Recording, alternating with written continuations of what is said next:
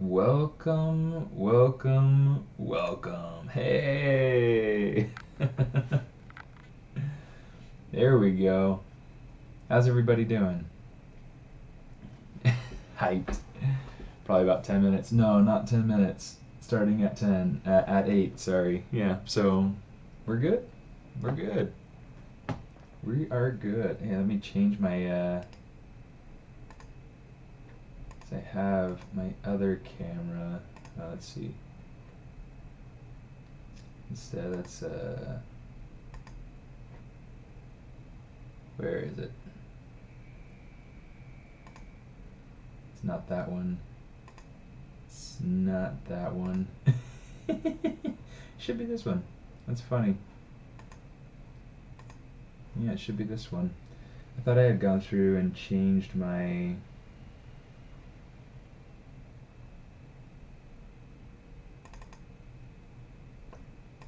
Okay, so laptop. Anyway, I'm pretty sure that I went through and changed my webcam to be my camera over there. But I can't figure it out. Let me see. How's everybody doing? CharVO2, that should be the other character. Okay, I know it's been a while. It has been a while.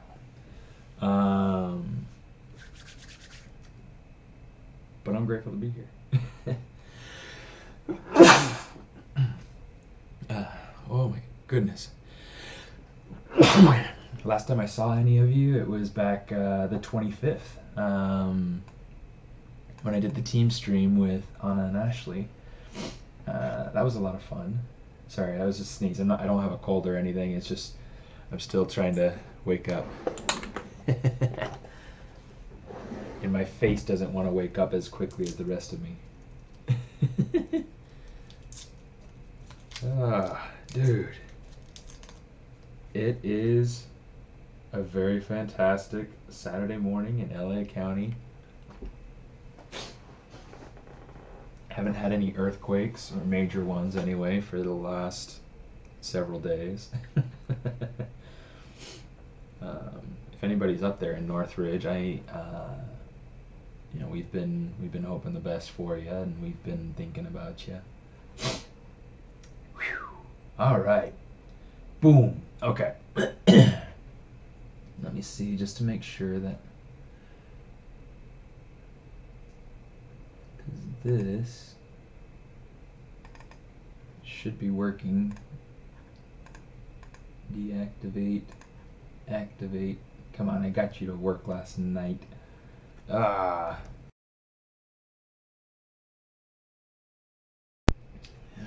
let's try this again. See if we can get this. There we go. There we go. For some reason it was just really not in the place that I wanted. Alright, please answer what? Let me see.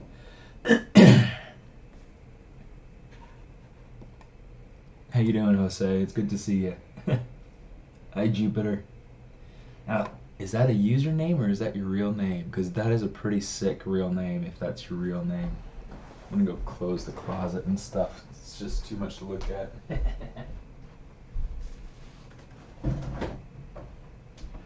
Yeah, for those of you who've been following me on my Instagram,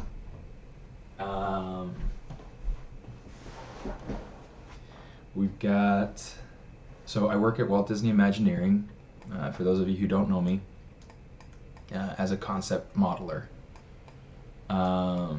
working on stuff for Disneyland Tokyo and Disneyland Paris. But yeah, so really fun. And we have a design theme that we've been, so I started a ZBrush group there to be able to help push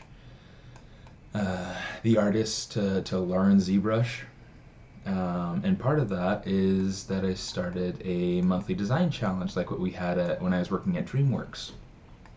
And it's been really cool. It's been really fun. So the speed is the theme, and it's really, really fun.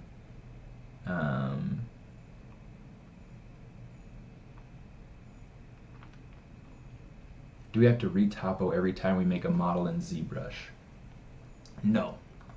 No, we do not. Jupiter, if you missed that question, or if you missed my answer rather, then feel free to ask again. But no, you do not have to retopo every time you make something inside of ZBrush. I like to have clean topology, okay, but it's because it just depends on what it is that that you want to do with it. Yeah, if I were to show you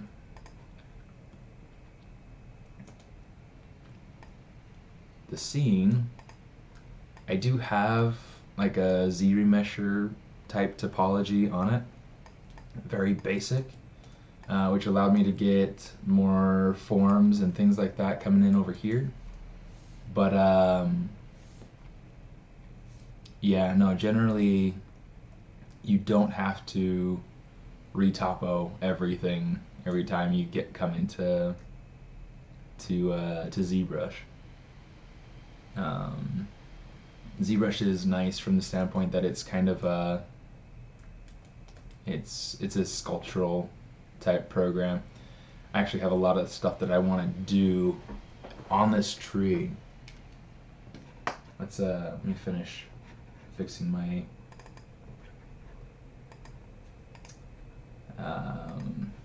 camera here.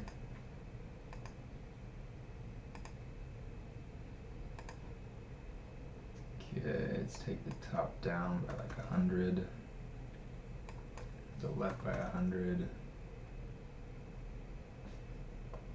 the right by 75. That'll work.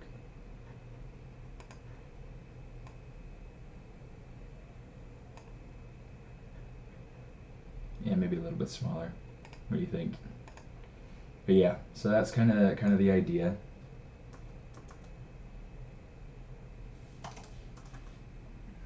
$120. Let's try that. 115. 120. Yeah, something like that. Something like that.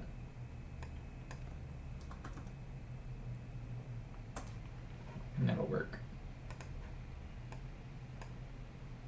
All right. Cool. Okay.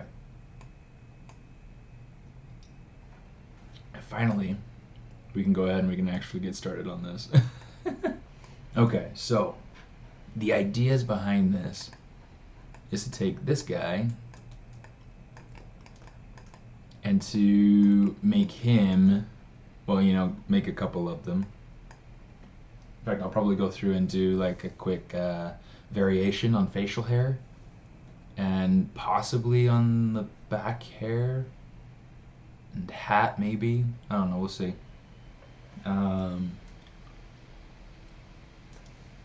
We'll probably leave the hat the same. But yeah, we'll do a variation on the facial hair.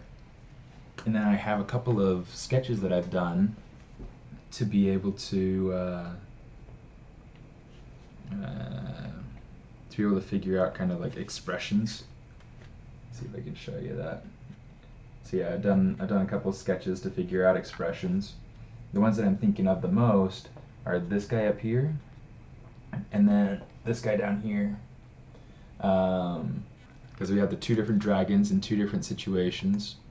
Okay, so for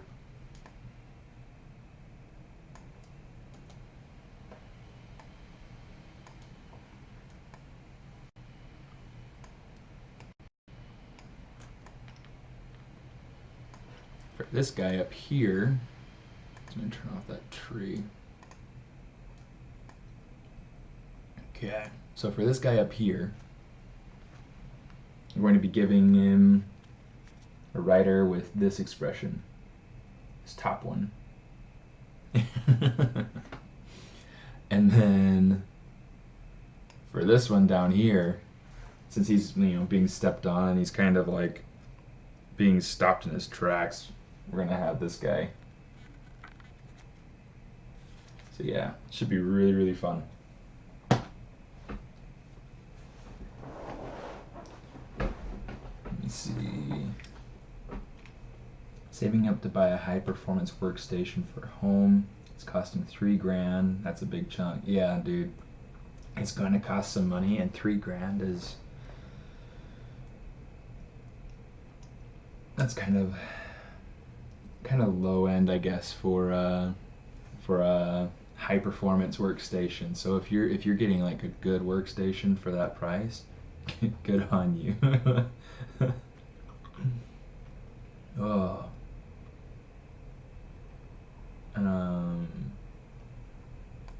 So I'm not going to start any models from scratch today. I don't think. Unless I mean, I had been thinking about going through and creating like some sort of ornamental sculpture, like you know how like in a Japanese garden you get these little hut shaped statues. They got like a round cylinder with a hole through it, and they got like a little peak on top, and then it's got like some sort of square decorative base or whatnot. I was thinking about doing something like that, but today my focus first is going to be on bringing in this character and posing him with the on the dragons. First of all, let's go ahead. I'm going to go ahead and do the facial hair like I was talking about.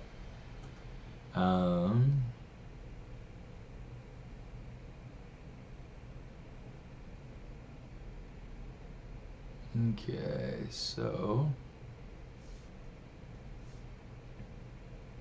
the eyebrows stay the same, which is good. Let's go ahead and we'll play with these. Come on, you.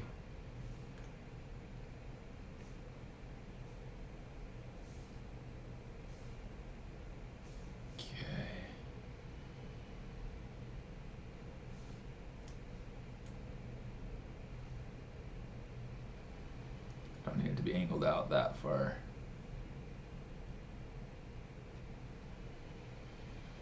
It's funny. So the version I'm going to kind of go for right now is going to be something in the neighborhood of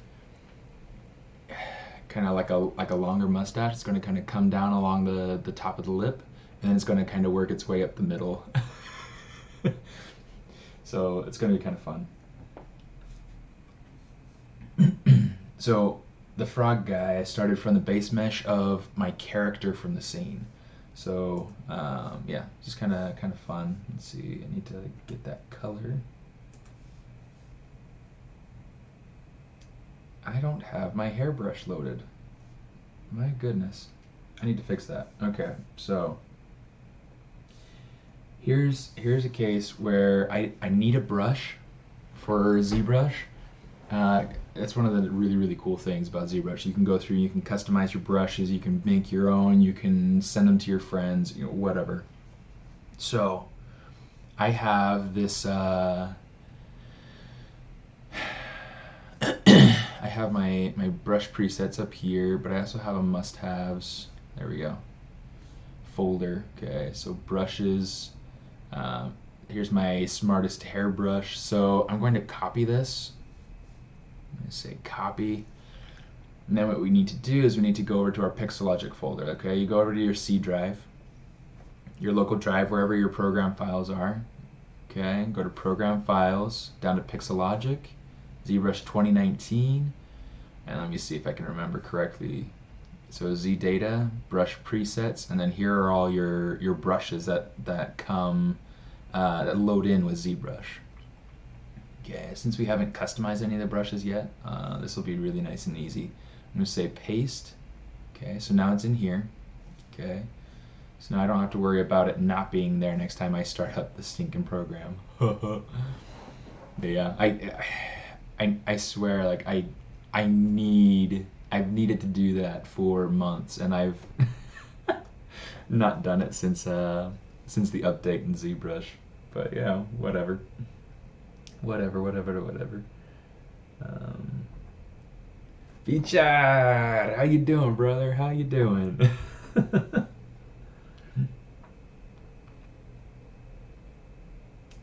Yeah, I thought about doing some sort of like small little goatee beard or whatnot.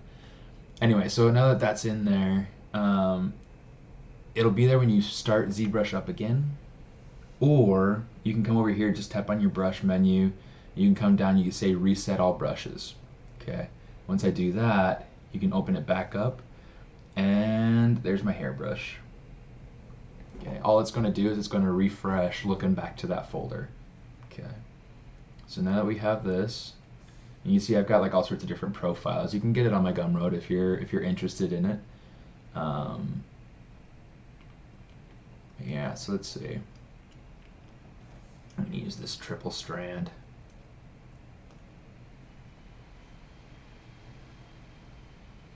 Oh, shoot.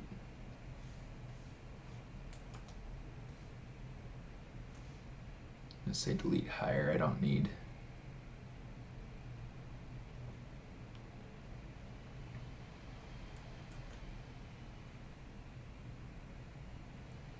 Okay. And actually, here's what we're going to do. I'm going to change it so that the curve fall off. It's going to start thick and go thin, but I actually want it to go, start a little bit thinner, get a little bit more of a profile. You can see how it kind of goes a little bit thicker. You know what? There's another way to do that. Let's do it this way instead. Let's just take this, kind of pull it out some. Maybe make my brush a little bit smaller.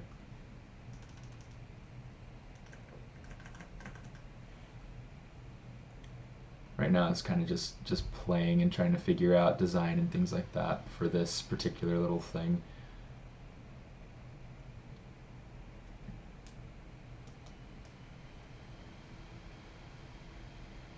Okay, that's good. It's a little bit low, so I'm just going to kind of raise it up some.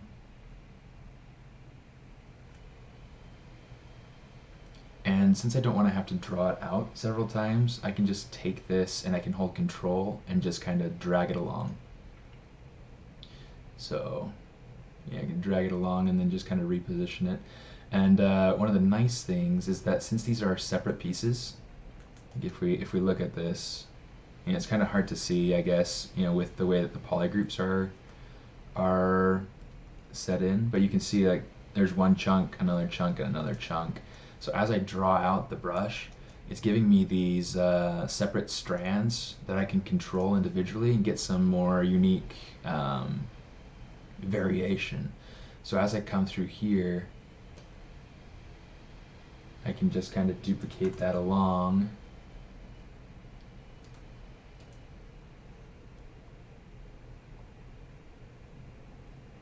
And just kind of pull it around, do something cool.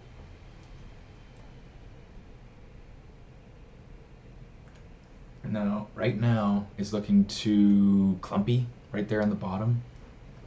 So what we're going to do, we just kind of like undo our mask, go into move topological, our brush, and we can just kind of come through here, and we can vary this up. And what's nice is that right in here we can come in and we can just really vary this up because I don't want it to be symmetrical. I don't want it to feel symmetrical.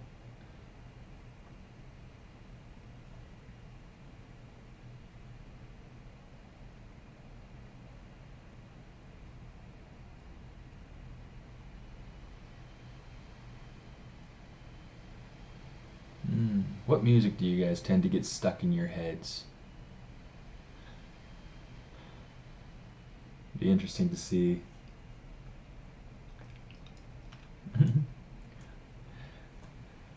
Thanks, Beach Out. Hey, are you coming to the summit this year?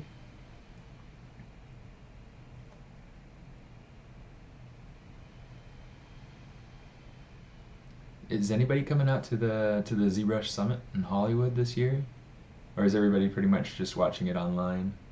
Either way, it's just fine, you know.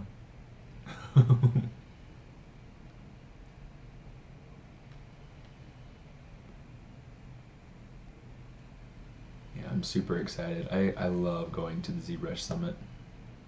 It's such a neat event, and it's just a great way to be able to kind of um, connect with friends, people that you only know online, you know, things like that. It's always funny to think about, you know, people that I see only once a year. If I'm lucky, twice or three times a year. But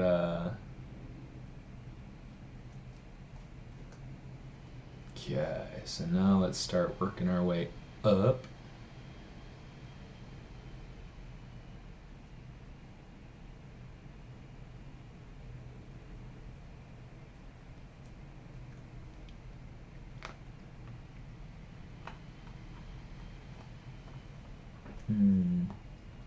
Let me see. Every type of music gets stuck in your head. Poor guy.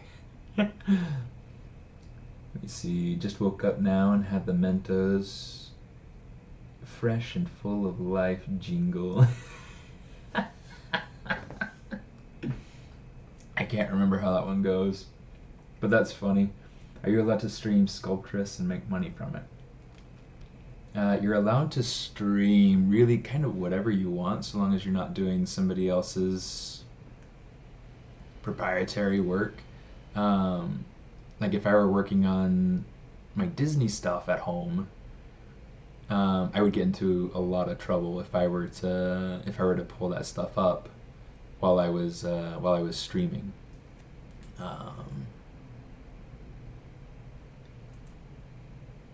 Okay, so here's what we're gonna do. So yeah, I mean, so far as like software that you can use for streaming, you can totally do really just whatever software floats your boat. I don't think any software has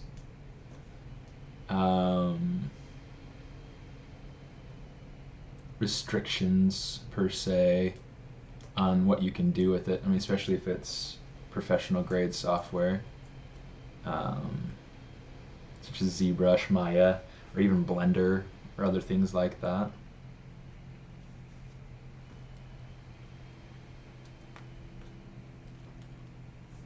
So what I'm going to do, I went ahead and designated a single polygroup for that group that I was using, just so that it's easy enough to select it.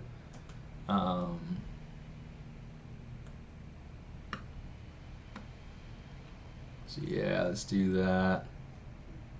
I'm going through and like hitting mirror every so often.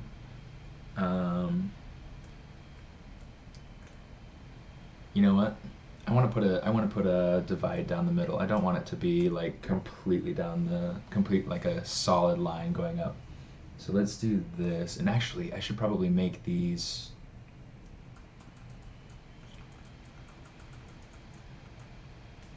Oops. Yeah, let's do something like that.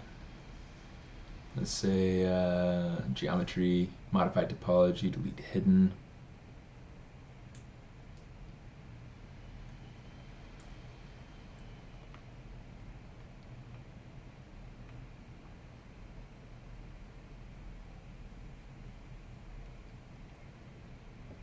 Okay, so let me see this move brush rather than the move topological. Yeah, because I just need to have like a little gap right here in the middle. And I don't want it to be symmetrical, so I'm not worrying about symmetry a whole lot right now. You'll notice that like I've got different shapes happening on each side now, which is really fun. It works really, really pretty fun.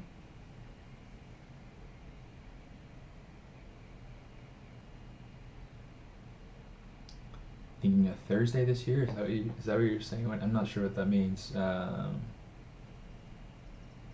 yeah, dude. I mean, if you come out, it'd be awesome to see you again.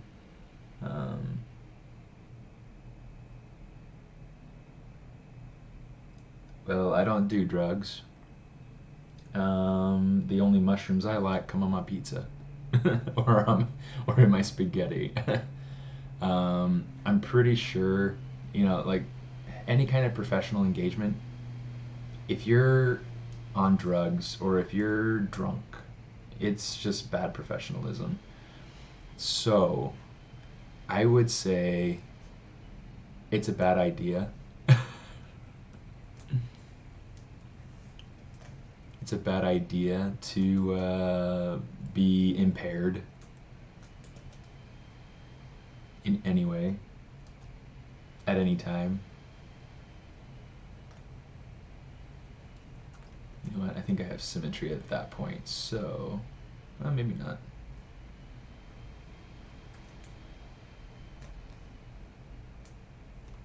Okay.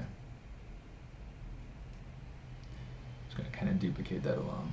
But yeah, bad idea to do drugs. Bad idea to be drunk. Bad idea to yeah. Just kind of think about your image and what it is that you want people to remember you for. Okay, I might keep that as another version. Let's Control Shift D. Okay, eyebrows 1 1. Okay.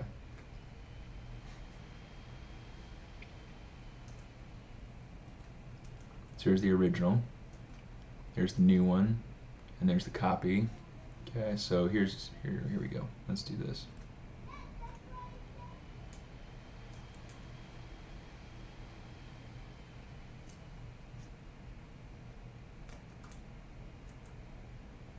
Oops.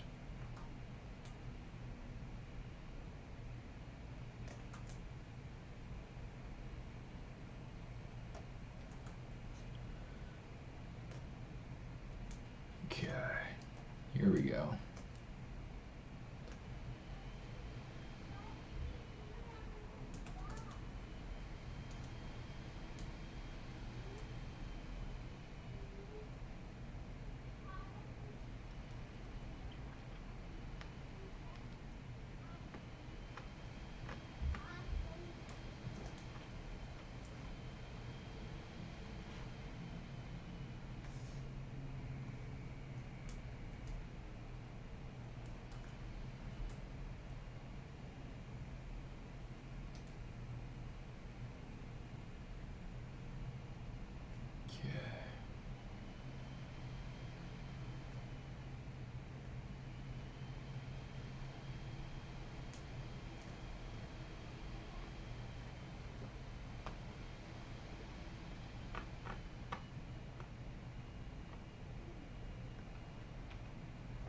Let me see.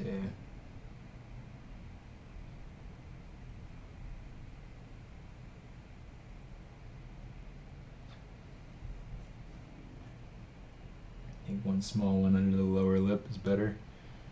Yeah, we might try it.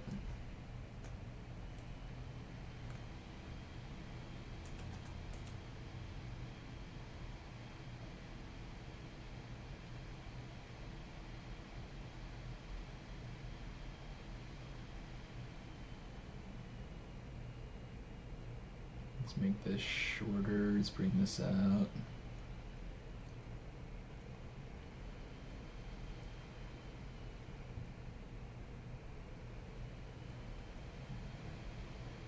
Pardon me. All right.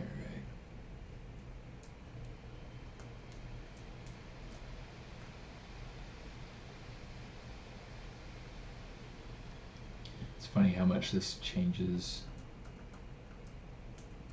the character's look just by adding a little extra facial hair. Oh, come on, I thought I had symmetry on for that. Oh.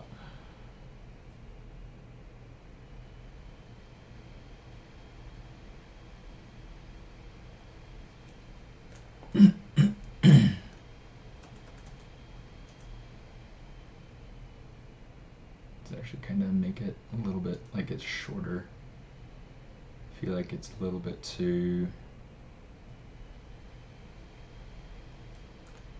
chunky.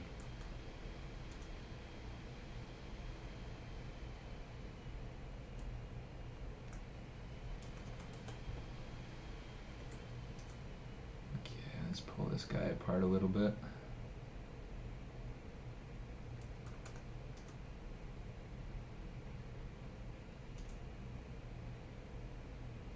Ooh.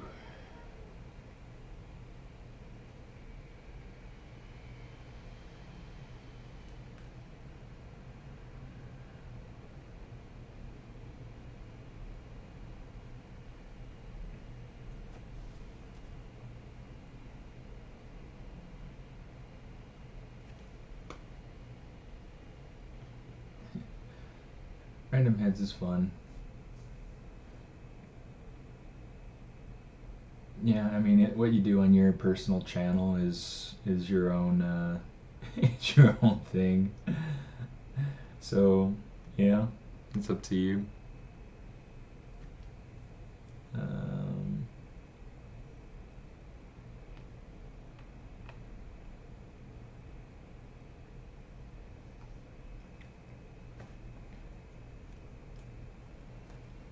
yeah.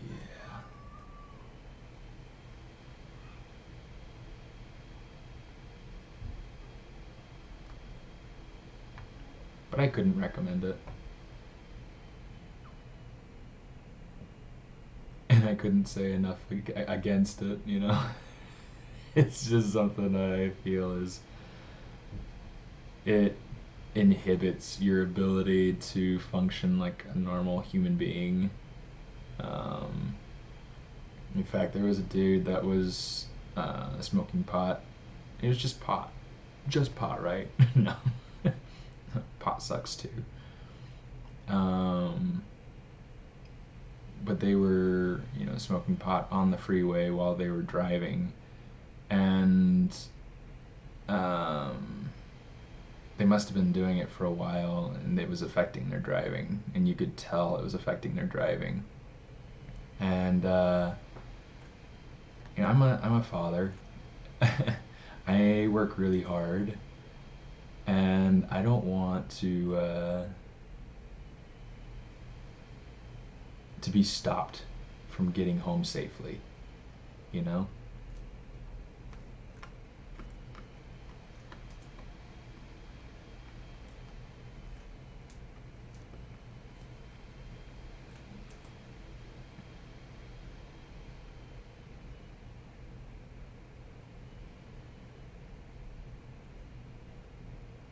I didn't pull out anything. What in the world?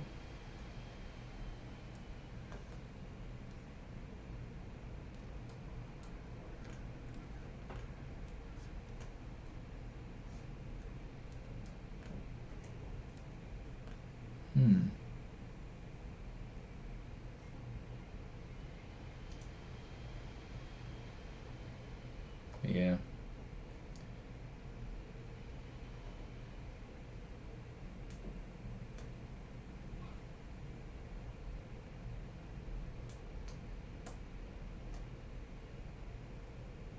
I feel like it's one of those things that people are too fixed on how it makes them feel and not how it affects others.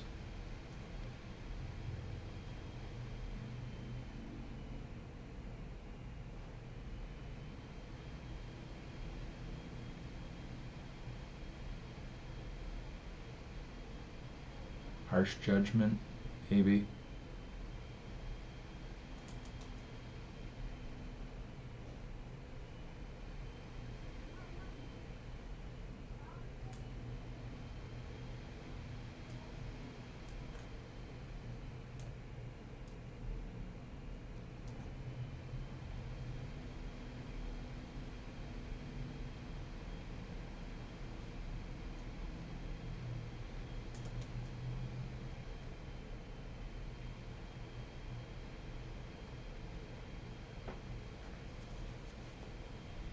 No, groom brushes do not work with this sort of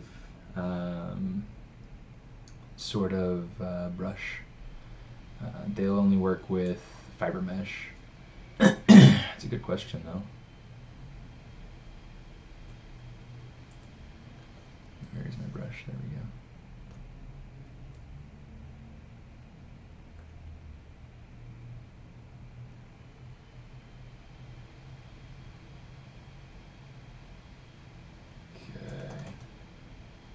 There's a lot of like pushing and pulling and tweaking when you're trying to design something. So get comfortable. I'm planning on only working on this part of the stream for maybe the next 15 to 20 minutes. I don't like how that's looking.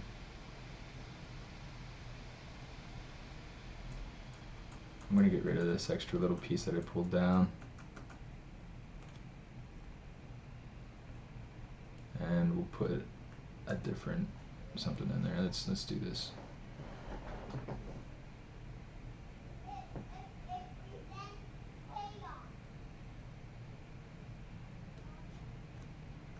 Okay, let's take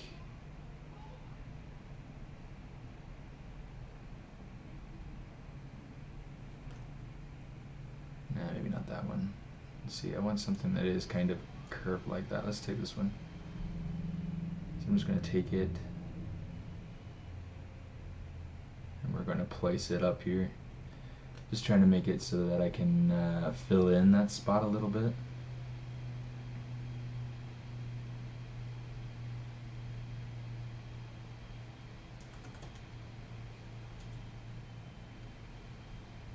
Ooh.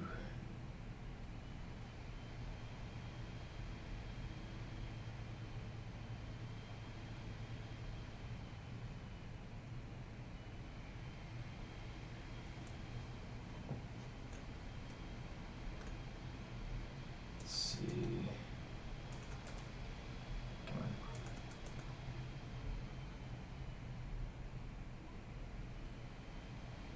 All right.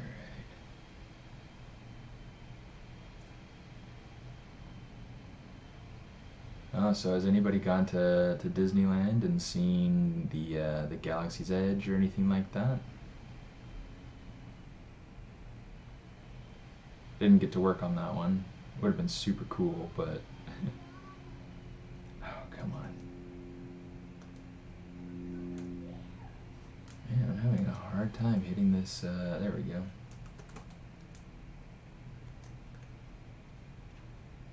Let's say poly groups, auto groups.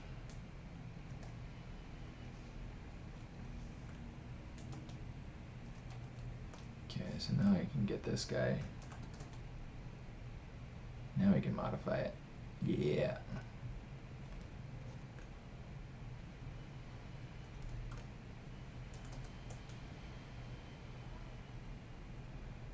See, I like working with things with topology just because it's so much easier to control. If I were to go through and just sculpt this on, yeah, it could work, but the really hard thing is that I wouldn't be able to get a crisp, clean, stylized look. And I think right up above this, what we're going to want to do, use the topology brush. It's gonna, oh, but I want symmetry.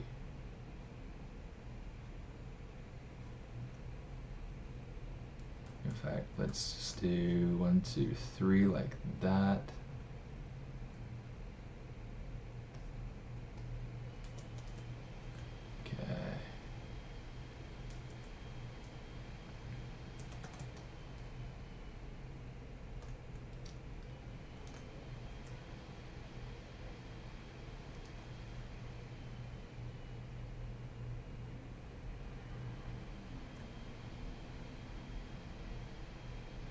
Alright, let's do this instead of solo. Let's turn on transparency. It's a very useful tool.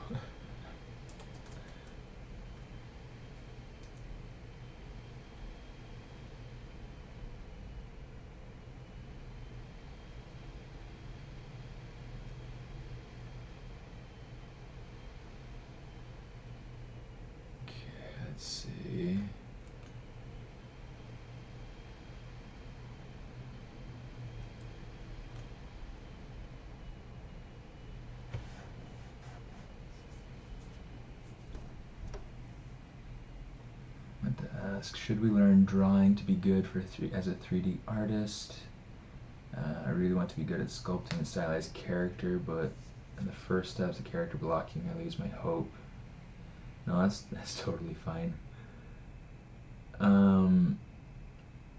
Drawing definitely helps to enhance your ability to draw, for sure, by like a lot, or to sculpt.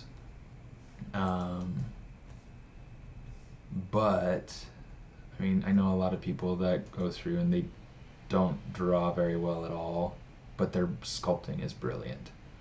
And vice versa, you know, like they can't sculpt, but they draw really, really well.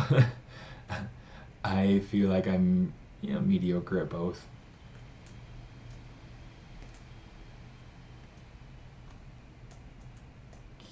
Okay, let's go ahead and we'll hit Control D. Let's get deformation. We'll hit polish. Not that much. Okay.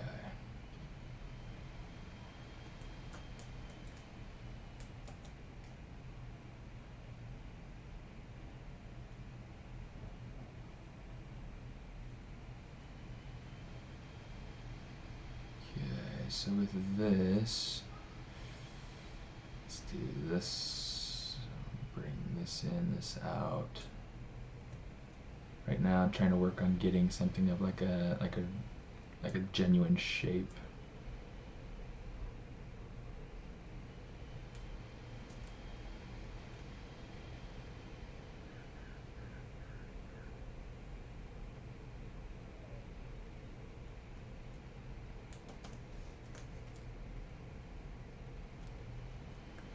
I don't know that I like that. Let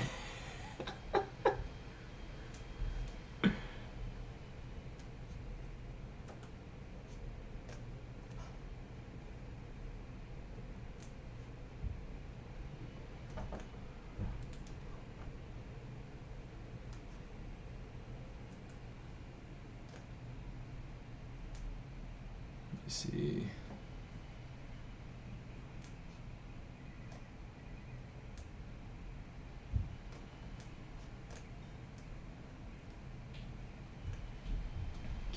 See, I want this piece over on the other side, I think.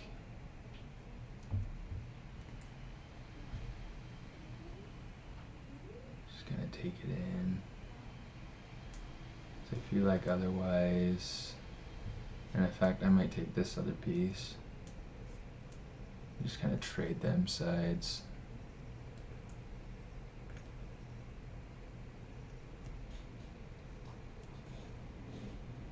They're the same. Whoa. Okay.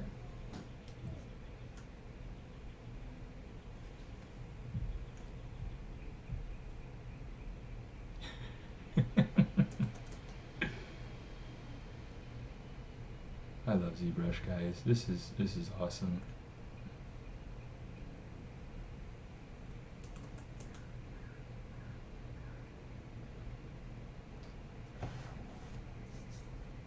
Let me see.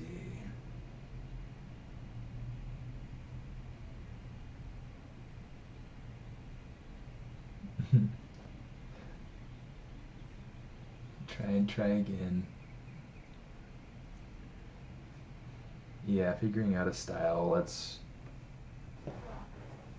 something else. I mean, that's something that you develop and keeps developing through your life. Yeah, it's definitely true that the more you know about drawing, the more tools you have to interpret other concepts. It's very true, because then you understand kind of the biggest thing for me is being able to understand forms. And so like sculpting has helped me. Why isn't that moving? It's helped me to learn how to draw better. Like drawing and sculpting, they've been the one's been helpful in getting better at the other, because it helps me to figure out a different way of interpreting the same thing, the same forms, the same everything, right?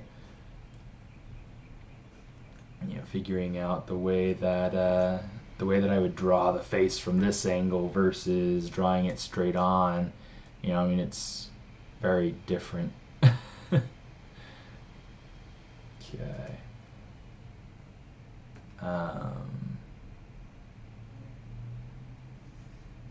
This is the right torso, right? Yep.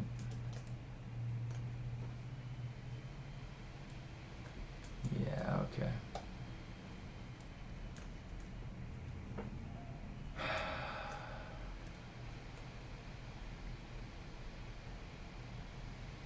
Okay, let's give him a little goatee. Oops. Let's do this. We're going to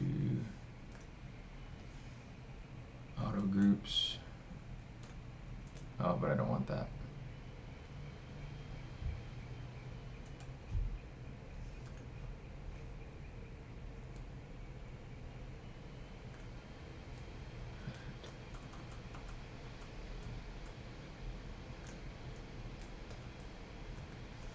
Let's get rid of this before we do anything else. And then polygroups, auto groups.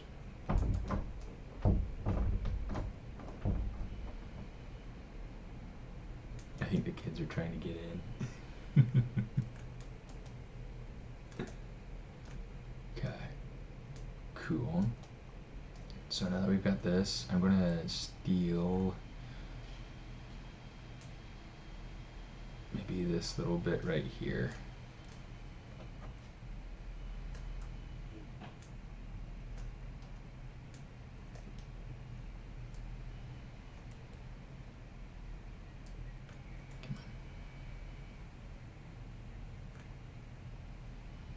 Yeah, I think something like that's helpful.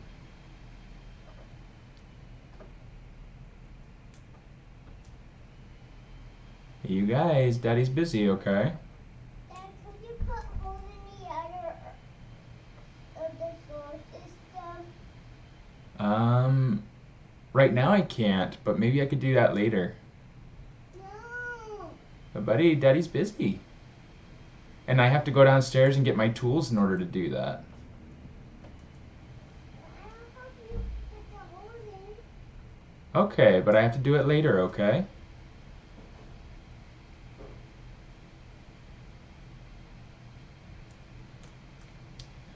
trying to decide. I think maybe I'll just keep the hair the same. We'll call that good. We don't really have a whole ton of time. Unless we were to go over here and say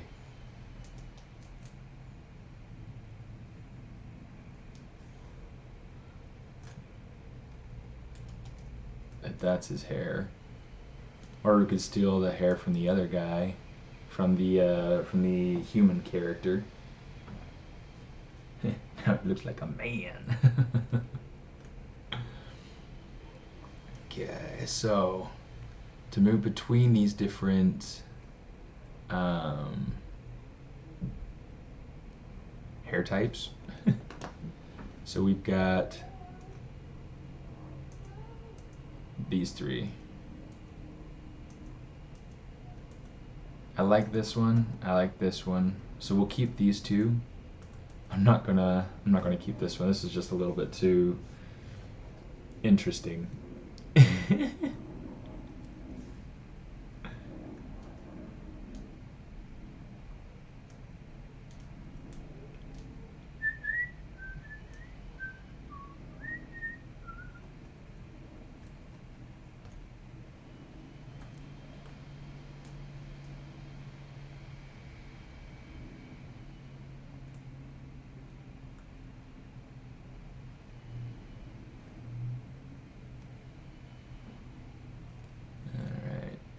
Yeah, I don't know, whatever.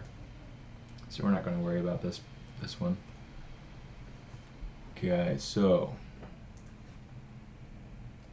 I want to have this hair and that hair.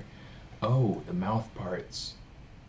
I haven't even. I'll worry about making mouth parts, I guess, later because I want his teeth to be really kind of almost hippo-like, where he's got like this like huge spaces between them. In fact, I probably have to sketch it out. Oh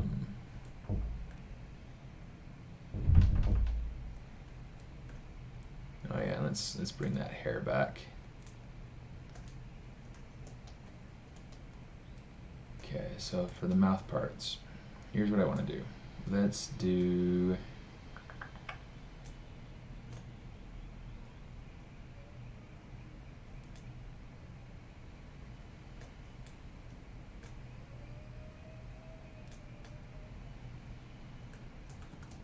uh-oh. That's not sounding good. I'm about to have a visitor. I think I just need to keep my open door policy.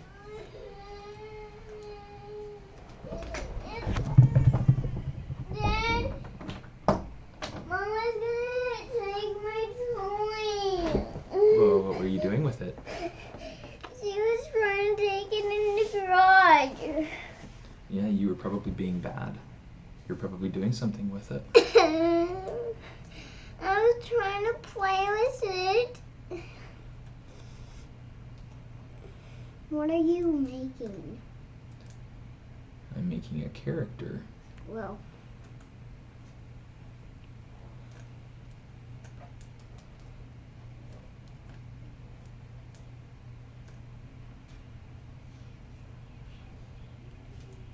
that is mouth. Yeah, this is mouth. Oh, look at that. I need to fix those teeth.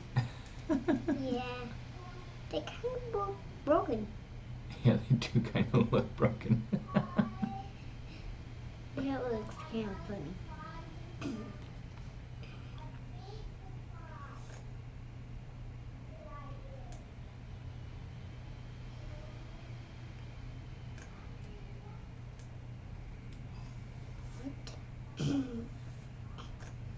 What are you doing to his teeth? I need to fix this part, and so what I'm going to do, I'm going to say masking. I'm going to say mask by feature. I'm going to say border. Okay. And so now I can come over here and say deformation and polish. Or I could come over here with my smooth brush and just kind of smooth it out. Okay. Because one of the things I got to do is I got to make sure that these parts of the face are kind of lined up. Parts of the teeth. You know, if it has like a weird shape on the inside there, it's gonna make the tooth look weird. And our teeth don't look weird, they look like teeth. Yeah. Mine doesn't look weird. You're right, your teeth don't look weird. You have very nice teeth, huh? Because they're rust. But sometimes they get dirty. Yep, your teeth do get dirty. What do we do when our teeth get dirty? You drink milk. You drink milk to make your teeth not be dirty? It makes How do we clean our teeth? brush our teeth. We brush our teeth, yeah. And then the sun will wake up and come out, and then it will wake us up. Dad, What's up, hon? you're welcome for the apple and the green. Thank you. I haven't eaten the apple yet, but I did enjoy the water. Thank you very much. Scott, my dad's making a character. We'll see. What is... I'll have to show you guys in a second. Okay. Yeah, right now what I'm doing is I'm just trying to fix his teeth. Teeth. Yep. Teeth. His teeth kind of looks rainbowy. Yeah, with color, but they're not supposed to be rainbow. They're supposed to be white. Everybody's saying hello. Yeah. Say hi. Say hi over here. Do you see the blue light? Wave at the blue light. Hi.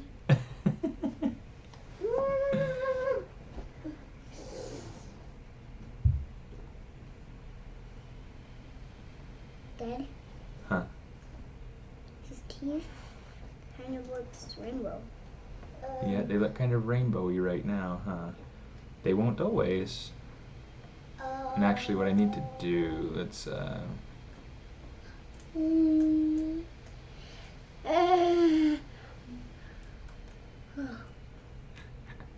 sleepy? No. Dad? Did you bring your power chip at home? Did I what? Did you bring your power chip home? I'm not sure what that is. It's a power chip that you made at work. Oh, no, we don't talk about those things, okay? Talk about what? Don't worry about it. Whatever Daddy does at work, Daddy doesn't talk about it. Oh. Yeah. Dad, Dad, did you see the big bird?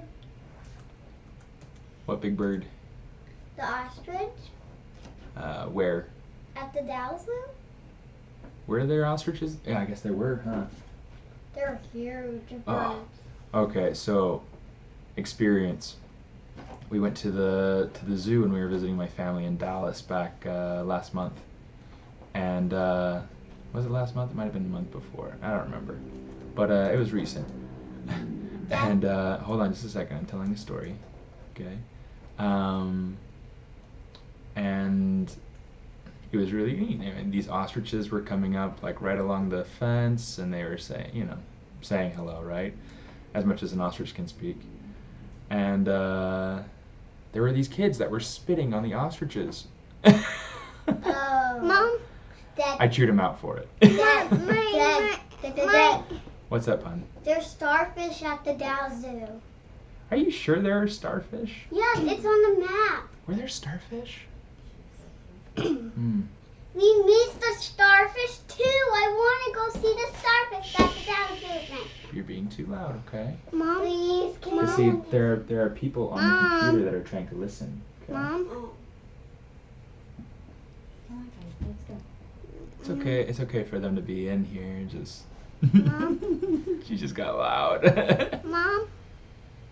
My dad is making a character with rainbow teeth. Yeah, that's funny.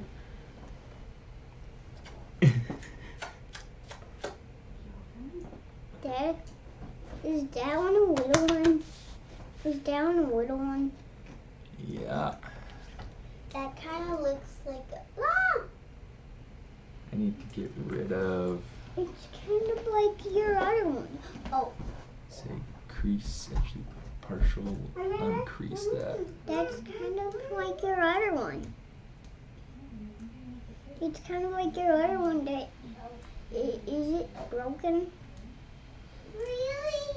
No, it's not broken. Is it still together?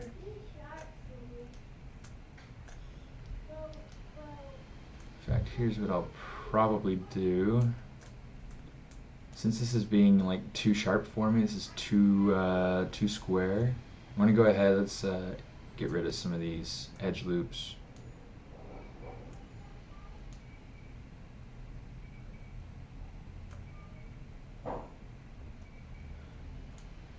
And I don't need these either. Let's just get rid of. Yeah, maybe I'll keep them. I'll keep them. Can't make up my mind. Okay, let's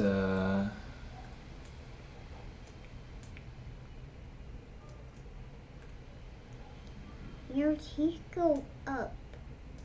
yeah. And down.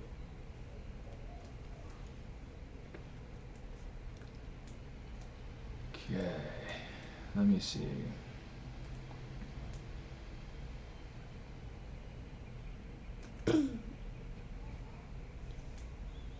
There. What's that, bud?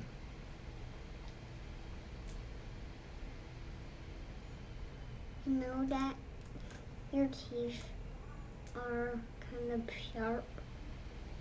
Yeah, teeth are kind of sharp, huh? Yeah, and they get bite.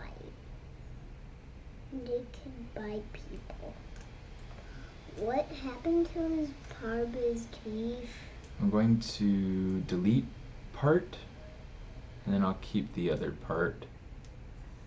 Nerds, come on. So what I want to do, I want to take the teeth into symmetry while I'm working on, figuring out design and stuff.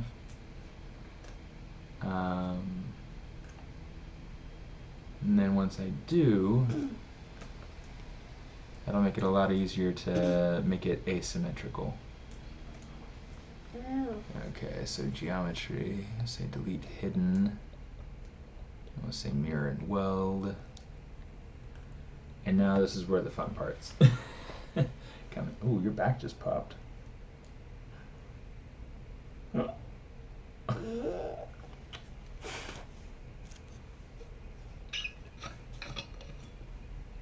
And it's hot at that sun, right? Yeah, the sun is really hot, huh? Yeah.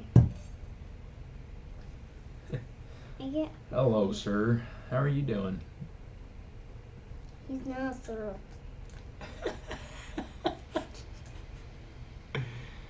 Oh, you goose. Dad, What's up, bud? is that his Bluetooth? Nope, this is... Oh, the one's there. So this is how I go about trying to make everything solid. Sorry. Solid. Solid? Yeah. Do you know what solid means? It means you put something together. Yeah, kind of.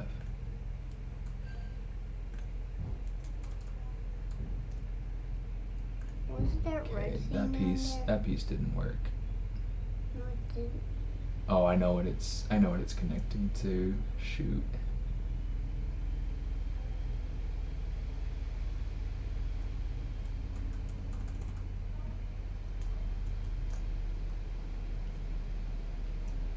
Okay, let's do this again.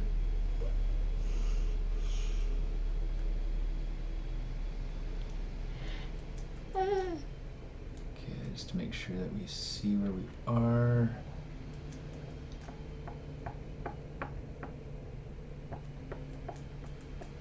Alright.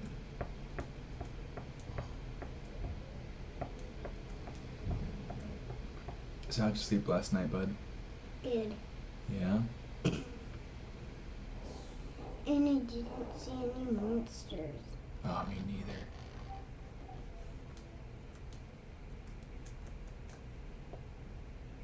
Are monsters real? No. They're just big monsters eat people. Well, that's not very nice. Huh.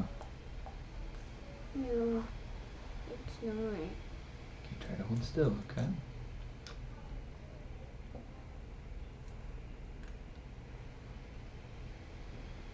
Okay, so right here is a neat place. So we get like a 5-pointed star for the transition of the flow of the topology. So the topology is going to flow around that little dangly bit in the back of the throat. I can't remember what it's called.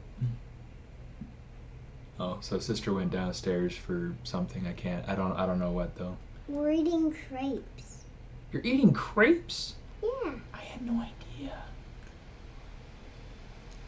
Mommy's getting really good at making crepes, huh? Yeah.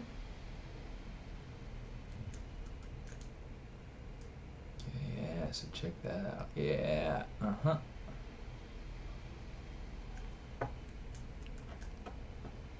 Oops. Dad, can we go to a restaurant? Can we go to a restaurant? We got Mommy. Why do we need to go to a restaurant? Daddy didn't cook breakfast this morning. Oh, shoot.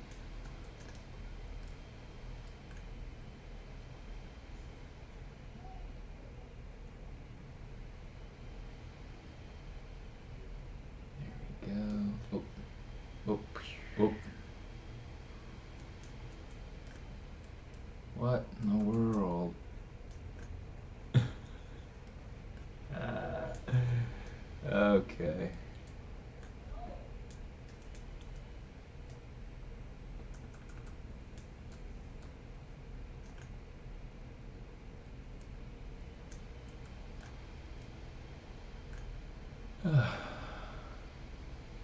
Here's some tricky spots.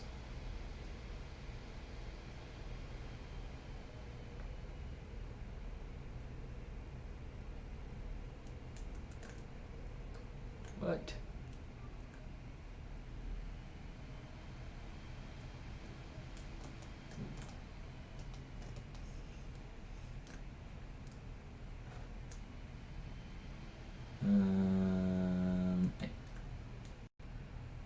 Just kind of had like a little bit of a brain fart and forgot what I was trying to do. Okay, so for the rest of these, I'm going to kind of do some bridging at some checkpoints along here. So I think I can speed up the process if... What are you doing? What are you doing? What are you doing?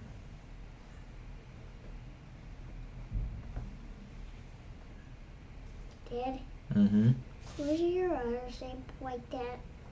Oh, yeah. That's the little one that I made, and then I got a big one too. For those of you who follow me on Instagram, you probably saw this. Yeah, it looks like my camera's having a bit of a hard time focusing. But yeah, he's life size. He's like that one. Yeah, super fun.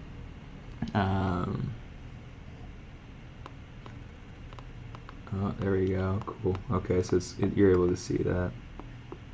So yeah, this is Fishbot 2.0. I modeled him as part of the beta for ZBrush 4R8. It's a lot of fun. Really. Oh, leave that alone. Leave that alone. Leave that alone. It's so huge. It's so huge. Okay. Yeah. Dad? Your camera looks kind of light up.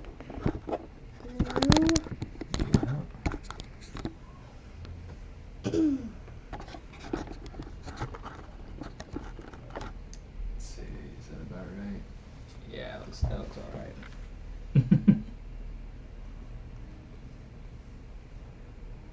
Yeah, okay, so... You could finish the rest tomorrow. When we come back. What are you talking about? From Disneyland. From all the rides. Tomorrow. Okay, you're moving a lot, bud. I need to go eat because I'm starving. Are you? Are you hungry? I am hungry, but I'll be working on this for a while, okay? You go eat. Yeah,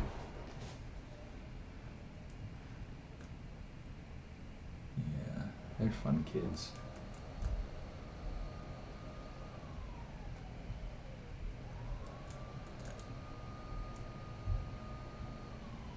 Okay, let me see.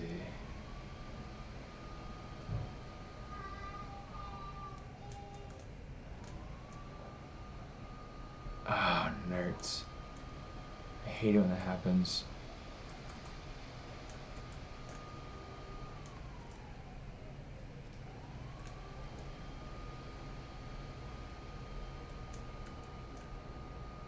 Okay, good.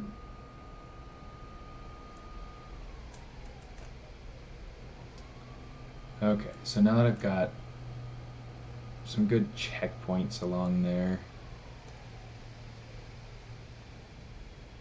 filled in, okay, what I can do, let's do a couple more.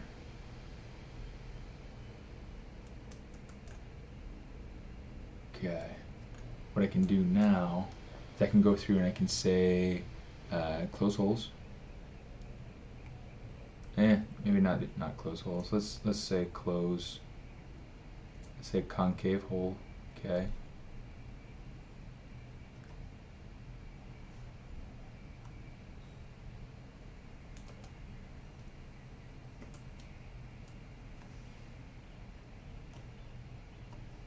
Okay, so you see now it's filling in that hole. It's giving me, that's really kind of a pain actually. So we might actually have to go through and actually bridge.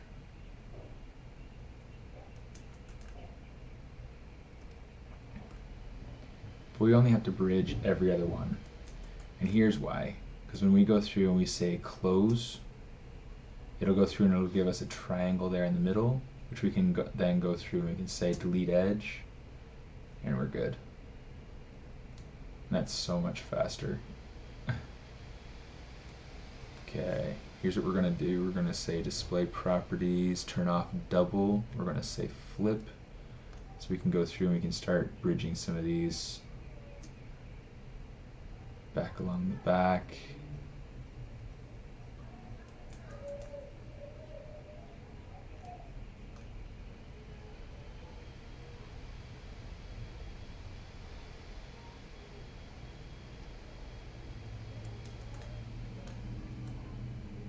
So we got that.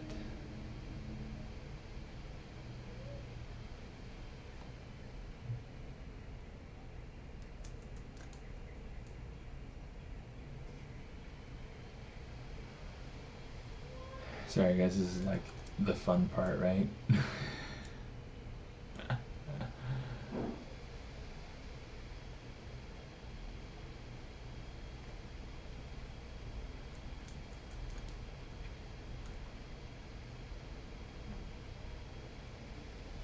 One Saturday morning. Okay, so Saturday morning cartoons. Which ones did you grow up with? I grew up with Looney Tunes. We watched a lot of Marvin the Martian, Bugs Bunny, those sorts of characters quite a lot when I was a kid. Speed Racer.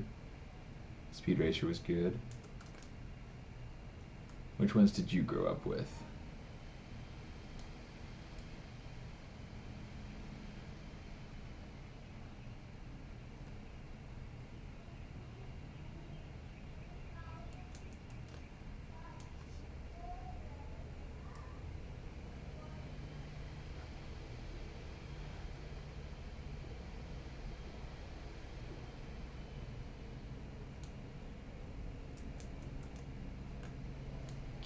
So that's moving along.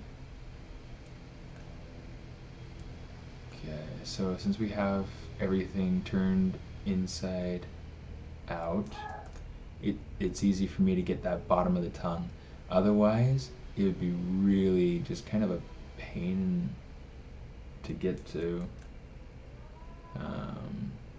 By flipping the normals, by flipping how your mesh is displayed, it makes it a lot easier to to get to those pieces that are otherwise a little bit tricky.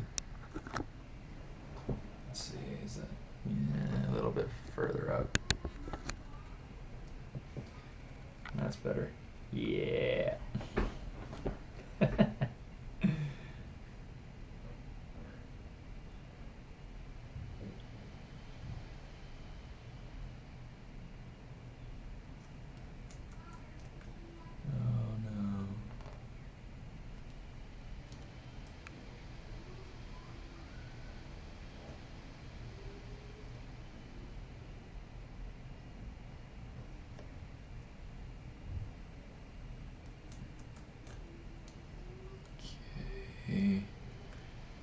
We're almost there, guys. We're almost there. Sweet, okay. It's funny, my daughter's gotten into this trend, I guess, of being scared of spiders. And she's always like, spider!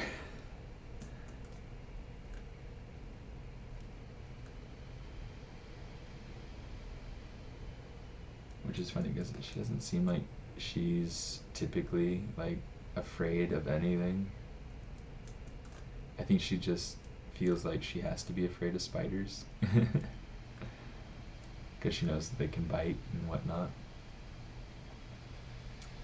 I don't want that. Delete a single poly. Delete that out. There's no way I'm going through my undo history to get that back to where I want it.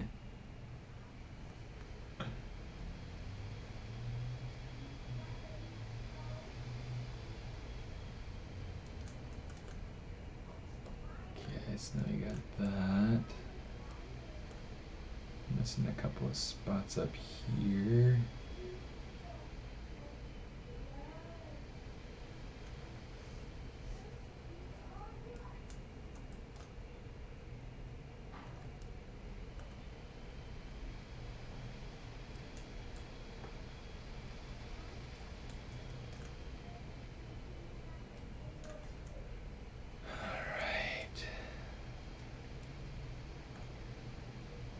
If I miss any, let me know. But yeah, nobody watch Saturday morning cartoons? Nothing?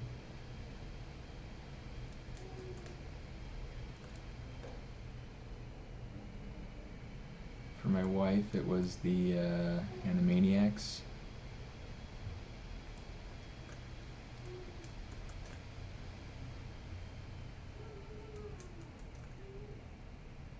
Ya pues.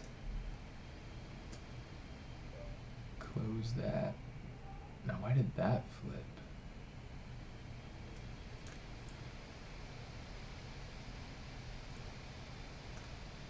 Let's see, delete edge. Say close that hole. Okay, so now we're good. Yeah, right. So now, let's just go through and polygroup.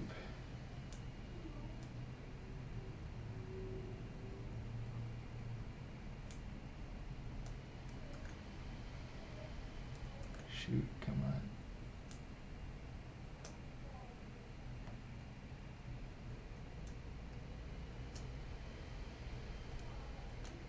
Okay, so we got that part on. Okay, so now we can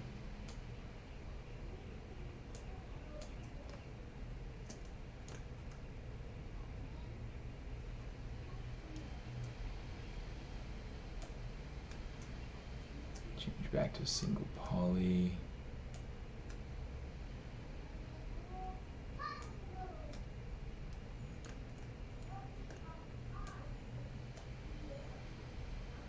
I always try to make sure that I'm copying the right polygroup because otherwise it could be a pain.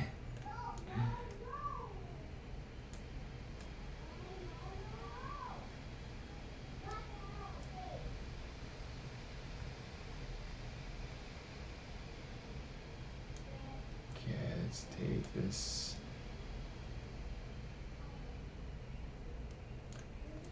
Make sure that that's the same poly group. Make sure that this is the same poly group. So what we're going to do is we're going to swatch to Polygroup Island.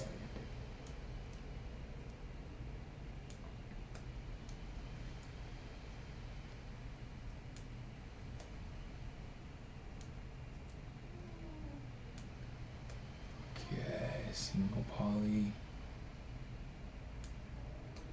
So to be able to switch colors like that, to be able to switch to the different poly groups, what I'm doing is I press on it and then hold shift while I'm pressing, and that'll select that polygroup color. So now I can come over here, select the my operations and kind of tweak it out a little bit. Okay, and there's that, and I think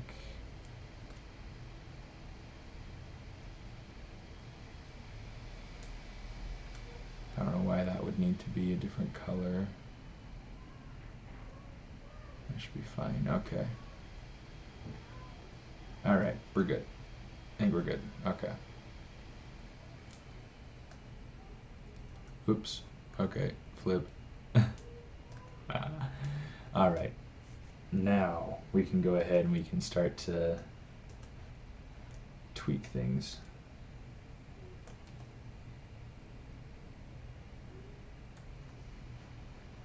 Let's say deformation, polish by features. Let's delete edge loop partial. Come on. It's interesting to know though, I didn't realize that I could actually insert. Oh, and I need to bridge that piece together too.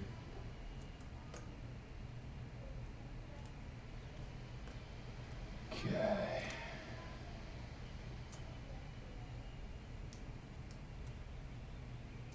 Actually, let's before we do that, let's say, oh, come on. It's like my edge menu look different. Why does it look different? Dingus. All right.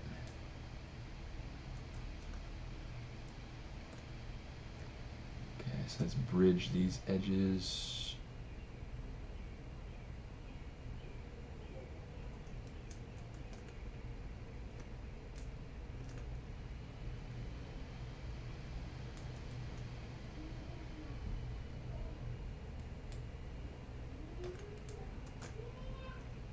Anybody watch Stranger Things? Thundar the Barbarian, Johnny Quest. Somebody I know is like really into Johnny Quest, but I can't remember who.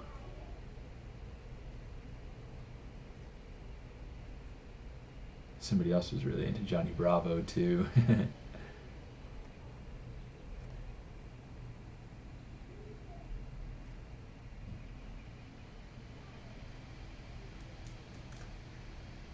Oh no!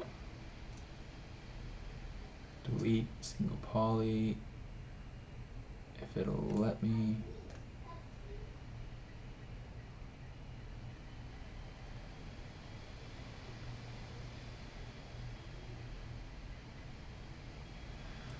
For real, come on.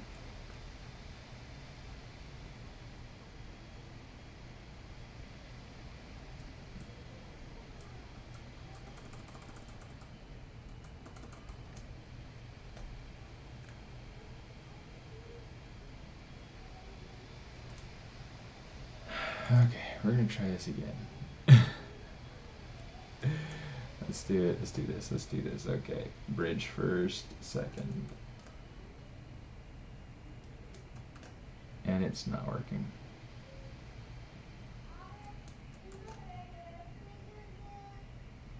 First, second. Come on.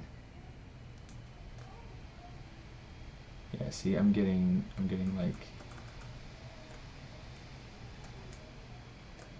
yeah, just make sure it's working right, that it looks right. If it looks right, here's what I'll do is I'll come over here, let's say geometry, or actually maybe not even geometry, maybe I can do that here, close. Yeah, there we go. That gave me the result that I wanted.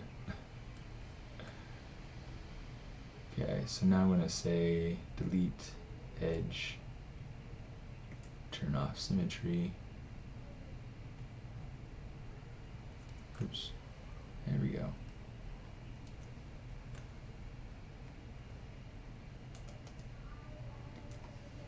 Okay, let's go color fill object. All right, now we're good.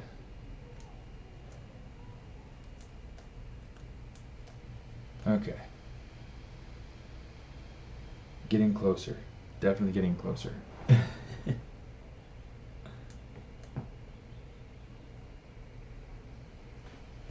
so with my sketches, I need to bookmark these. Paperclip. These paper clamps are super helpful to be able to like bookmark pages in your like a moleskin style, little pocketbook, sketchbook. By the way, I love these little small ones. It's really really simple, really easy to work with. They fit in your pocket and they bend, so it's not uncomfortable or not overly uncomfortable. Apple time.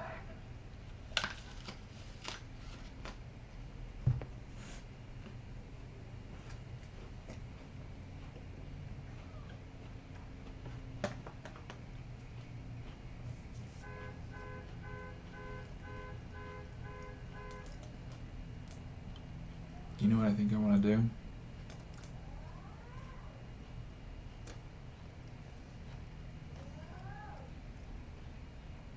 Let's say split hidden.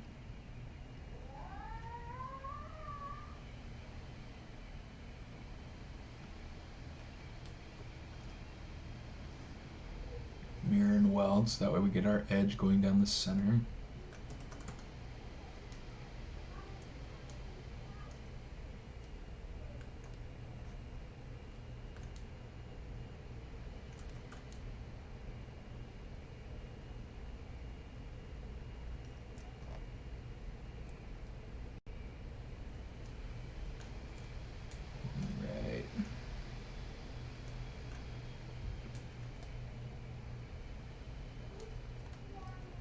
Okay, here's what we're gonna do. Now I'll turn on symmetry.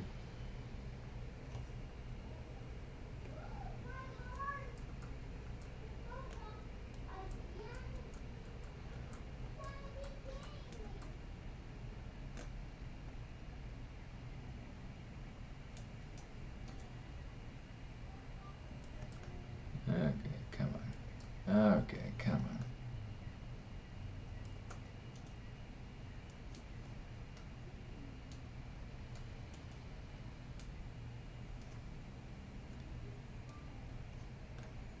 Okay, let's do this instead.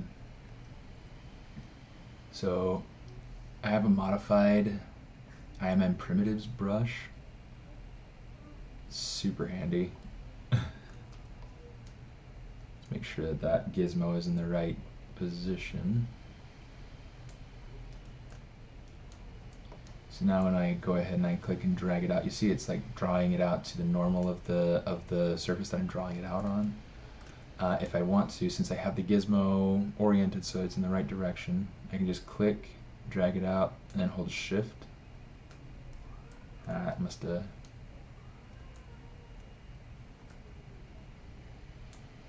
Weird.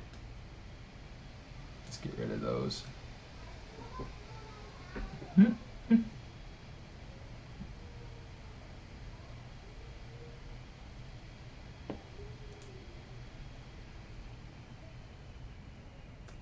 Say delete hidden.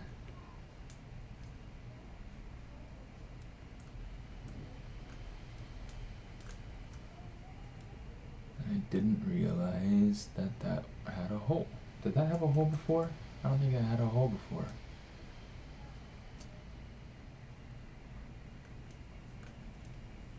Okay, so let's go ahead, polygroup, single poly, copy that polygroup with shift and move that over. Okay, now I think we're good. Now I think we're good.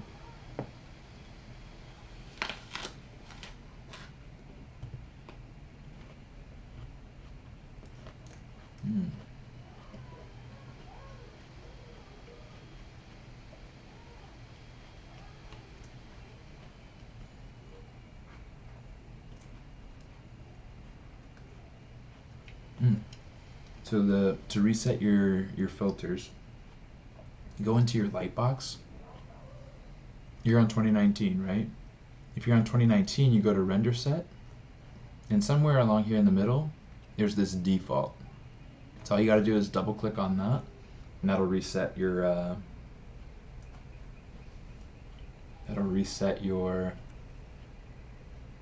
render filters to be just a default BPR. That's a good question.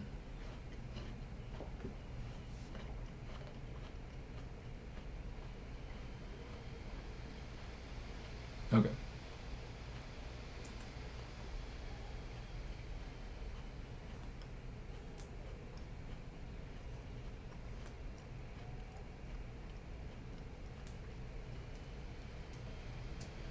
Okay, so now that we have this, now we can say I am in primitives, the polysphere. So now it's snapping.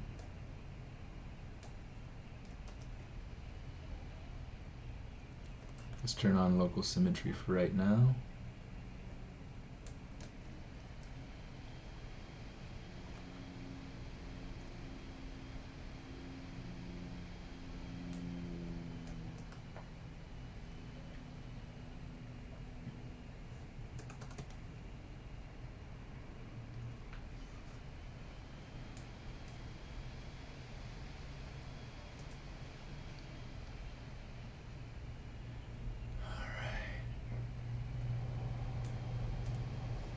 Yeah, anytime anybody has any questions, feel free to totally just open up. Yeah, don't be afraid to ask questions.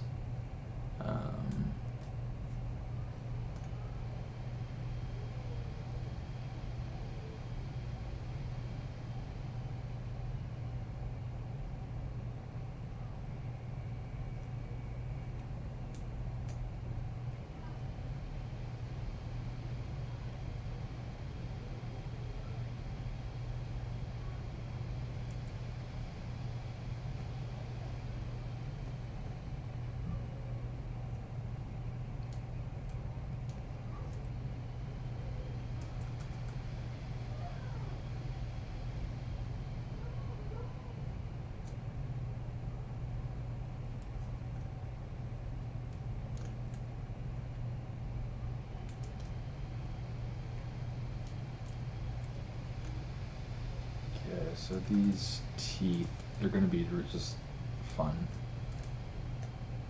Oops, come on.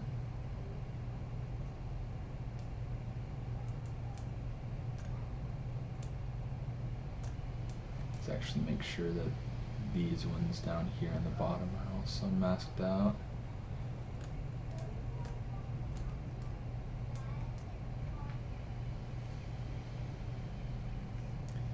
Deformation, let's say inflate. Oh.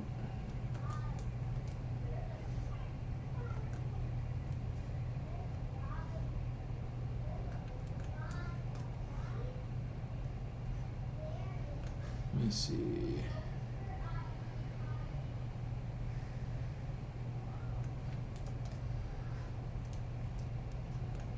I want the gums to feel kind of round and chunky.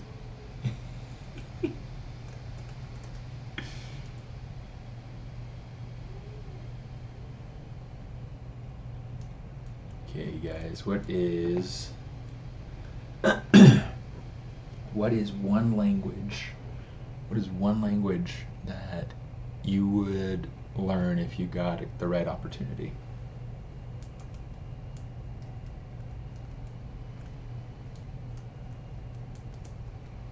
Let's do this.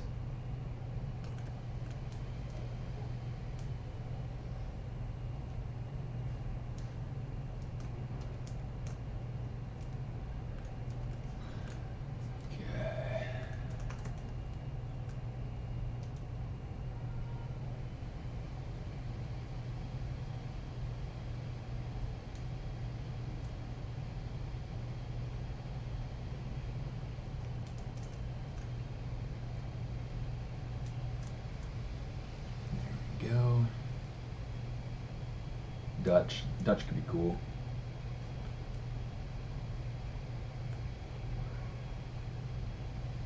Oh, and as a follow-up question, because it's cool to know what language you would learn if you had the opportunity, is it a language that would be useful to you where you currently live?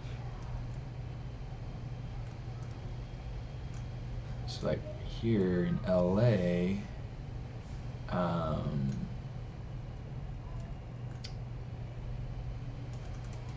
you could get away with saying that pretty much any language could be helpful, and you never really know. Really, honestly, it doesn't really matter where you live. You might be you might live in Germany and want to learn Japanese, and um,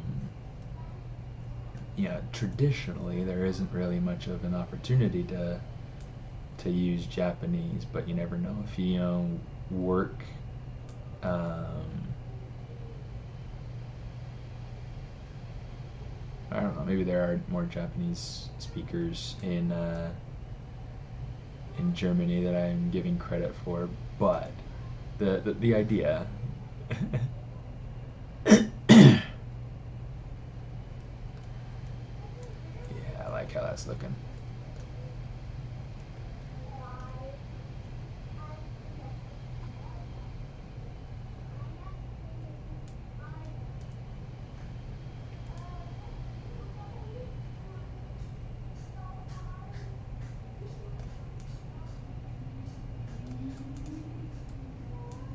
Actually, let's do it like this.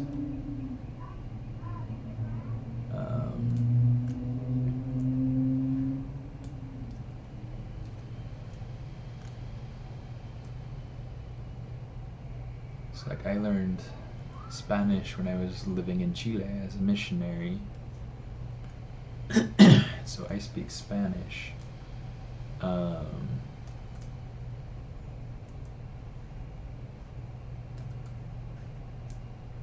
do this.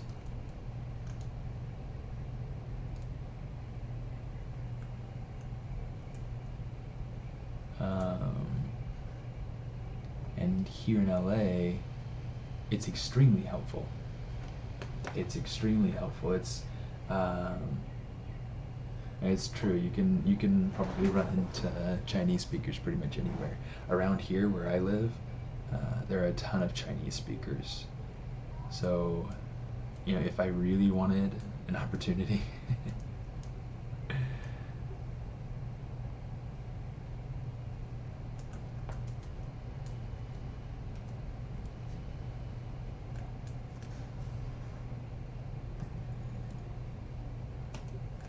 Pardon me.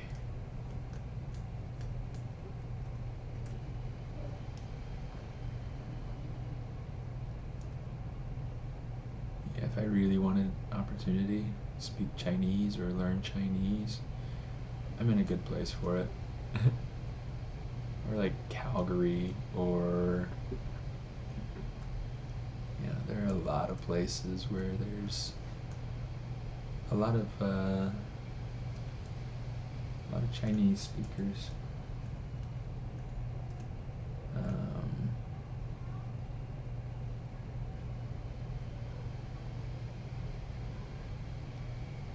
Yeah, it's kind of interesting too to see the different areas where different immigrants and different cultures, different peoples will congregate. Like it's interesting to me to see, the Armenians over in Glendale, be able to hear their language and be able to see it written up on street signs. Well, not street signs per se, but storefronts.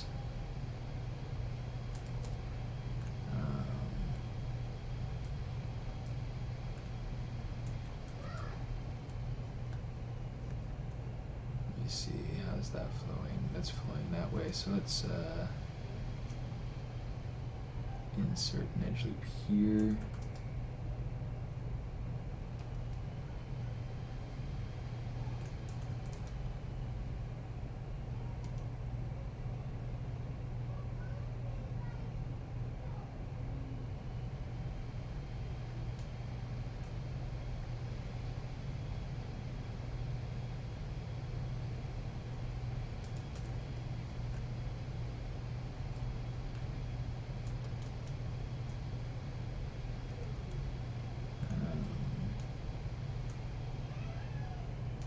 It's really cool every once in a while. When we go out to the Huntington Library, we'll see French speakers or Russian speakers or UK or Ukraine or a whole bunch of other languages. You see Chinese all over the place. lots and lots and lots of really cool languages. I love language, and I love the diversity um, that it brings. It's really neat. It's really neat.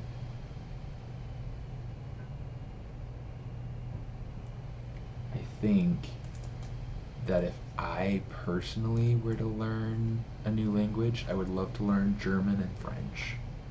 Um, the one that I could see being the most useful to me where I live right now, probably Portuguese.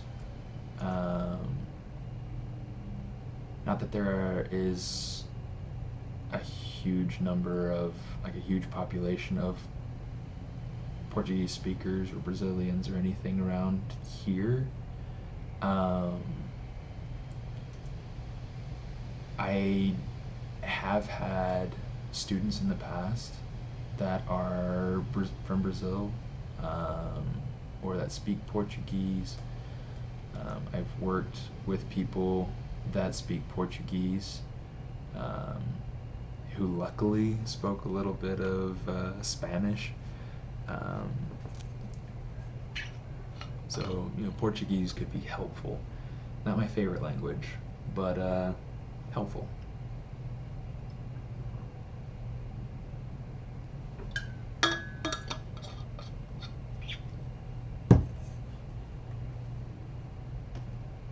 Oh, so these teeth, yeah, they're kind of for an animal type character. He's kind of toad-like. So, I need to go through and start fitting it soon. Oh, I'm not on lasso. It's so funny.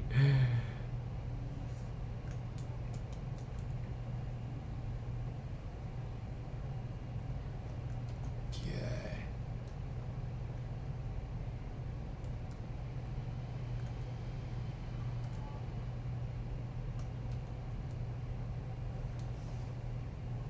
I do want to make sure that all of that is perfectly not masked. This part in here, I'm going to have to like smooth that out, but that's not too big of a deal. Okay. Just to make sure that we get that border to stay the same. Just going to come through here and let's smooth this bad boy out.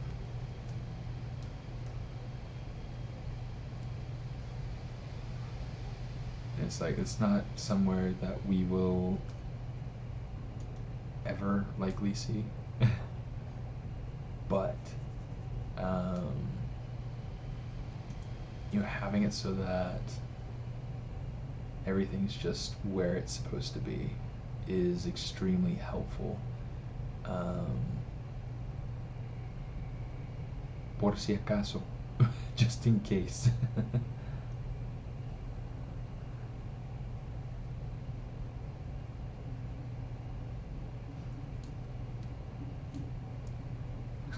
Thanks, man. Yeah, it's fun. It's fun to see the Pixar models. They do some really fun stuff, and it's always really simple, really clean.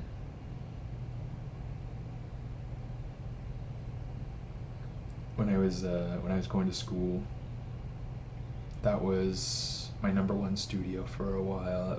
That was where I wanted to work. That's where I wanted to end up working. Then it changed to DreamWorks, and then now that I'm at Disney, I'm like where I want to be.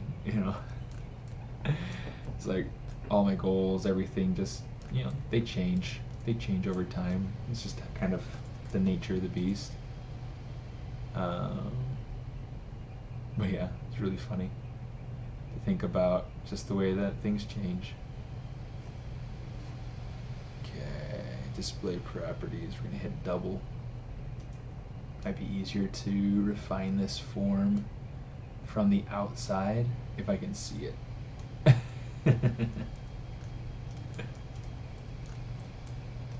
Alright.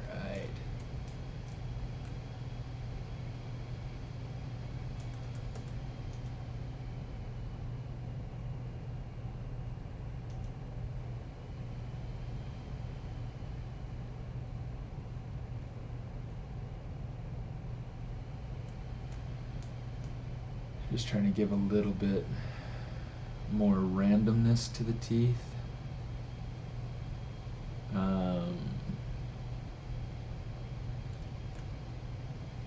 That works. Oh, thank you.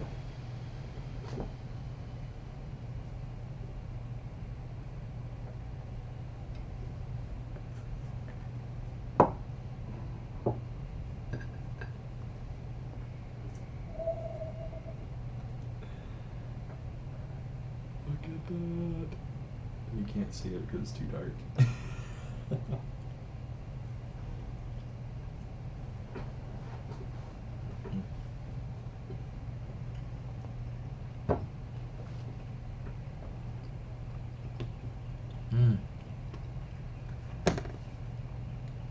For those of you who don't know, or for those of you who do know, my buddy Pablo Munoz, he's also one of the streamers here at ZBrush Live.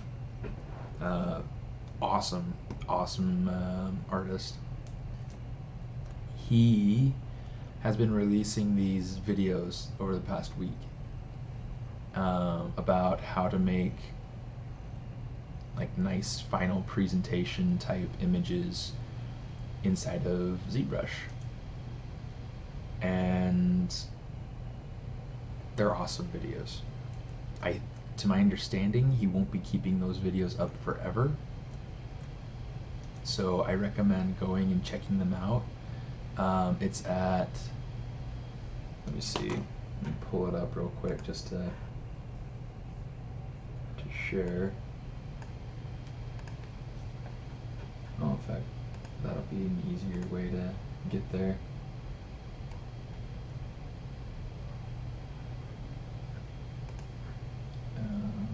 Pablo Munoz, there we go.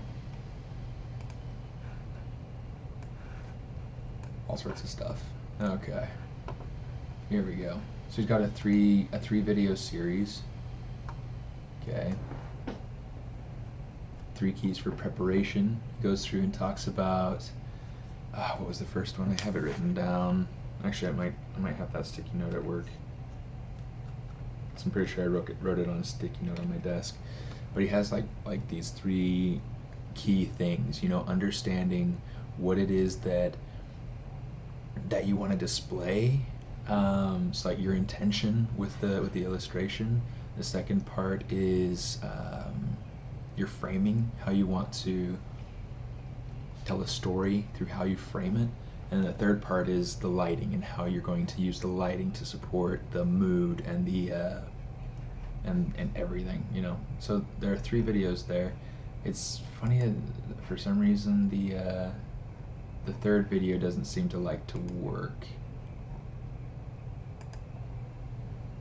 But the third video has come out. So if you subscribed to his newsletter, you'll have access to those. Really cool, super handy. Anyway, jump back on this. You know what? Let me see. My restream chat is doing some funny things. Let's fix this. I didn't realize that it wasn't going onto the video.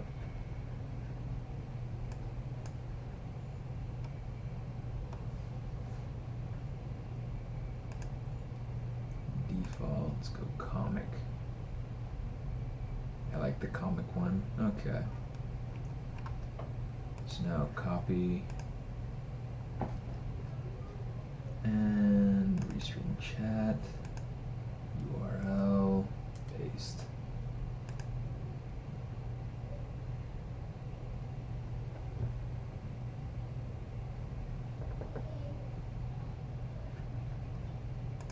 Okay, I don't know if that's working or not, but if it does work, then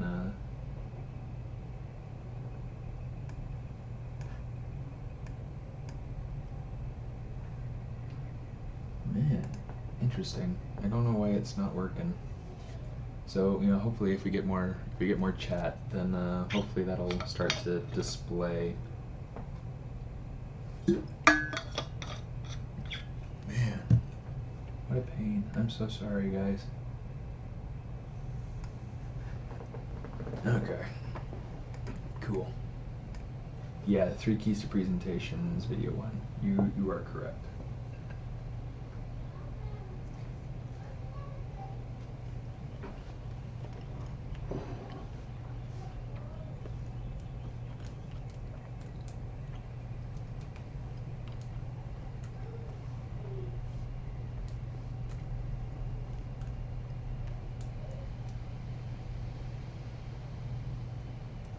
No, we don't want local symmetry on when we're scaling. The reason why, let me show you actually, because this is a big pain in the butt. So look at our topology, okay, right here along the center, that is the center of the world, okay? So if I turn on local symmetry, let me move my gizmo out here so you can see it. Watch that center line. If you scale, you can see you're losing the symmetry, and it's really messing up your mesh. But if you turn it off and scale, it's scaling everything uniformly. Okay, so let's turn that off. Okay, so I find it helpful to go to the front, try to line up the teeth with the lips the way that I want.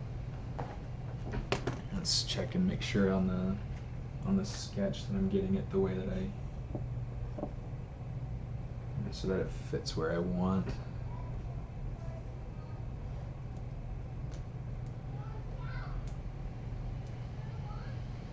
You might want to do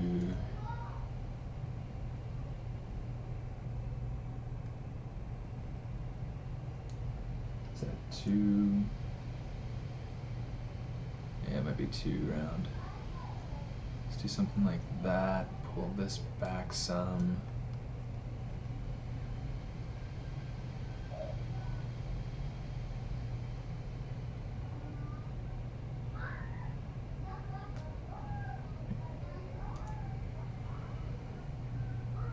The kids sound like they're being silly. I like it when they play nicely like that. Okay, so now he's got teeth.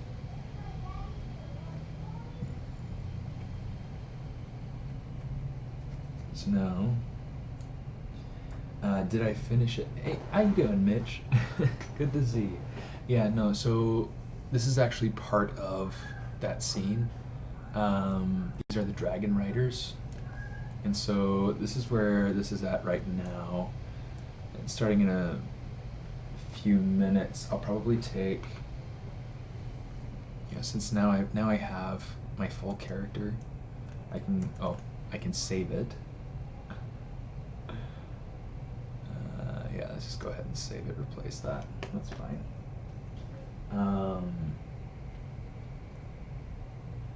I've got my character. I'm going to pose him so that he's riding the dragon. I went ahead and made a couple of different facial hair options too. Huh.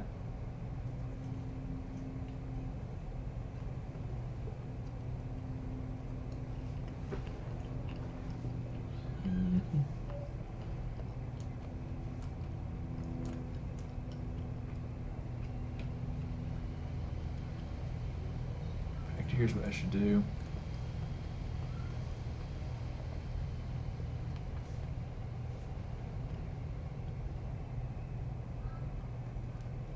So there's the original character,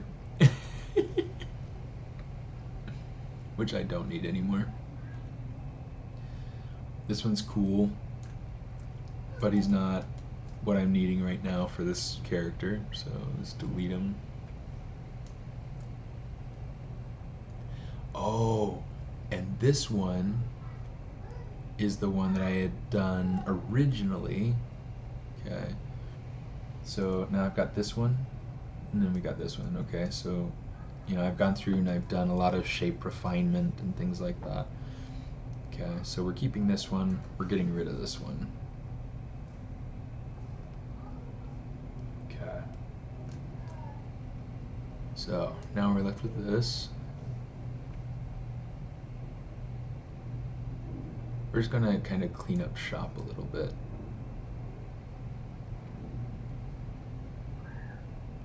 That looks really funny without the head. And kind of creepy. It's kind of creepy, isn't it? Turn that back on. Okay.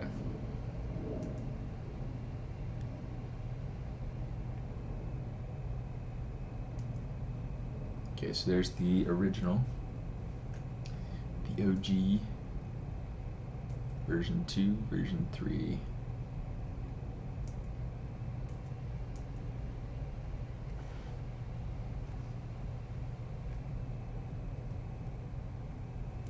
So yeah, that's what we'll have. And this should be cool. Should be cool.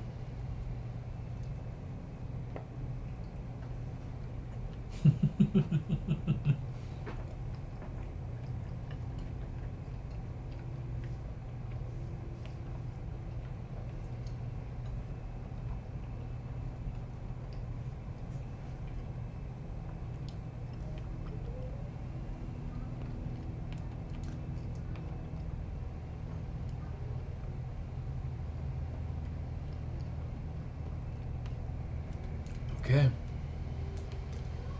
I think we're ready. So here's what we're gonna do.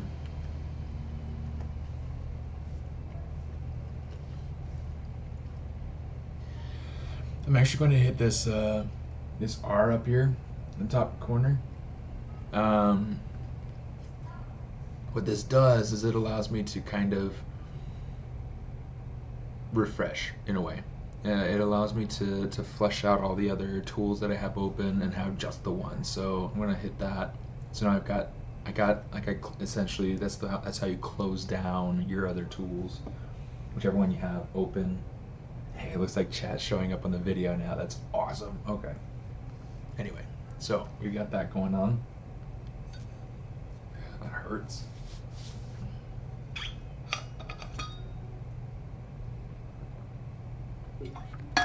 Now what we need to do is we just need to go over Z plugin and we're going to transpose master. Oh, first let's do this. Control Shift D. Okay, so we're going to call this face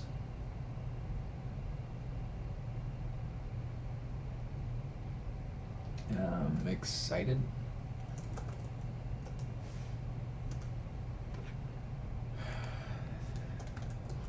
Face surprised. How you doing, Scarlett? Wow.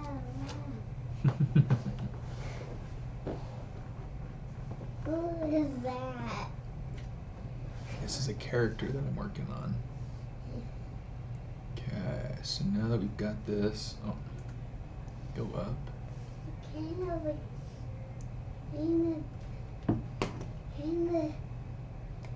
weird.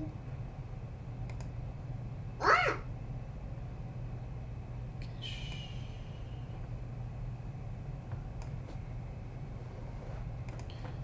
Oh yeah, I have these different hats that I made too. That's cool. You have those hats? How do you speak Spanish as hat? It depends on where you are and what kind of hat you're talking about. Is that? I might leave him in here. That's probably fine. Okay. So let's get back up to the face. This will be the excited face. No, please don't play with the pieces, okay? Leave that alone. Can I put the last one? I guess so. But please be careful, okay? Oh.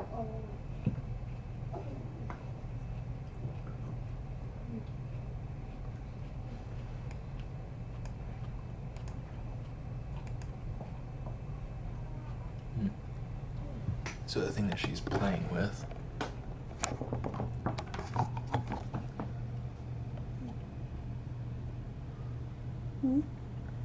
Put it on. Dun,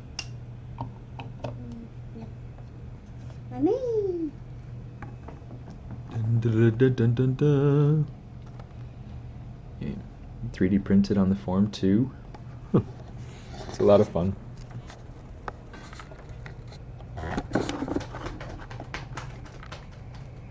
Now I'm playing with my tummy. Don't play with your tummy. You should go put some shorts on. Why? Why then? I don't know why. Why, Dad? Why? Because I asked you to, hun. We're going somewhere? No, because I asked you to go put shorts on, honey. I don't see any shorts. I don't see any shorts. Oh, you know what? I don't see any shorts.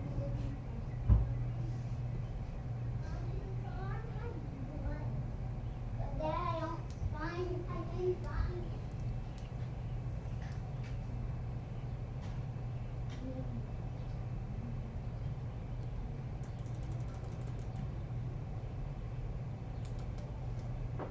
Okay. Cool. So, now we can do this. It's the character. That's the character. Huh?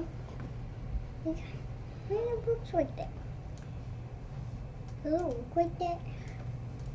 Does it? Oh, he definitely does. He definitely does. You okay? Mom, my dad made a character like this. Huh? It kind of looks kind of funny. They're okay. Did you put your shorts on? Yes. But birthday. You're covered in chocolate. Oh, Yes. Why did that change names?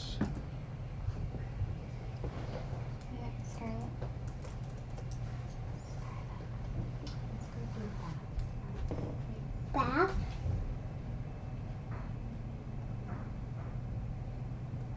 Okay, let me save this because this is kind of.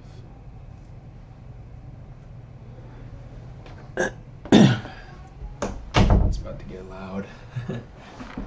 If there's one thing that, one thing to know about kids and bath time, it gets loud.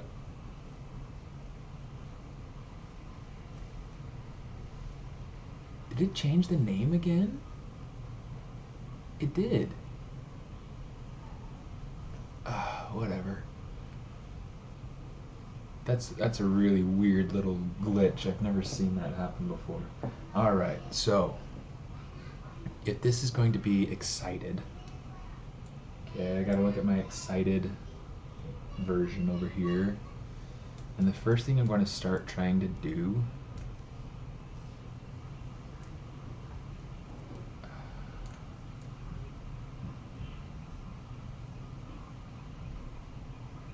you know what? I don't even need to do it like this. Let's just do this.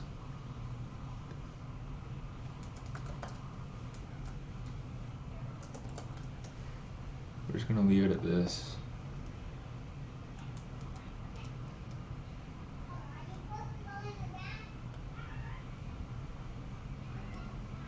And then we're gonna say with the lips, we're gonna start with the mouth. Okay.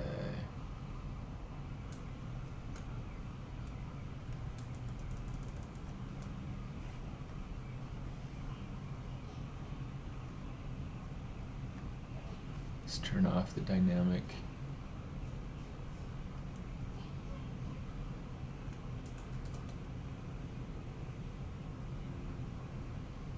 Okay, so now we gotta play with this a little bit.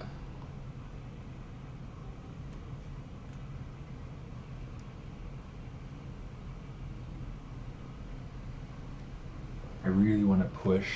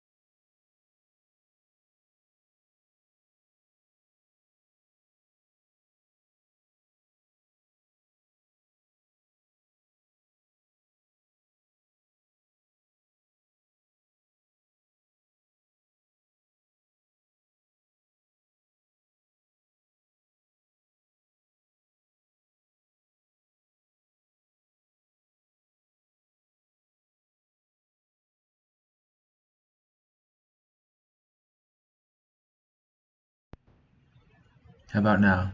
Ha ha ha, there we go. Okay. I don't know what happened. That's weird. Thanks for bringing that up, though. Because that's a pain in the butt. That is a real pain in the butt. Okay, let's go ahead and let's say 3.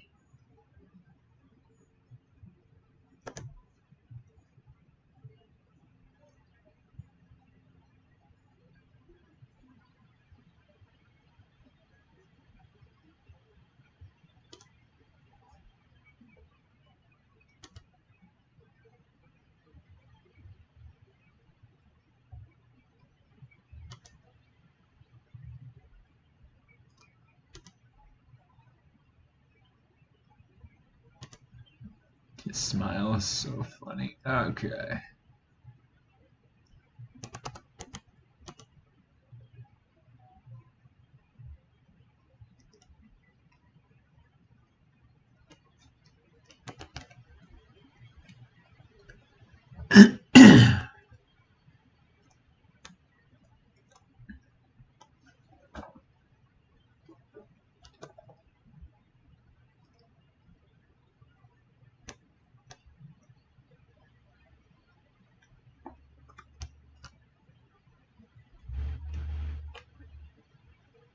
Look at him, he's so happy to see you guys.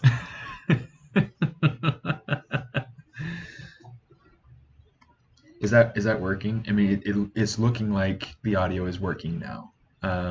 So let me know if it's not working still.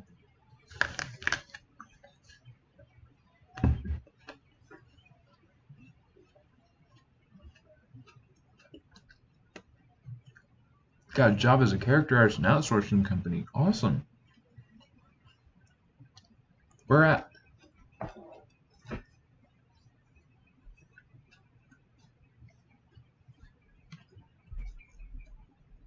And what kind of projects are you working on? Are you working on primarily games or film? Or...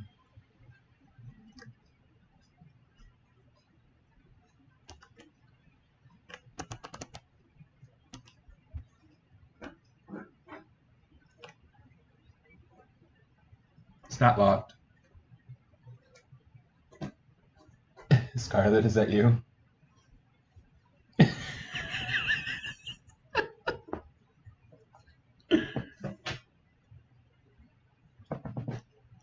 Don't come in. Okay, you're not clothed. Okay, you go you go somewhere else.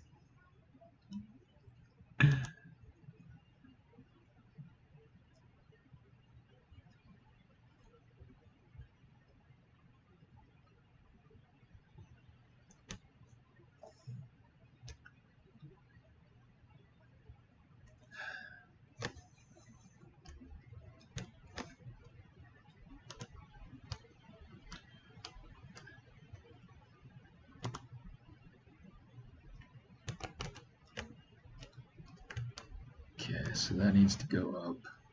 I want to bring this clear up here. It's going to be super, super open smile. That's getting a little bit too messy. Let me see if I can figure out a better way to... Oops.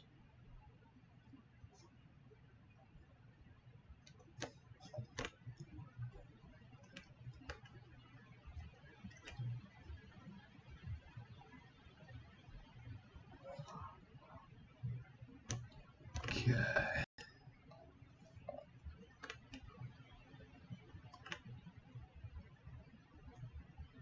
Try to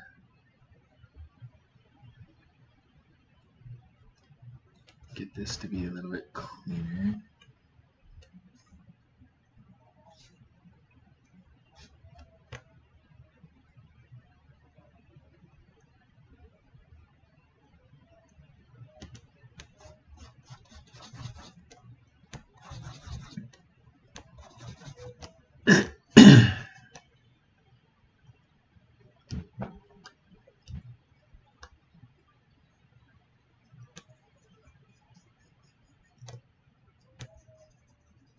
Okay, so what I'm probably going to end up doing is, like, my edge flow through here is going to get a little bit messed up, and then I'll fix it. So like right now I'm trying to go in and get more of my flow back, more of the structure and form back.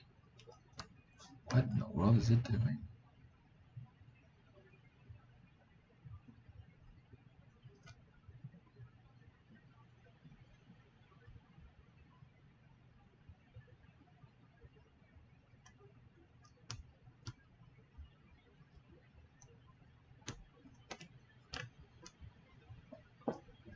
Okay, let me see.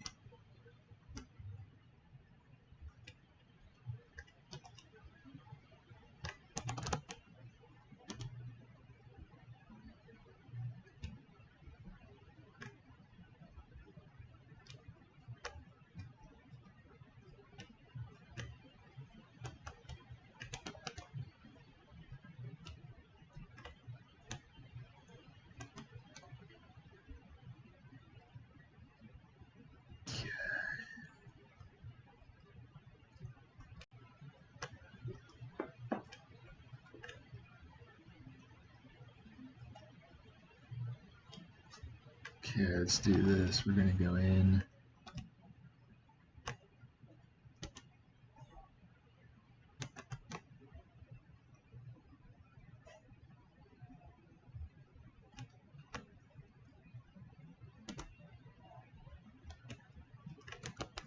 One of the other things I've been trying to consider is if I really want my character in my scene to be carrying a goldfish. I think it's funny. It's kind of random, and it doesn't feel very motivated.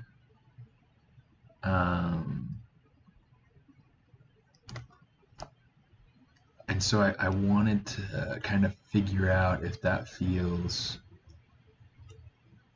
justifiable, like if that's the story I want to tell. It's like he's stealing a goldfish, or he's carrying a goldfish, and these characters are trying to take it back, or like what is the emotion? What is the I guess what's the narrative? Just plain and simple. What story am I telling?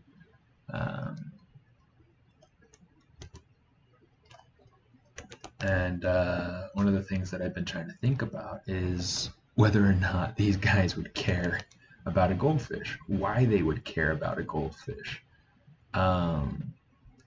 Because just plain and simple, having a goldfish that they're trying to get back from the other character just doesn't make sense. Oh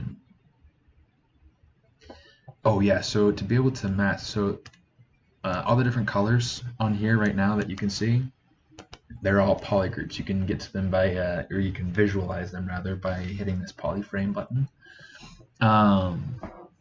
So what I do is I turn on my gizmo. Okay, you can see I hit the W, E, or R keys on my keyboard, and then I hold Control, and I can tap on one of the colors, and you can see like it masks everything except for that color. So now to be able to blur that, I just go back to my brush.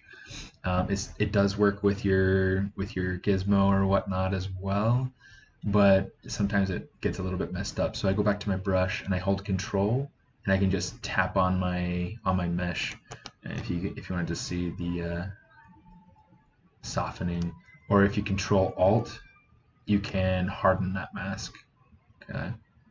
Actually made it look like he's actually wearing a mask. It's kind of funny. Okay, but yeah, good question. It's a really helpful way to get things masked, to make selections.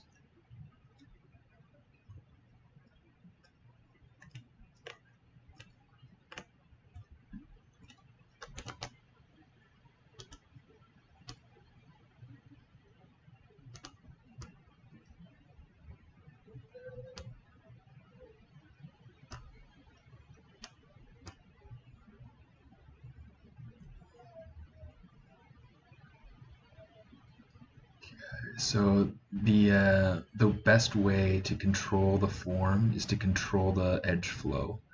Okay, so because I mean the form is only going to change where the edges and where the points change. So if I want to have a good clean flow, then I need to make sure that, or like a good clean form, I need to have a good clean flow. That is absolutely key. And so in going through and making big expression changes like this, it makes the topology get really messy, as you can tell. So there's a lot of tweaking to see if I can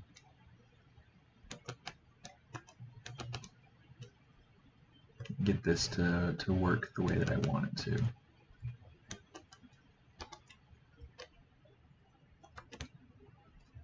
Oops.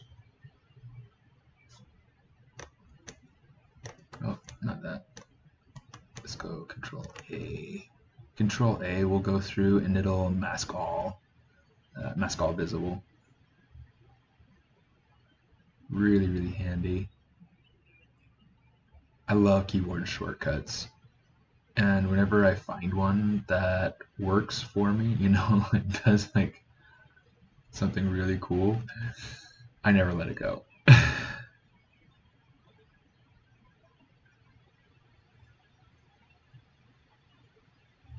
Like Louis Tucci, he taught me the 7 hotkey, which is I hadn't ever thought about it, but what 7 does is it does stroke borders. Yeah, so like if you were to come up here to stroke and go to curve functions, this frame mesh, you have the different options there. You have border, polygroups, or creased edges. So if you hit that, it'll go through and it'll put curves on all those borders. If it's an open edge, it'll put it on there, and you know, and you can go through and you can customize it too. So you've got if you want it to only happen on the borders, you can say, okay, go ahead and do that, and I don't see anything until I come down here where I have my one open border. I think there should have been one on the inside of his mouth too. Maybe not. I can't recall. Okay, so anyway, you get stuff like that, and you can change to polygroups, creased edges, things like that too. It's really, really handy for things like this. This vest, I've got like that trim going along the edge. That was done to begin with a stroke and using the frame mesh. And then I went ahead and I used polygroups to be able to, or creased edges or something like that, to be able to create a path to be able to frame that mesh and be able to put those stitches on. Really, really handy. I like it. I like it a lot.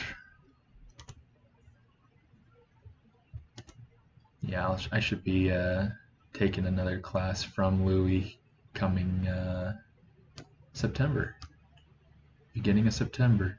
I'm so excited. The dude's super nice. If you ever get the chance to meet Louis, you'll love him. Super, super genuine person. A little bizarre, and he'll be the first one to tell you that, or maybe the second, because maybe I'm the first. I don't know, but really, really nice guy, and really good with ZBrush. He's the one that does all the emceeing for the ZBrush Summit. Maybe not all of it, but he does most of it.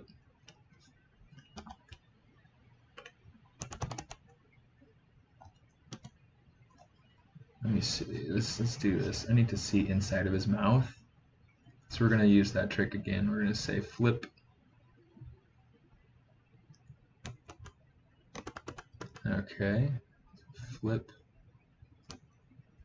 Okay, so you see how this is all bunched up right here. Just going to select that. Take that.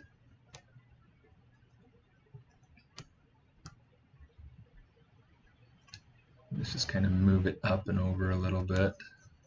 It's a combination, a little bit of smoothing, so that we can get a little bit better of a transition here. Something to work with.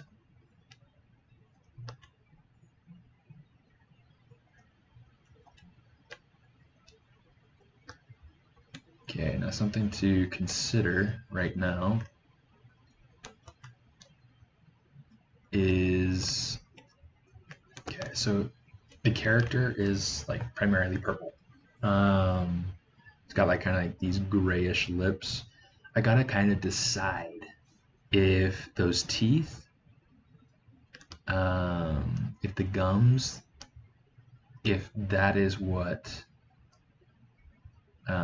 if that's the right color, if that's the color that I need. So if I wanted to, I could come in here and I could say, hit C while I'm hovering over a point, and you see that selects a color.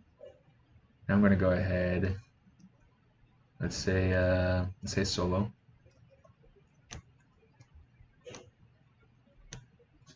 And let's get this. Okay, so now what we can do, maybe I don't want to affect the tongue as much.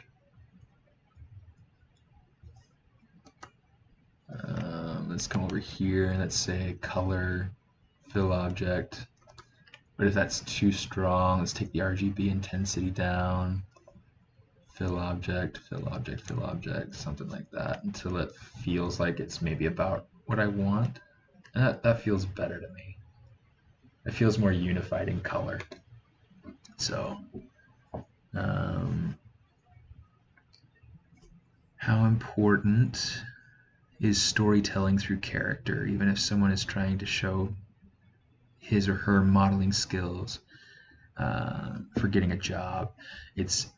Storytelling is always important. I'm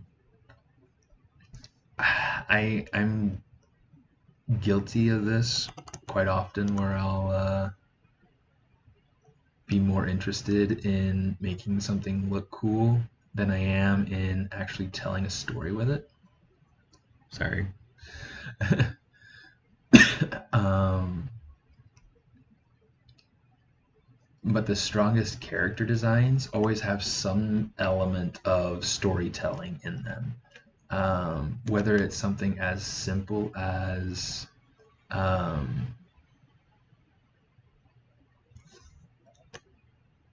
something as simple as tattered clothing or a scar or anything to kind of add flavor and show that the character's been somewhere, that they what they like to do. If you have a small kid, 1995 Chicago, loves the Chicago Bulls and idolizes Michael Jordan. I don't know. You got to think about, okay, so if I want to convey that in this little boy's design, how do I do that? Well, you give him, Chicago Bulls jersey number 23. Maybe he's got like his flat top. Maybe he's got big basketball shorts on and some basketball shoes that he got from his older brother that don't quite fit yet, or little things like that. Little things that you add to the character that, even if it's just a simple character, help to really sell the idea of who they are, where they've been, what they do. Like something that I learned, smokers will often have like yellowed teeth or yellowed spaces between their fingers wherever they hold their cigarettes, right?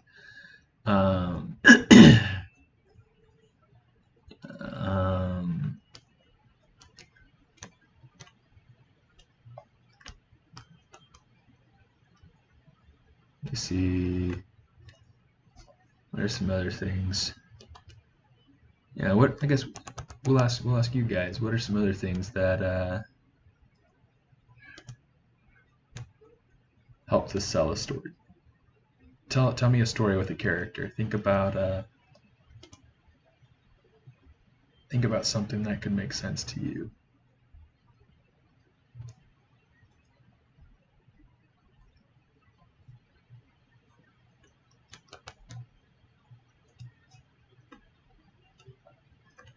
Alright, that's looking much, much better.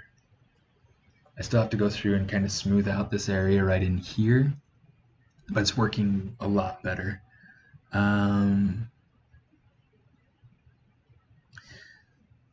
Where do I do to read topology? Other software right here in ZBrush. So I do this particular character was done kind of in a combo of ZBrush and Maya, and it's based very heavily off of other meshes that I've seen at Disney and at Pixar and DreamWorks and things like that. Just little things that I pick up here and there from places that I've worked. And yeah, so a lot of the flow is very similar. I try to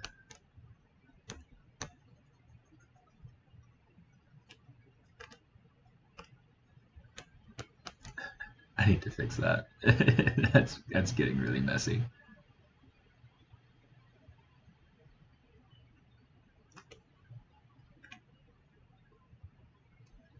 But yeah, mostly ZBrush and Maya though. Well, always ZBrush and Maya.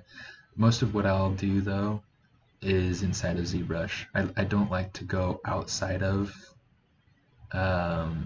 change. I don't like to go between software packages if I don't have to. Like at work, the biggest pain in the butt is going through and on my computer I have Maya 2017, Maya 2018. I like to work in 2018 because of the tools that are available to me. It's just a lot easier, it's a lot cleaner, it's a lot quicker. but nobody else on my team has the same version of Maya that I do. And so I've got to go through and there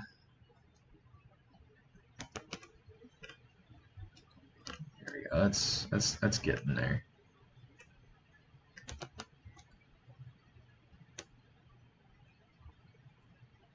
That's getting there. Okay. So in order for me to be able to hand off files the way that people need them, I need to go into my version of Maya.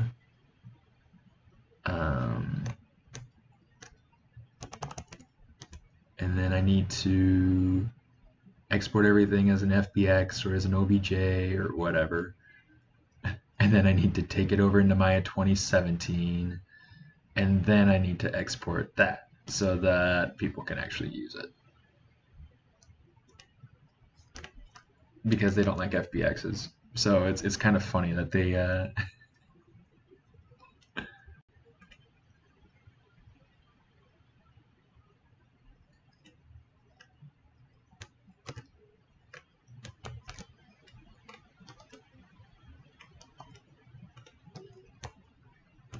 let's go down a level. Oops. Come on. There we go. Okay. It's like I started doing something and then I forgot what I was doing and I undid what I was doing. Okay. So now that that's kind of posed. In fact, I kind of want to, let's do this, because I feel like this is a good idea. We're going to mask that. We're going to get a little bit more of that bottom unmasked. Then we're going to take this up here, and we're just going to kind of rotate that down some.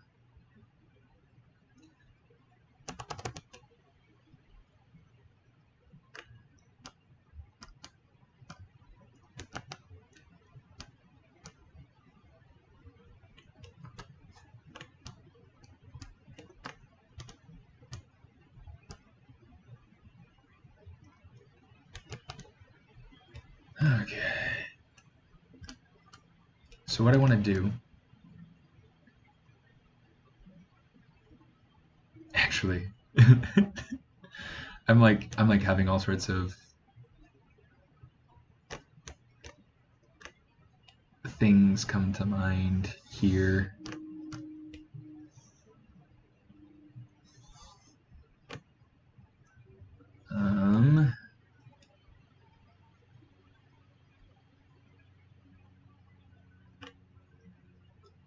Let me see if I can make this work. Oh, let me see.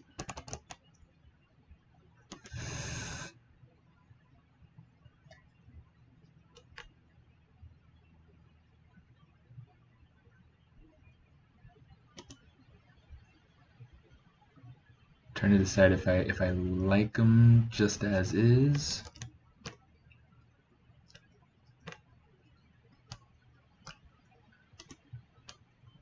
But I kind of like the idea of like making this top lip a lot smaller.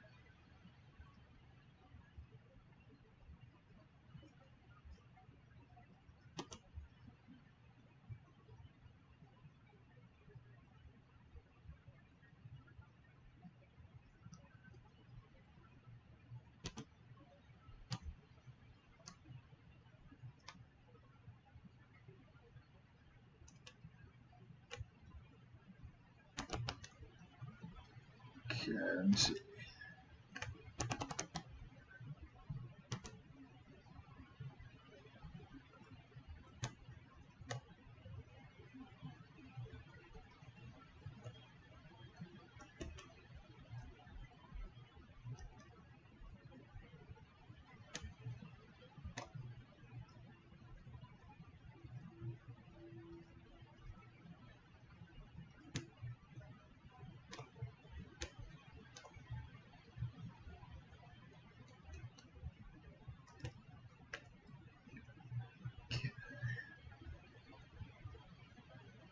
Flip it back.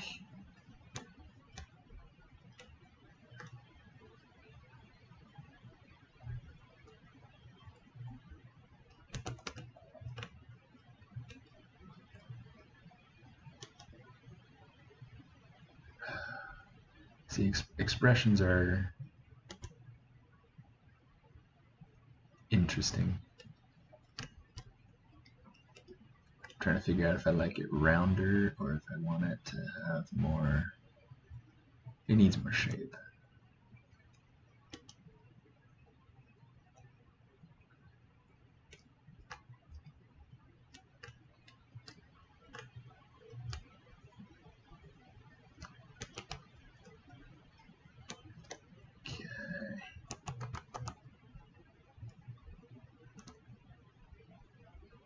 Say mask edge loop partial.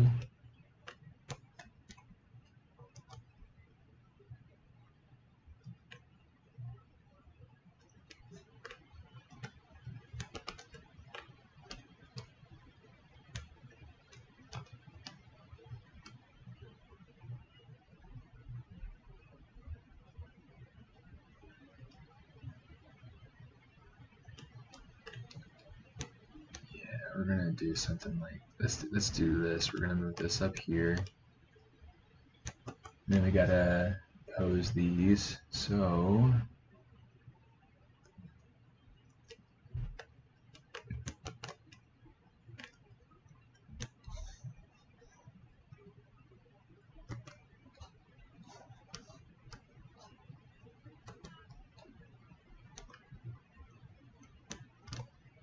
okay, now let's go ahead.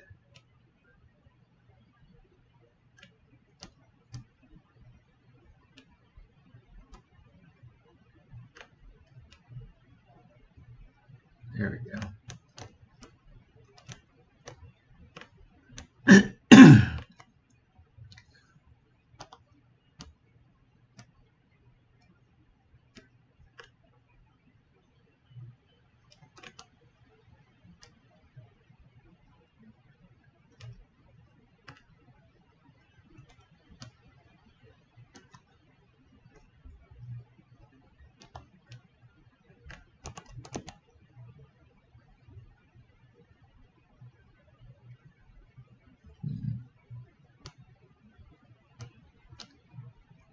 Anybody watch the most recent season of the Stranger Things? And what did you think of it?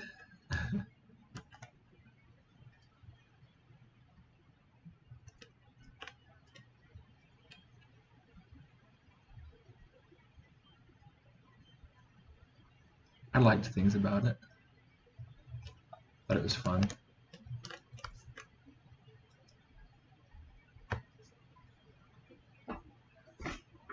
Okay, so now it's time to go through and fix the lips and make sure that they have the right forms.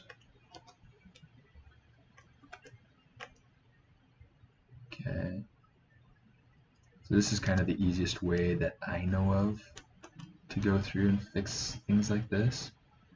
Okay, I want to make sure that the shape that these things are making, I want to make sure that they're appealing. And appealing is going to be different depending on whatever project you're working on.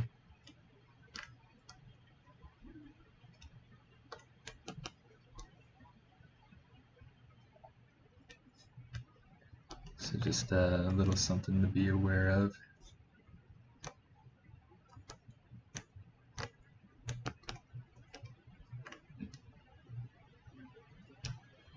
But yeah, let me see. It's actually not too bad right there. Let's fix that. Lines are a little bit wavy. Something that I struggled to learn and you know probably still struggle to learn and practice is you know making sure that my topology flow isn't wavy.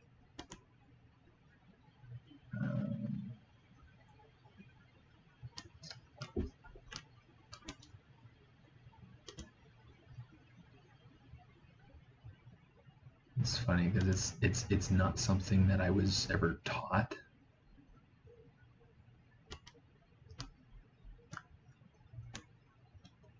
And in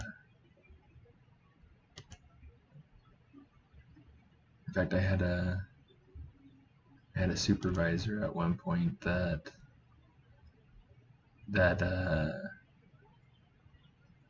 really hates when things are wavy, and I can't blame him. But instead of helping me understand, kind of just criticized me.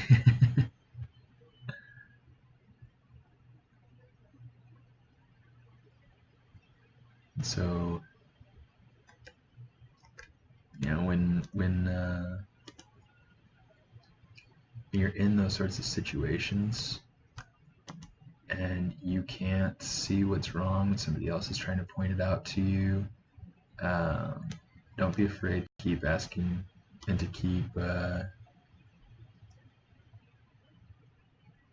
keep trying, even if they get frustrated, even if it's frustrating to you. It's better to go through a little bit of that frustration up front so that you can kind of get the learning out of the way, if you will.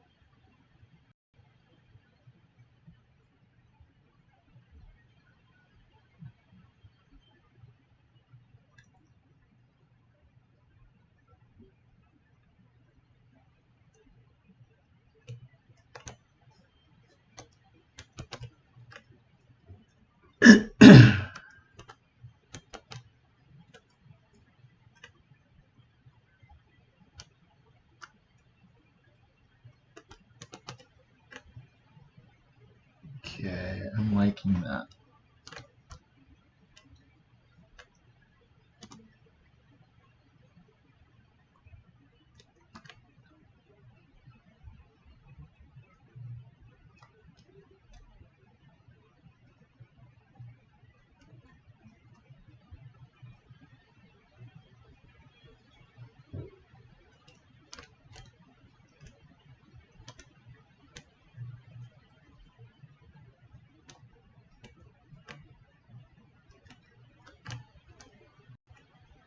Okay.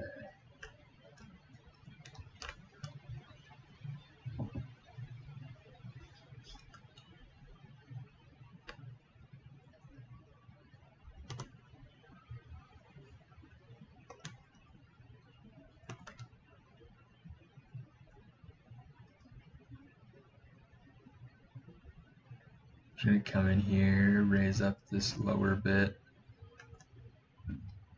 and hopefully that'll help them to feel a little bit more excited.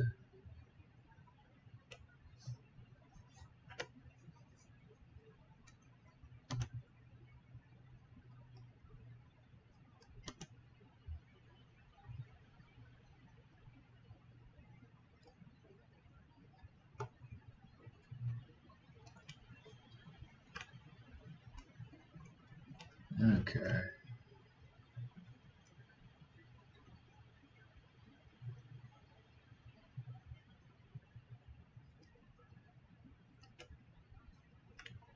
Cool. Let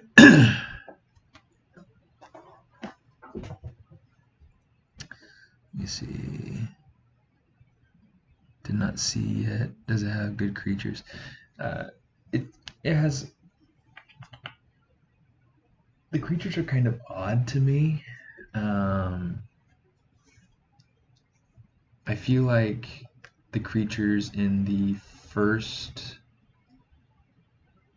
and possibly the second season are a lot stronger than in the third season. However, the effects in the third season are incredible.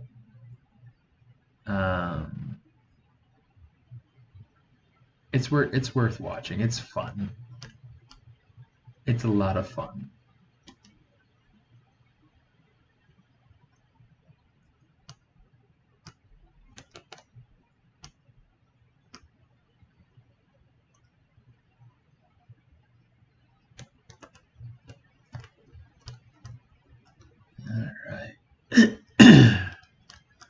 we go. There is excited face. Let's make sure that we save it. Yep, we're on the right one. Okay. Save, replace, yes.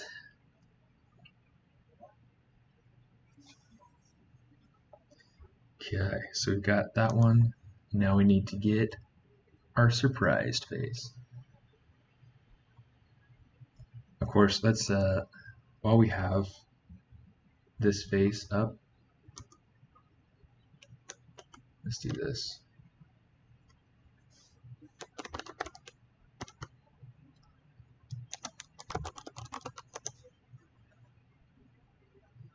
Take that up to the top. Let's go to face excited. Let's turn dynamic back on. It's looking pretty good. And then we also got to come in. Let's see the mustache.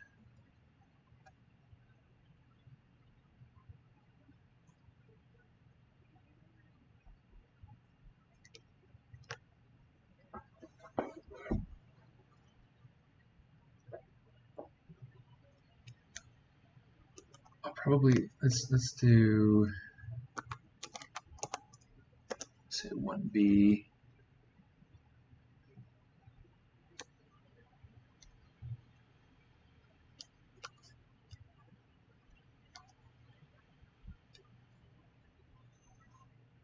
Take this and let's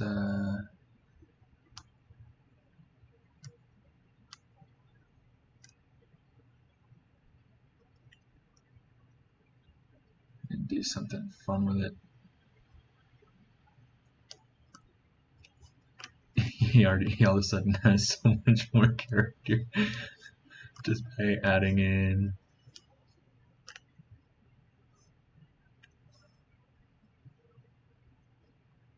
the facial hair. Oh, that's so funny. In fact, I'm curious.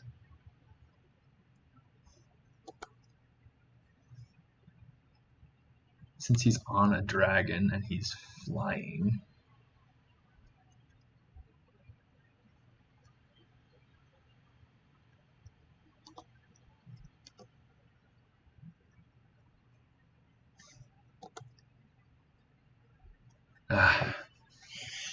quick save will save your butt, but it but it also gets kind of irritating when it's when it pops up in the middle of a groove.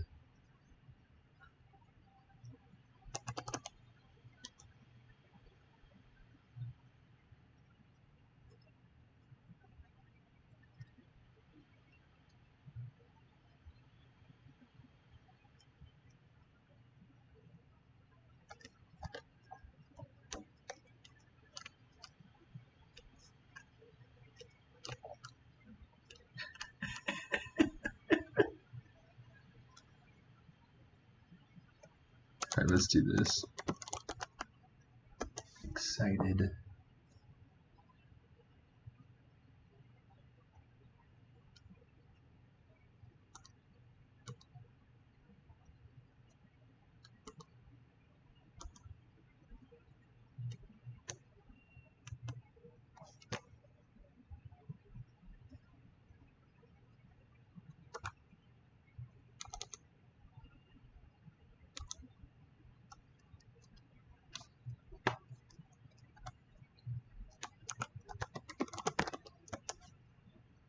Do something like this.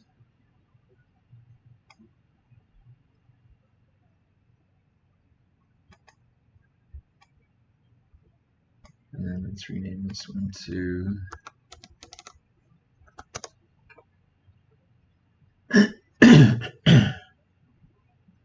okay.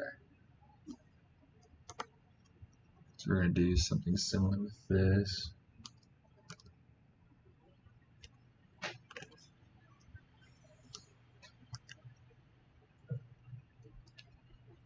What would you like to do today, hon?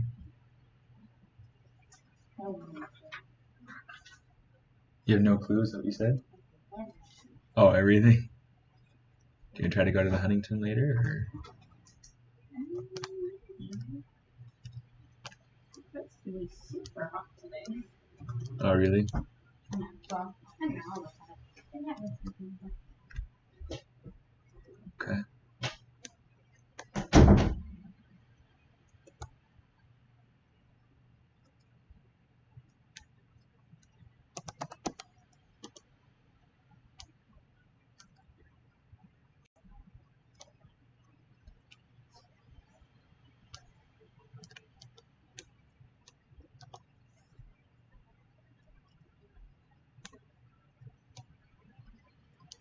This one's gonna be a winner.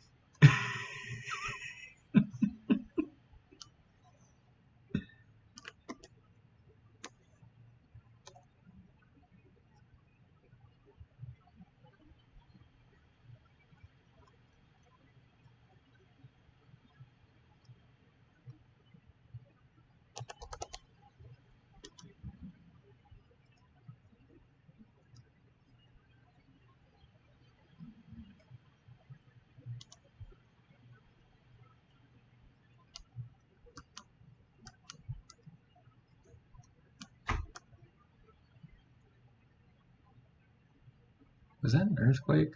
I think that might have been an earthquake.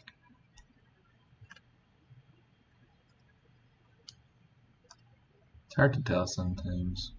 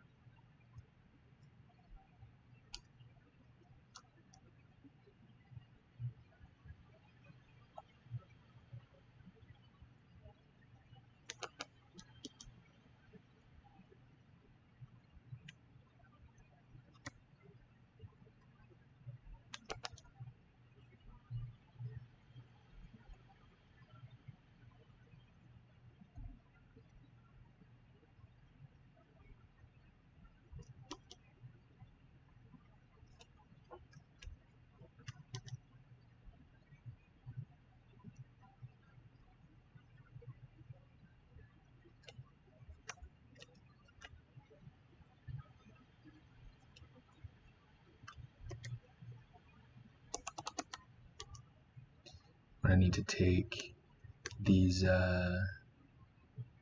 ends back here, and I'm going to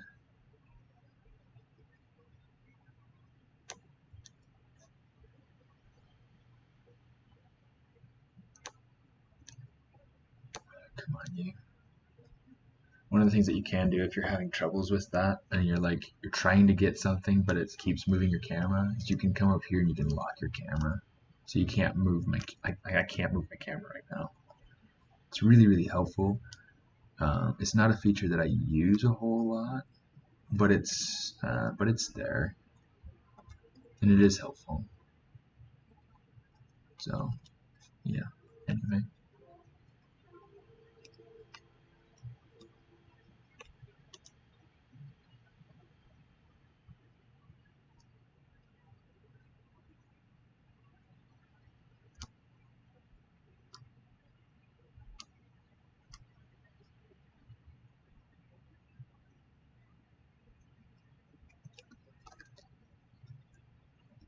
Okay, so far I don't particularly care for this one as much. Still funny, but so far I don't know.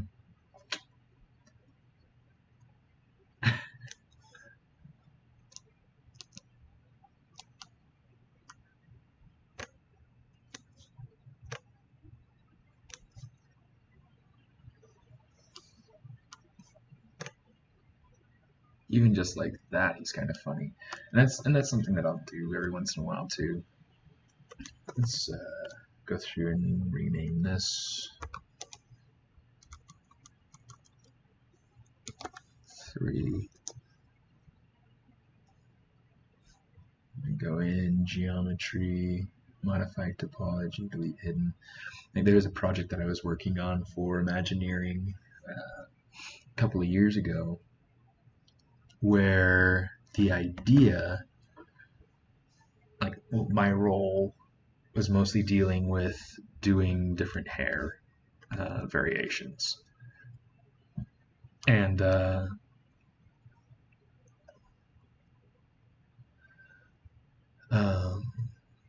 and so one of the things that I would do is that if I needed to have, I mean, obviously, you have a bald man, and then you have a man with hair that goes just right here. Then you have hair, a little bit further up or up here, or you have like just a little bit that's up here, and then you're bald, and then you have the, so you have like all these different hairstyles, and it's easy enough to go through and just build the sections and then to combine them, and come out with like mullets and everything. But you could have a mullet with a different hairstyle on top, just depending on what it is that you combine with it. So yeah, it's really kind of a simple.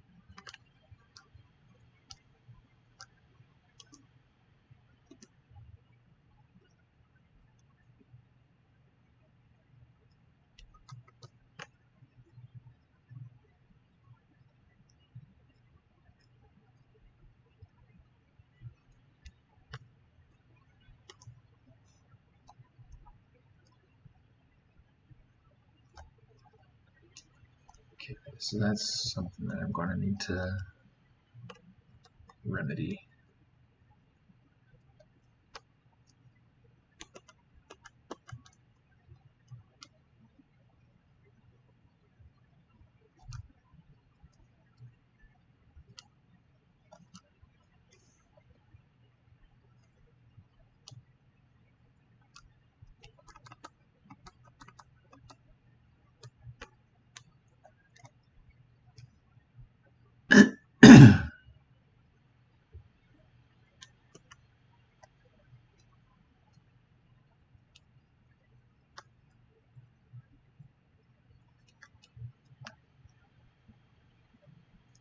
In fact, maybe it's just a matter of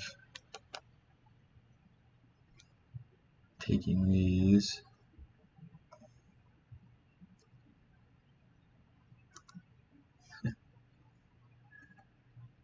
say merge down, okay.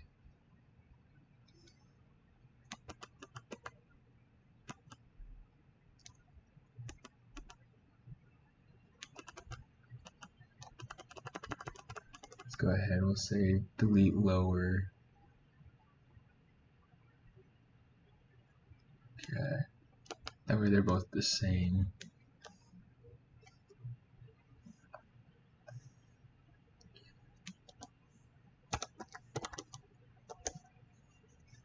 Okay, I've got about an hour left. What do you guys want to see?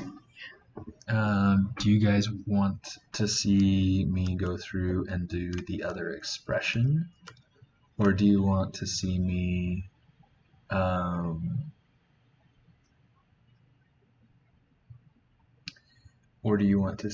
do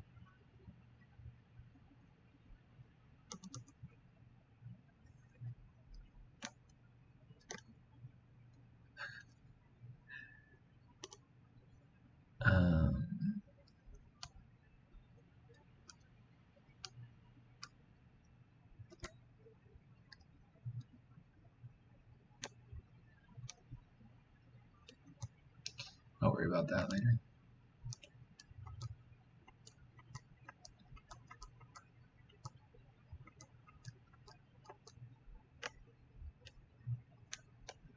Okay.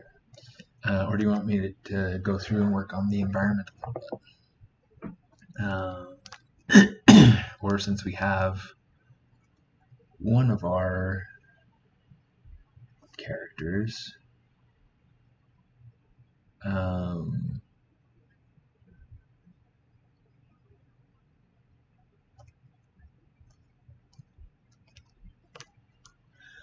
Yeah, I kind of like it with that little beard on there. Maybe what I'll do is I'll add in that beard.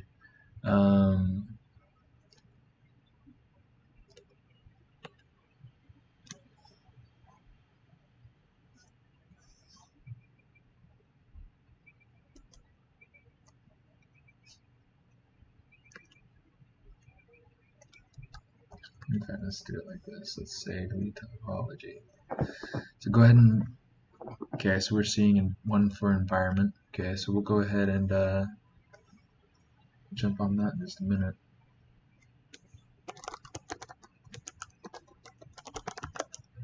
Goatee excited.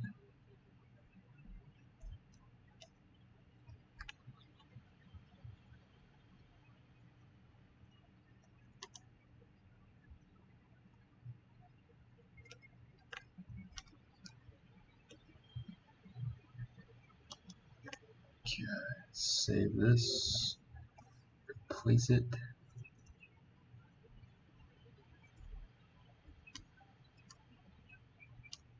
Okay, gotta say goodbye to our buddy. Bye bye, buddy.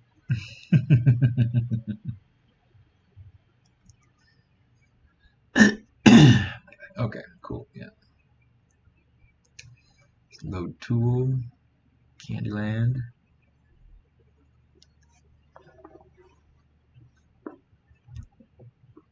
Okay, so I don't need the characters or the dragons or even the tree. Let's come over here. Okay, so what I want to do, and I've started doing something similar already, is I've got this actual rock that I've kind of placed in. So what I can do, make sure that is the only thing. Cool, okay. So control will allow me to go through and kind of duplicate things out. So I'm going to start placing a couple of these around the scene. One of the things that's going to help me to make it feel like, you know, I can really, you know, sell it as rock or as chocolate is you know, having some separation, some division. Okay, so here's what we want to do. I am going to, yeah, right now this is what it's looking like. If I were to just hit divide on that, that's what it would look like. Okay, so I'm going to actually split this up some. Okay, let's say unweld, edge loop partial.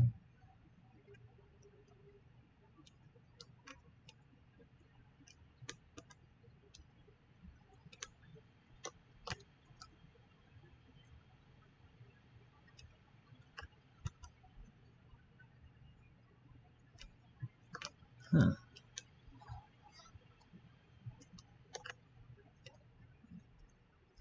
I don't think I ever noticed that it added like a little lip in there. Okay, so what I'm going to do is I'm just going to go ahead and say collapse hold. That'll just give me that. Okay, so we can do this same thing with a whole bunch of these pieces. Okay, I'm going to do that with this. Let's say unweld, edge loop partial, yeah, that's fine.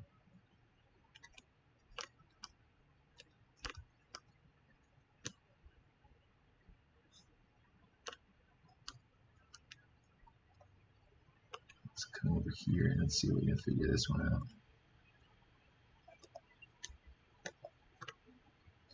Actually, let's do this. Let's go polygroups, auto groups.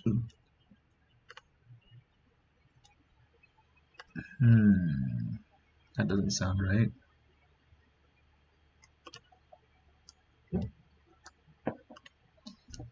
Let's say polygroup island.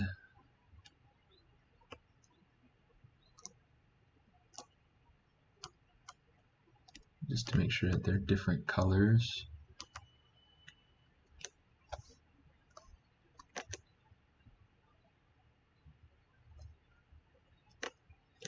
I don't need those parts anymore, so I'm just going to let them be deleted. I'm going to go geometry, delete hidden.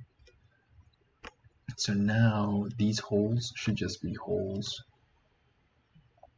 Okay, which is what I want right now. Okay, so I'm going to come over here. I'm going to say close. Polygroup flat, resolution of 1. Just like that.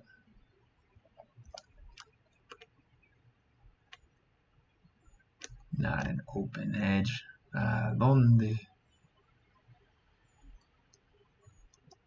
Okay, so just for the sake of making sure this is happening exactly the way that I want, we're going to say delete polyloop. Okay, so now we got that.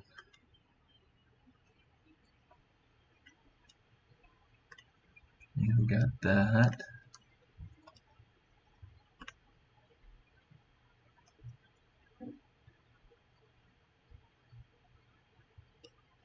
We got that. You know, this sort of thing isn't going to work all over the place. However, let's open this up. Now that the sun isn't like directly in my face. I'll show you an example. Right over here would be a good place to add in a crease, or add in like a division, a crack. So what I'm going to do is this topology doesn't really mean much. Okay, so what I'm going to do is I'm going to go ahead. Let's keep this.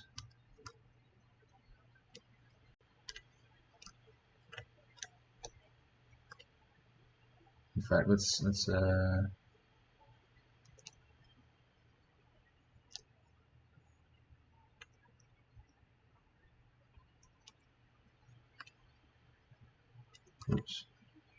oops. Come on, you. Okay, we got it.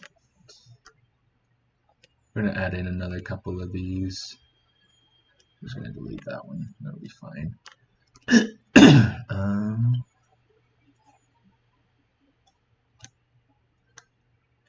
Auto groups.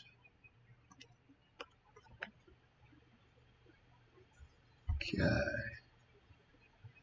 So now this is going to start to step over into something similar to what I would do at work. At work, part of my job is to go through and prepare rock work for the rides. Any of the set, anything that you see, I go through and I cut it up so that it's in small pieces so that they can fit in the shipping container so they can be manufactured wherever they're manufactured and shipped to Japan. So right now, let's go ahead. We're going to say, let me see, what pieces do I have in here? Let's get rid of anything that's not necessary.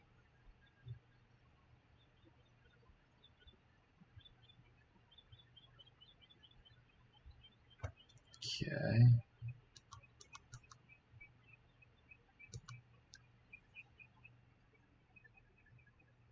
Because it's about to get a lot heavier. If I get a whole bunch of pieces, it's going to get a little bit heavier. So what I'm going to do, I'm going to take this and we'll go ahead and say split, group split. Okay. So now this is the piece that I want to work on. Okay. Now I'm just going to go ahead and divide it once, and we'll call that good now. Delete lower. Okay. So there are a few places where we can use masking to kind of cut this up.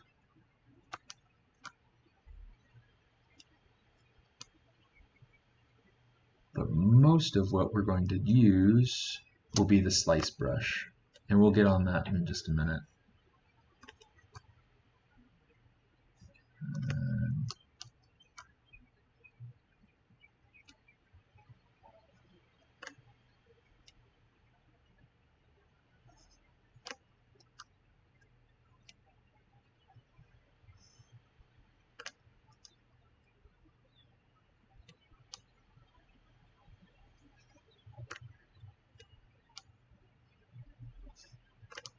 Alright, so let's see.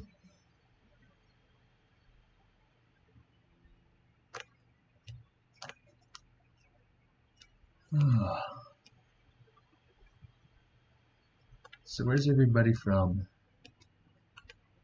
And we got people tuning in from all over the world. I had a buddy from the UK earlier.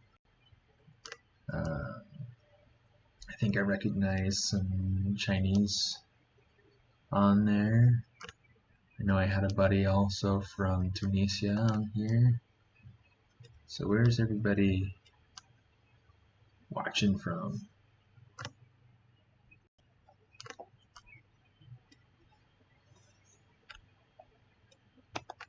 Okay. So this is kind of a start. Kansas City, Missouri. Thank you for the distinction. It's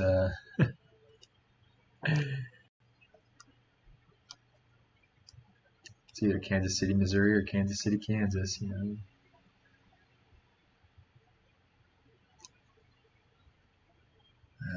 Poly group, single poly. So what I'll do is I'll go through here and I'll add, kind of clean up my polygroup borders. One of the things I can do, I can turn, come here, I can turn my lasso back on, just kind of hide bits and pieces. Let's see, cleaning up this direction.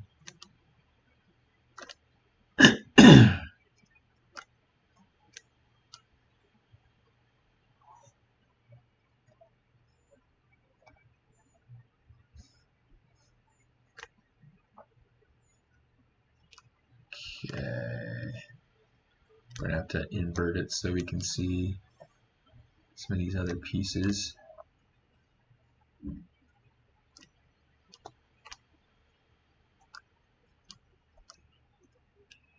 And this is kind of just one of the things that I have done in my time working for Imagineering.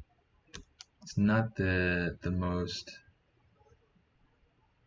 glamorous of things, but it's really kind of a cathartic way to use ZBrush.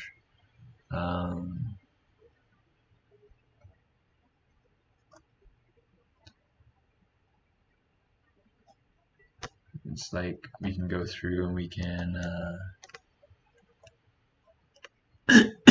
we can use ZBrush, oops, for so many different things, and I just feel super content that, oops, I really don't like the select lasso sometimes. I feel really content that I get to use it at work, just for funny things. India, cool. Okay, so slice brush, Control Shift, that's how you activate it, and then if you hit Alt,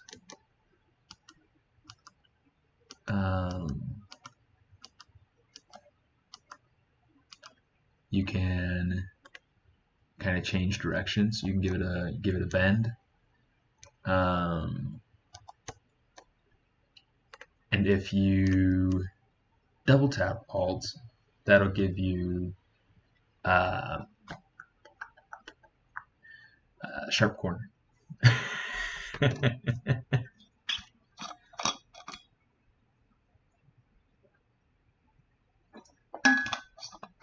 So this is kind of the first part of the process. Just going through, figuring out where my creases are. I have no idea why that went the way it went.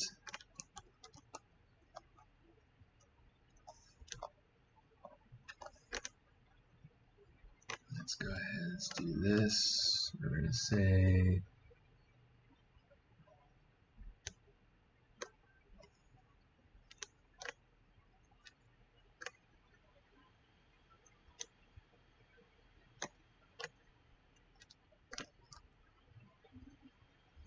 okay, so I gotta check.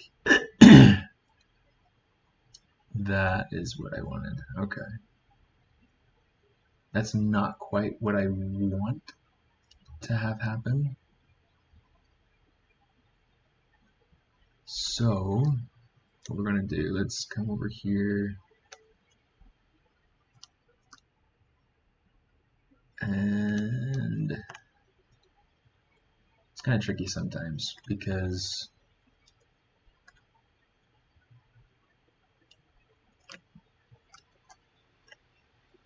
right, let's do this. We're gonna have this. We're gonna say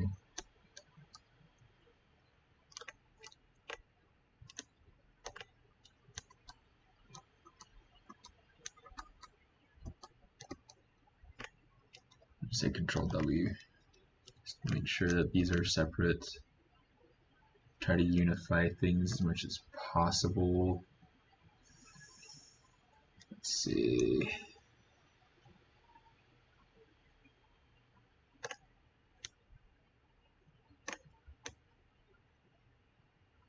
There we go.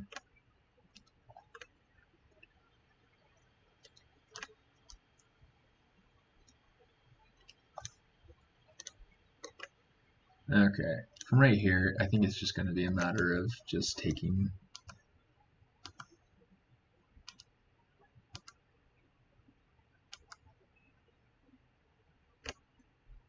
a slice at it.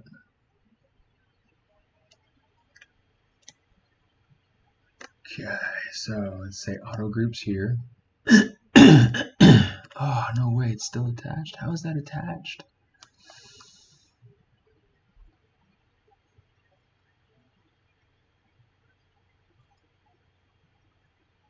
Ah, I see it. I see it. Okay.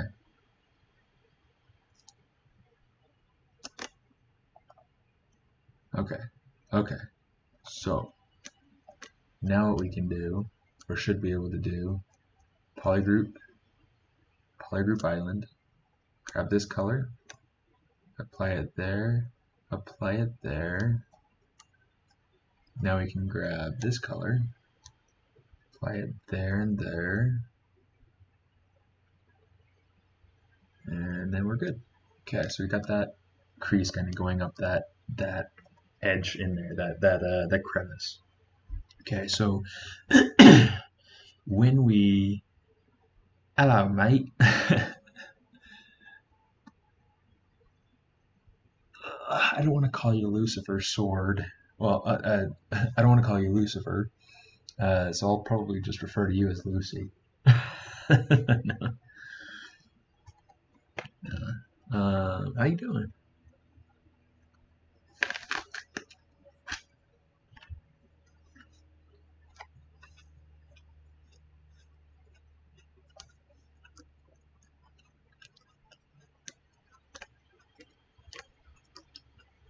Sometimes I have little spaces like this that the easiest thing for me to do to clean it up is to just take the edge actions, go to collapse, go to edge. Now I'll just collapse it like that.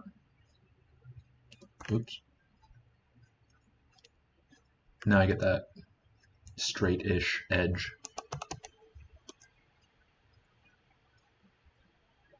Then I can go through and I can design it however I need to.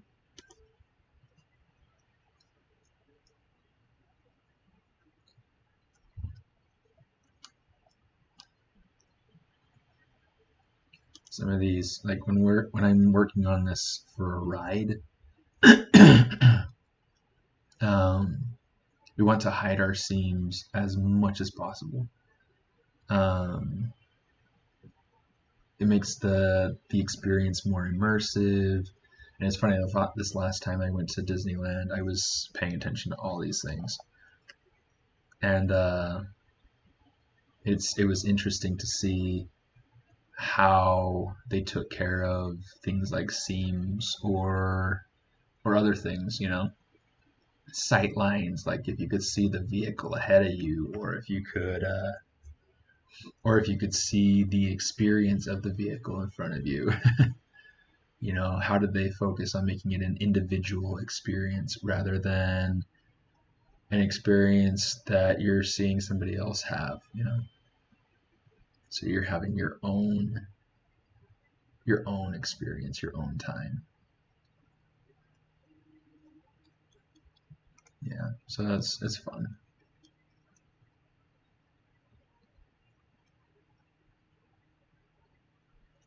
Okay, and then we'll go through, we'll add in a cut in there at some point. Right here, I just need to change that polygon.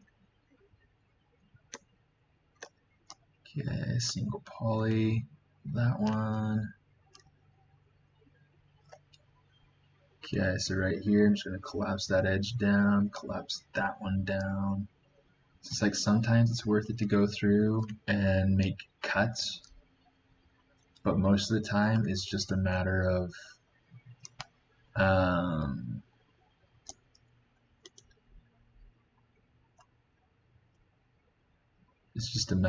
sliding things around.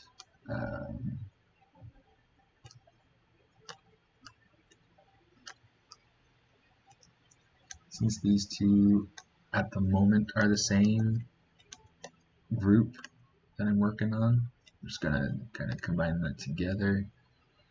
Just gonna combine or slide both of those down.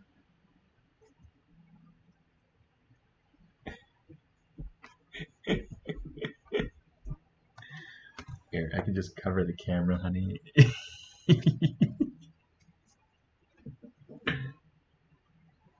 It's covered. Oh, when did that happen?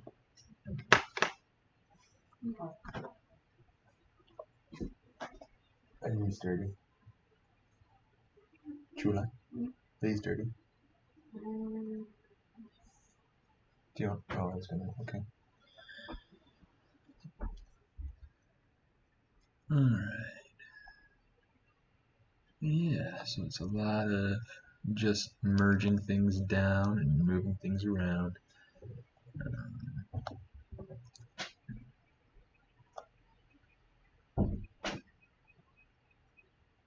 I don't need those.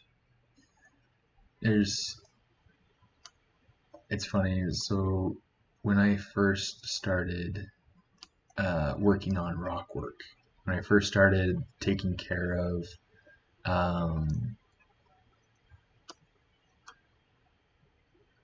you know, cutting the rock work and whatnot for the ride that I was working on, people thought that it would take, you know, 3+ weeks. I told them, yeah, I don't think it'll take that long, and it didn't. It took me a few hours. A couple of the sets that I had to cut up were really like a lot more difficult, and it wasn't necessarily because they were bigger or more complex. In fact, one of the more simple sets ended up being one of the more complex ones for me to cut up, because it was so it's such a smooth surface. Here, let me get my camera uncovered now.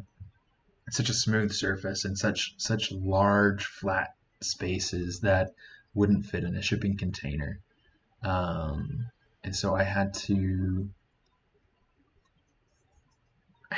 really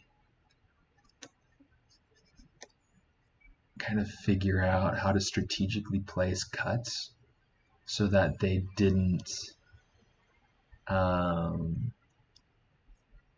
that they weren't as visible. Okay. Right now I have a lot more liberty with how I cut this up because I'm the art director.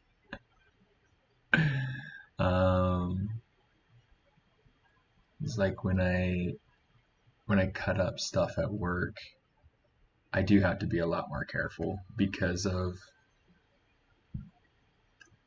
sight lines and how it's produced and whatnot. What I'm doing here, I'm going to be splitting it apart and then making them solid pieces that are kind of, intersecting or bumping into each other.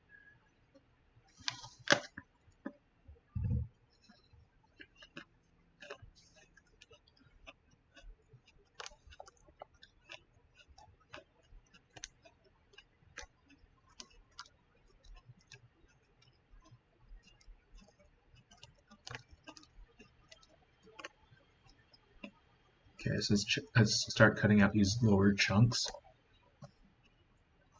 And what I'll do is I'll start my cut from a little bit far out, because that'll help me to establish that cut, and it allows me to get a cleaner shape out of it too. So there's one chunk. Usually when I've gone through and I finished a chunk, I'll go ahead and I'll hide it so that I don't have to worry about, cutting too many, like making weird artifacts or whatnot in things that I've already cut.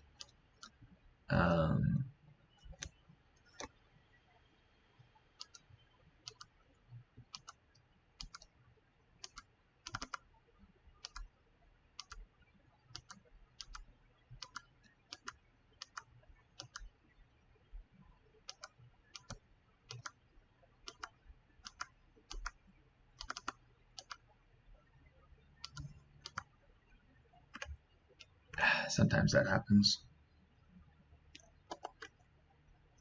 Yeah, I don't like how that looks. So what I end up doing, sometimes that'll go through, I don't know why that happens. I still haven't figured out what I do to make it go from slice brush to actually masking. So usually what I'll do is I'll try to find simpler ways to cut.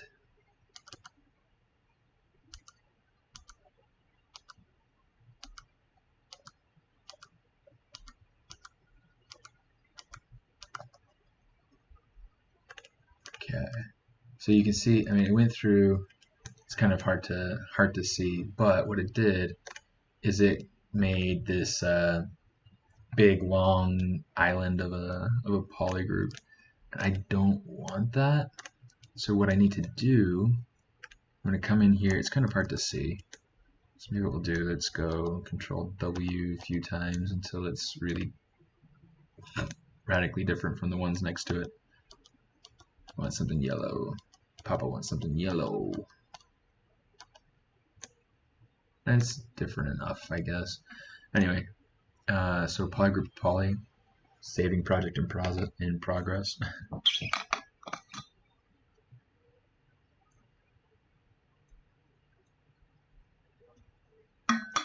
That was the last of my water. We are coming to the end of the stream anyway, so it's not really like a huge deal, but whatever. So I'm going to go ahead and select that, apply it to some of these stray nidbits, and I usually go down the side to just check and see for little stray pieces of the cut. If it gets too messy, then it makes it harder for us to manufacture the pieces. And so when I go through and no, not island, polygroup island, sorry. Since this is something I'm doing for myself, but also since I'm going through and trying to make solid chunks out of this. I still want those edges to be pretty clean. I don't want anything unpredictable to come out of this. Okay.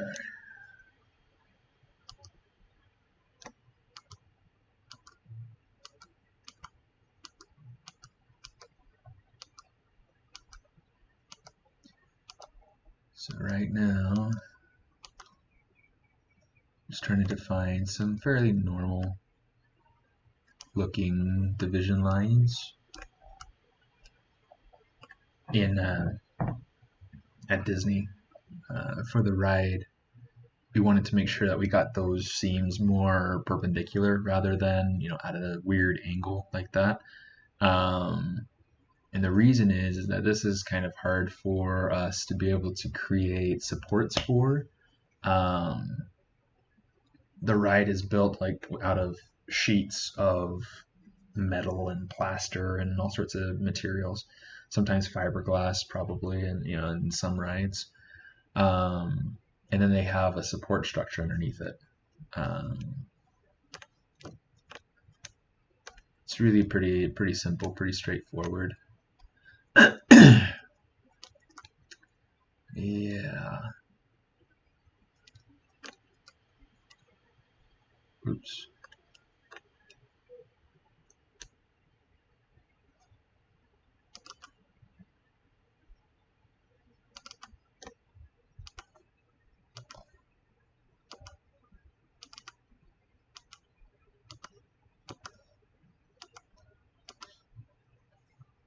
I don't know if that made it all the way. It did. How about that? Cool. Okay, so little by little, I just go cutting and then making chunks. So yeah, and this process does take a while. So, and one of the so right here I have this overlap of pieces. It's kind of a, I don't know. It's kind of interesting. So I kind of have to guess where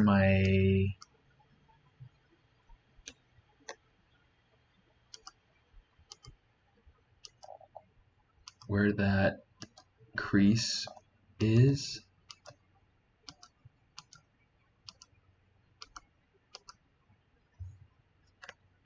And then, hey Farden, how you doing? I'm doing pretty well. My wife was saying that it's supposed to be really hot down here in LA. That and the air quality, holy crap, air quality has been terrible. I mean, let me see what the air quality index says for today, because it just said it's really bad.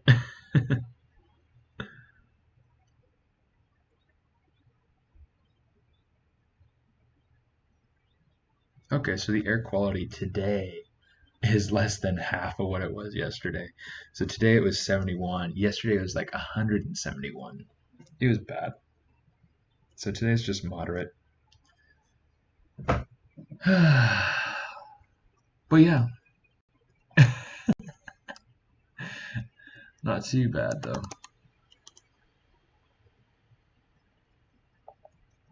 Right now I'm just kind of going over I'm talking a little bit about like process of some stuff that I do at work in preparing pieces for rides for Disneyland Tokyo, and how I'm using some of those techniques to be able to create my pieces for this. So yeah, so far pretty fun. Let me see, I wonder if those match up at all. Let me see, polygroup island, nope. Okay, so somewhere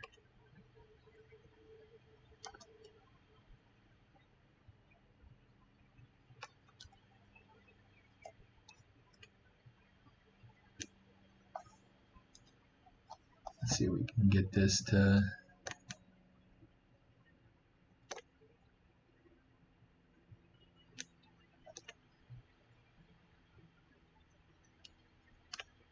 And maybe we can't.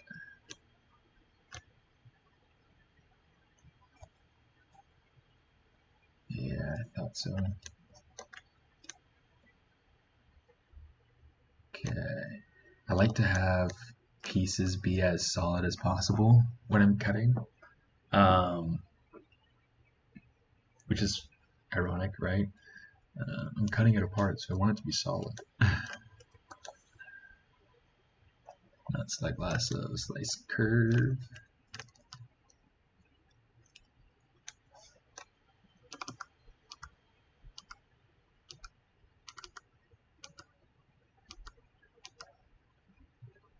And you see how I get that offshoot again. So now we just got to go through, select that polygon. Let's go ahead and let's apply it to that and then to a polygroup island. And we're good.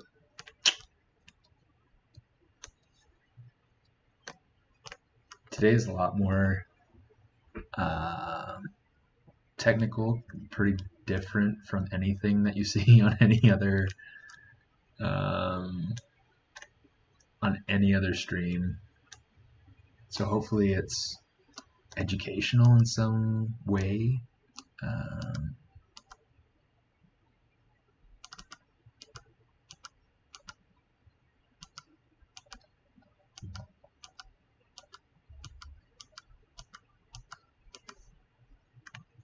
These things are going to all get resculpted anyway, so a lot of this is perfectly strange. I don't know why I did that.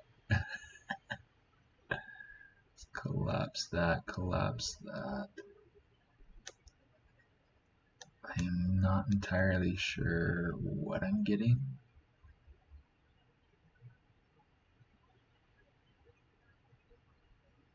Okay.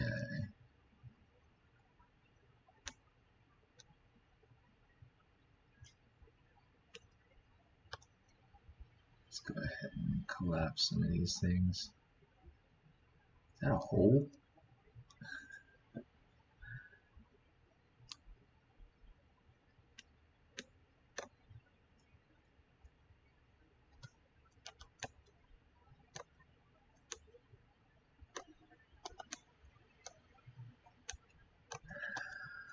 Don't want that to be like that, but I do want this to be the same color.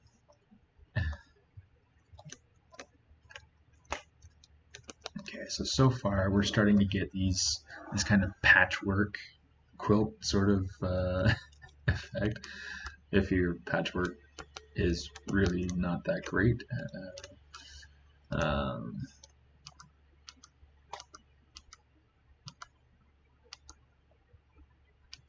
Let's see.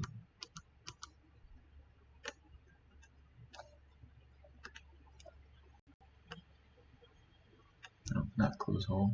Collapse, please. Oops. All right.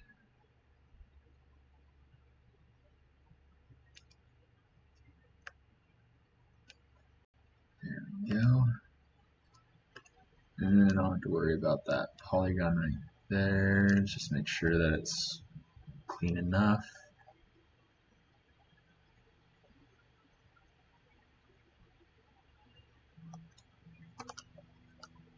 My wife and I have been talking a lot about how good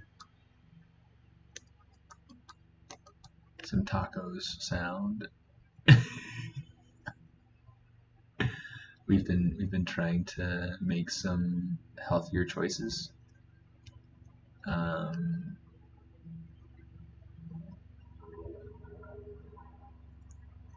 So changing different, changing the quantity of meats that we eat, or changing the amounts of sugars or the type of sugars that we eat, or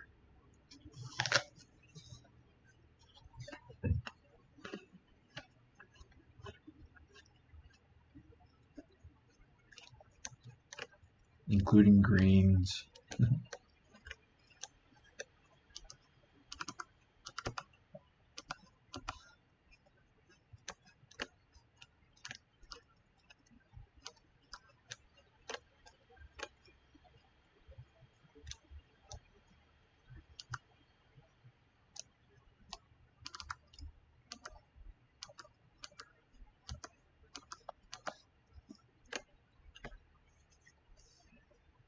me see, I gotta check the schedule really quickly just to see and make sure that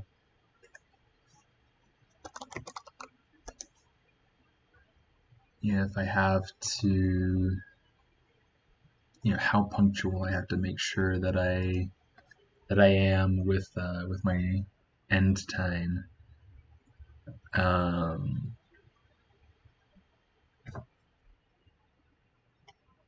Let me see, where does that say calendar? Schedule, there we go. Okay, I'm the only person today, so it doesn't matter a ton schedule-wise for Pixelogic if I go over.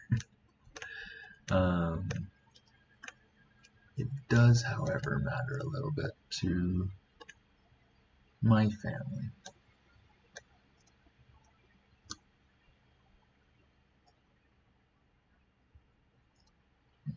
Let's collapse that, fill that.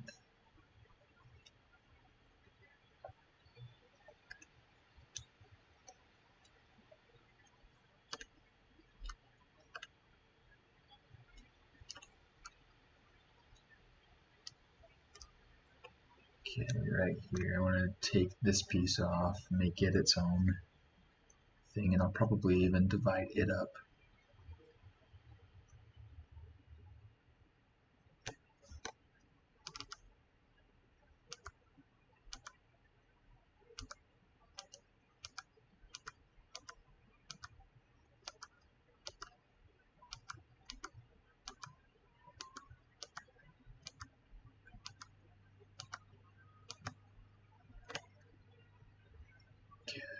Slice it up, but it did give us some funny little islands. One of the things I can do here is I can say merge straight groups. That'll get the little ones. Okay. Polygroup to poly. Let's change that to polygroup island. Okay. And in this piece, I want to have it divided up. Okay, so let's come over here to this angle.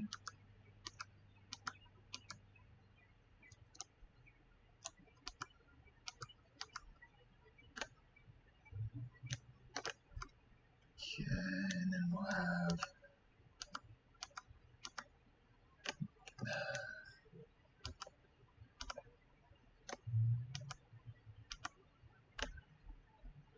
looks like a carrot.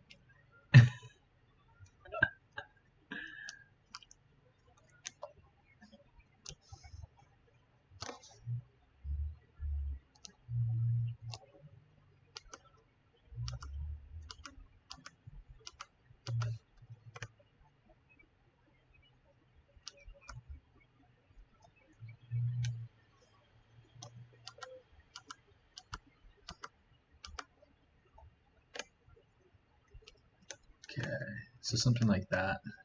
And then when I go through and I split these up and then give them dimension, that'll allow me to have actual rocks.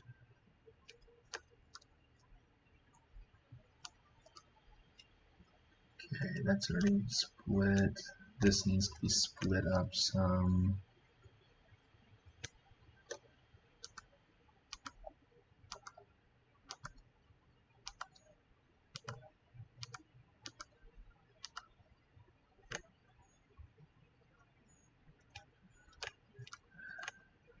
Okay, so let's go ahead. Oops.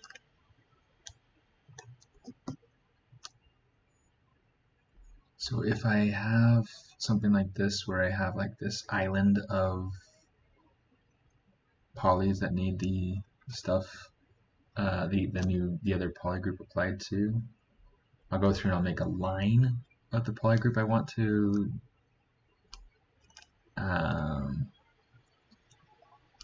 turn to, transition to, and then I'll go ahead and I will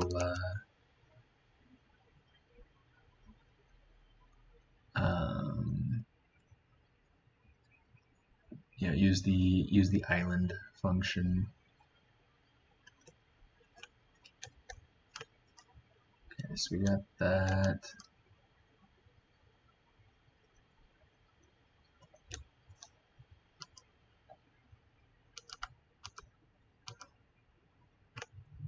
Got that.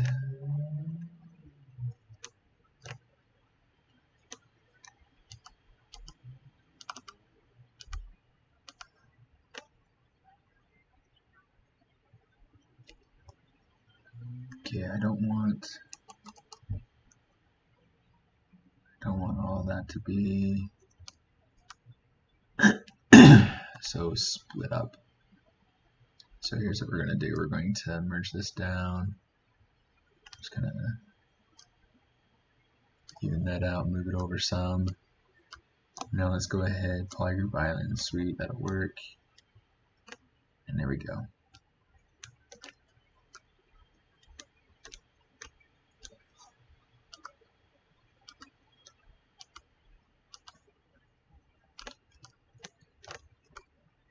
Okay, let me see.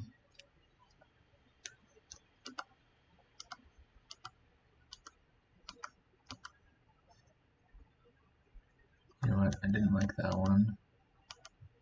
It's like, it's the nice thing about this process is that if you didn't quite like how your split is going, it's easy enough to go back and just redo it. You know, really pretty quick.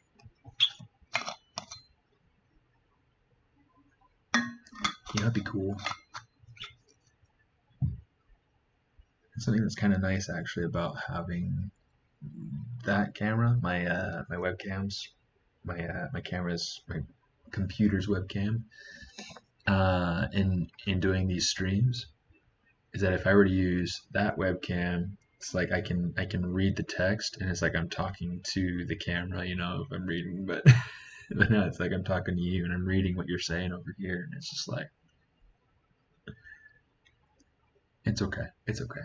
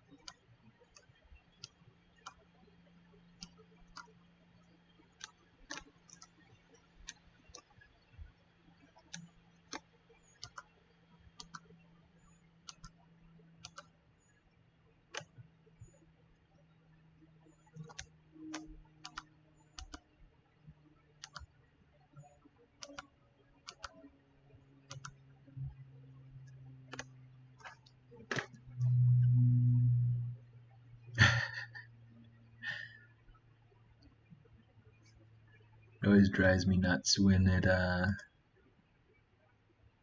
it brings in the quick save while I'm trying to do something.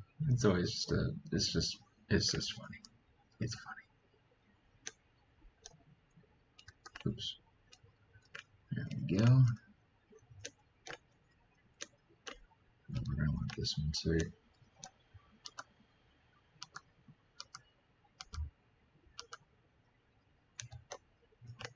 Okay.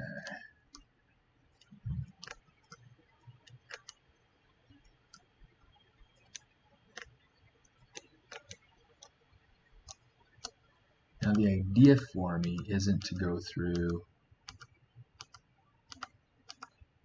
and do every single split. I could,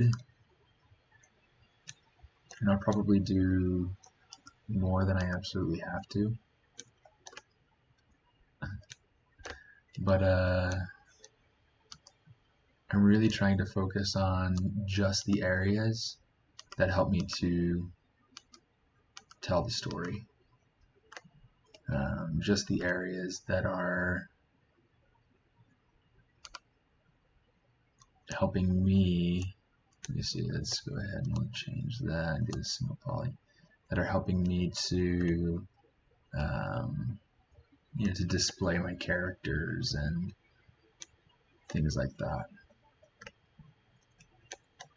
So like you'll see I'm focusing mostly on this front areas because all my compositions that I'm showing are all from the front. I don't have anything coming to the back, so this area is going to stay pretty nebulous. It's going to stay pretty undefined, but quick save makes me panic sometimes. Yeah. Okay, so this method, if you're just tuning in, it's totally fine. This method is what I use at work to be able to cut up set work for rides for Disneyland. And so what I do is I prepare, not island, I want polygroup island.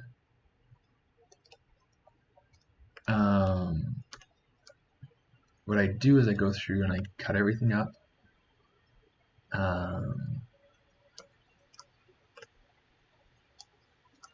And then I'm going to be going through and adding dimension. So it's not for ZRemesher per se, though I may use ZRemesher to be able to get my separate pieces to have a more predictable shape. You look lovely in that shirt, Scarlett. Yeah. What you guys doing downstairs? Watching. What you watching? I was watching Sophia and my mom turned it off, and then I wanted to watch Tayo. What's Tayo? It's the bus. Oh. The red one and the blue one and the yellow one and the one. It's okay. You're better off doing something creative or reading or something like that. Atari. Maybe. No, don't touch that. Don't touch that. That's my paper.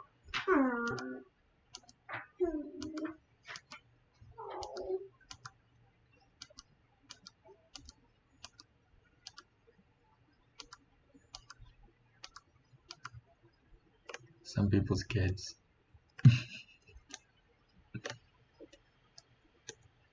Okay, so I want to go through and make another cut on here. What this will allow me to do is kind of give back to the piece that I took from. Okay, so now we got that. I can just select those, Control W. Now that's pretty good.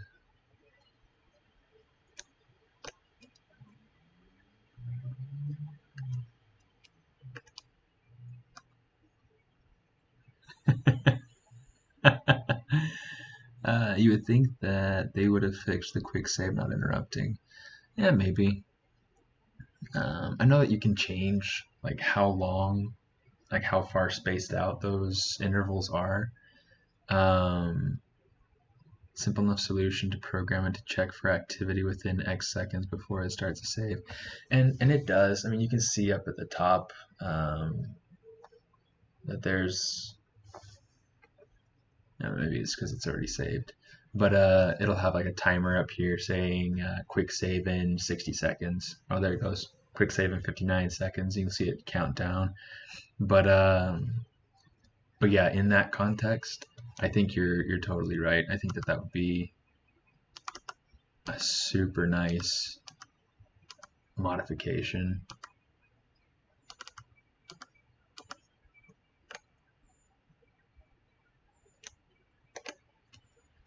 You know what? I kind of want to give back to that gold piece. So let's do that. Control W. And let's collapse that down.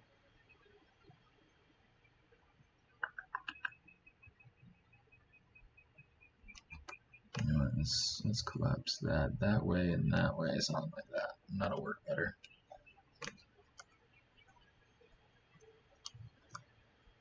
Okay. What if I were to split this?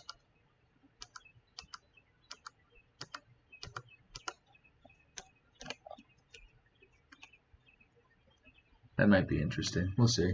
We'll see. Let's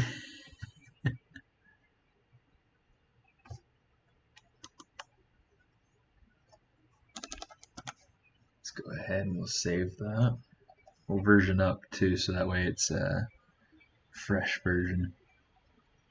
Imaginary off-screen characters, ventriloquist voices. You do very well.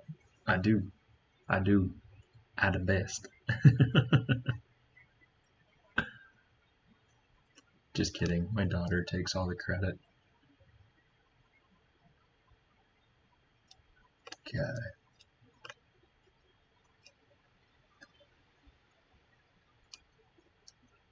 I need to think for a second on how I want this piece to go. Let's get this part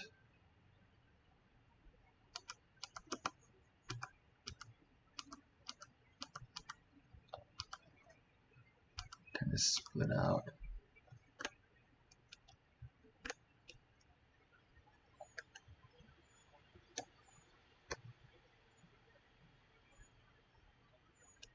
There we go.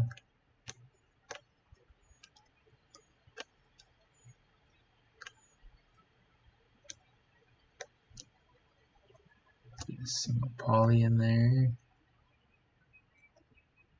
Polygroup these bad boys. Have fun with that.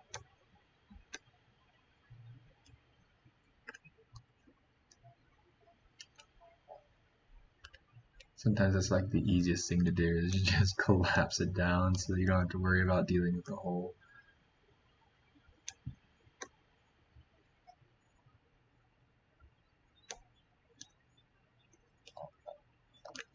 Okay. Sweet.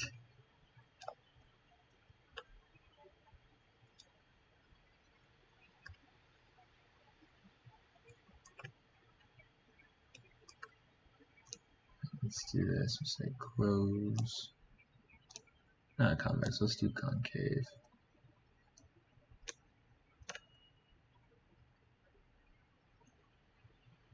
Interesting.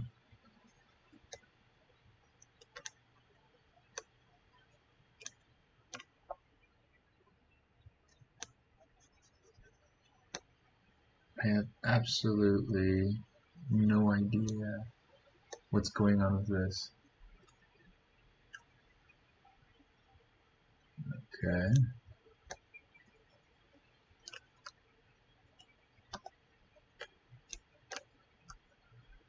That's taken care of now. Okay.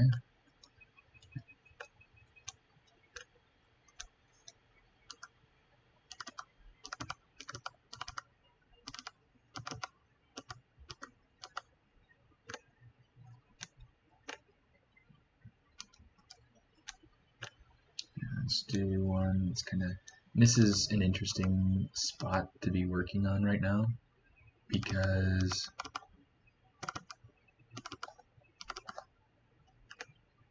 you'll get, because you're working through the mesh, you're going to get different seam back here than you do in the front. I don't know how easy it is for you to see that, but let's turn off the line. The line helps kind of. Okay, so you can see the difference. Okay, so polygroup that. Let's fix this real quick before we go on to see what happened on the back. Okay, so you can see we're getting this sort of shape here on the back. This is what happened to it because it cuts right straight through. Can't tell if that was an earthquake or I think that's like the second time. Wonder if it's windy.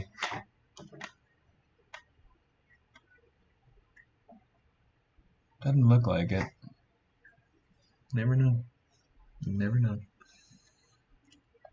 So right here what we can do is we hide the other part and we just kind of come over here, cut right through. Oops. Not that much though. Kind of took off a little bit of that. Well, maybe we will. Let's just cut through like that. Kind of simplify it a little bit. Okay, Control W to put that all together.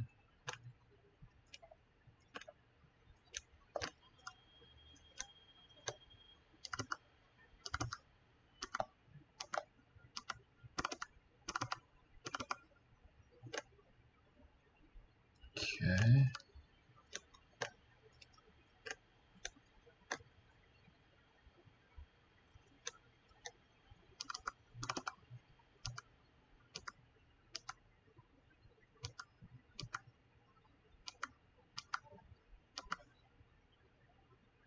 Okay, so this is where we're going to make multiple cuts. Okay, so I'm going to want probably a cut to come up through here. Okay, that'll help me create some interesting little something there.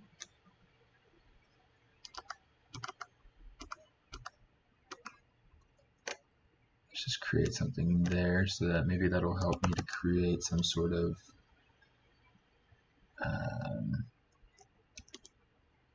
panel rock up here. It's kind of more of a flat surface to deal with, because otherwise it's too blobby. So we try to add a little bit more variety and make it more appealing, hopefully. That's the intent.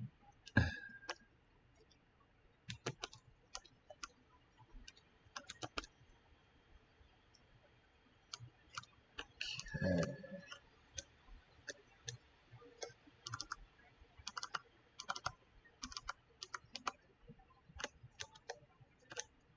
Okay, cool.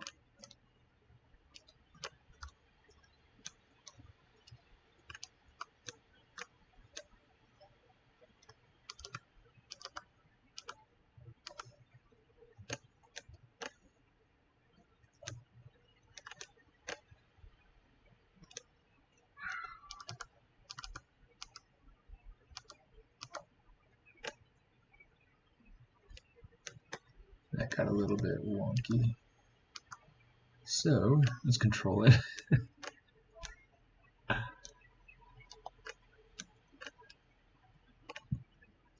That was one of the really hard things to deal with. It's like, so this is a really fairly simple process to go through. Not close hold, I want collapse. It's a very simple process to go through, but and I'm able to go through and do it fairly quickly for approvals. It's like when my supervisors are coming by and they want to see it and then they have changes and things like that, I'm able to go ahead and do those sorts of cuts and changes pretty much on the fly most of the time. Okay, and then I was able to, kind of collaborate with them in that sort of sense whenever they came by to see how things were going. So if the art director says she wanted to do something a little bit different, then we were able to change it really quickly without any kind of issues. So yeah, ZBrush has done wonders for me professionally in my time at Disney. Almost been there a year. Just crazy.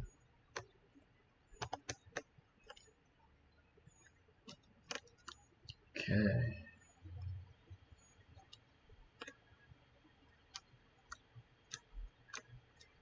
see.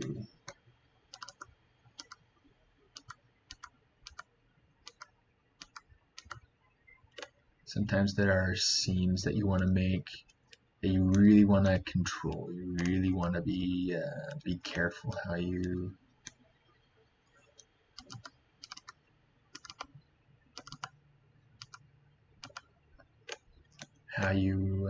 direct them.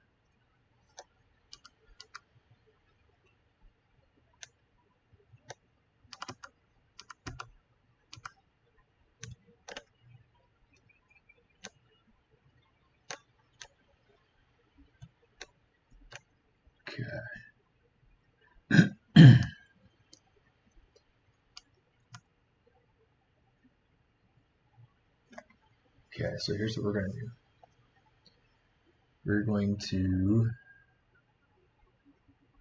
unweld groups border. Okay, so now I should be able to come over here and move these if I wanted to. See how they're moving and they're apart now. Okay, so I don't have to worry about them sticking together at all. So now what I can do, we can go ZBrush, and we're going to say it's at 43,000 polys.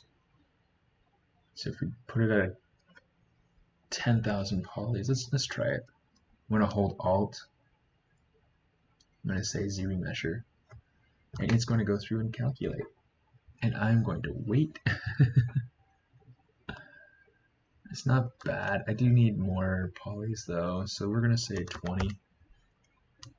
Let's try it again.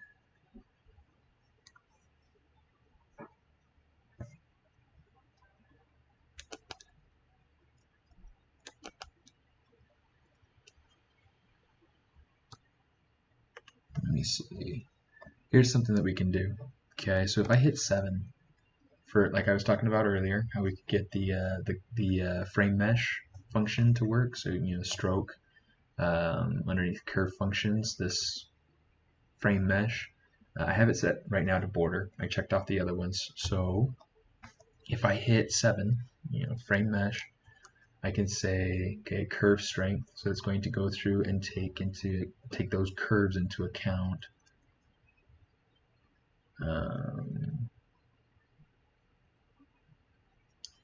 I'm going to try it without holding Alt this time.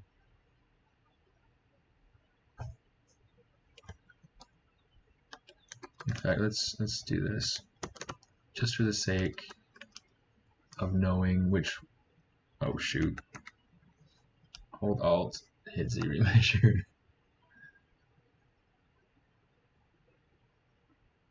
Okay, they look pretty identical.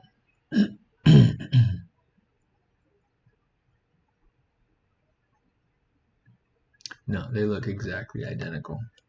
So let's try this. We're going to turn on a couple of things. I'm going to turn that off. Let's say freeze border. Let's see if that'll do anything good for me. I think what it should do is it should keep the points around the edges of those polygroups consistent. Yeah, there you go. It's a little bit better. Let's try without freeze border.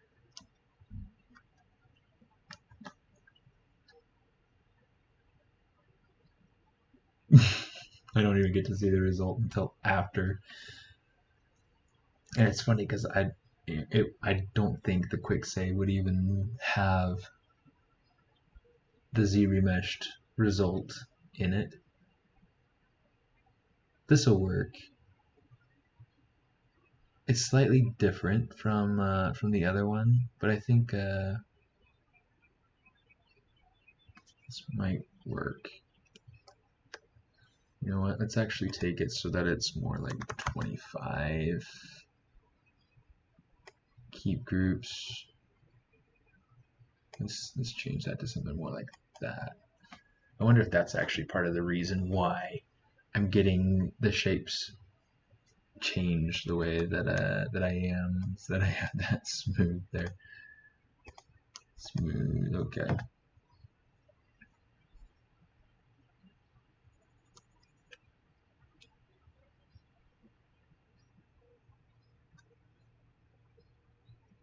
It's really bizarre how that happens.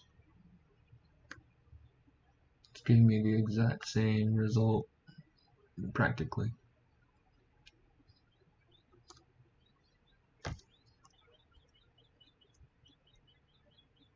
Let's just say same.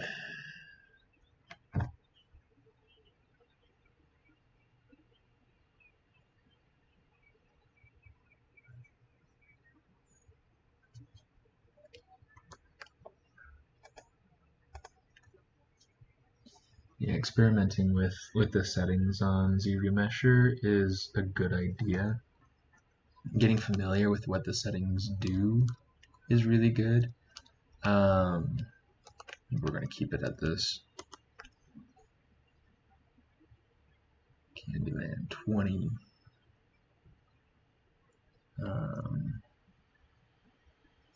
Getting familiar with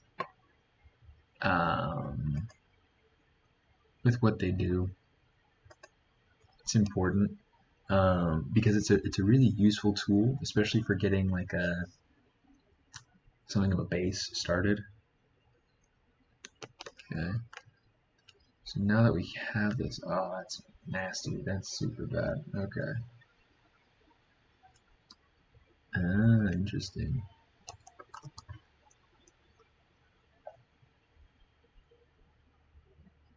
Delete a single poly.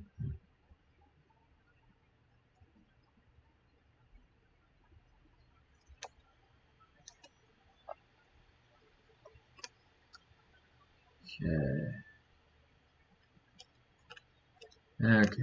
Anyway, so here's where the magic's going to happen. Let's make sure that everything is unwelded.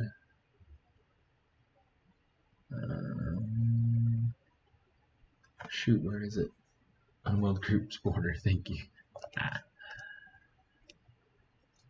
Okay. And now I'm going to go ahead and say extrude all polys. And I'm extruding it inward because what this will allow me to do is make sure, that's really weird, is make sure that it's creating thickness, and then I'm keeping my aesthetic side intact, in place.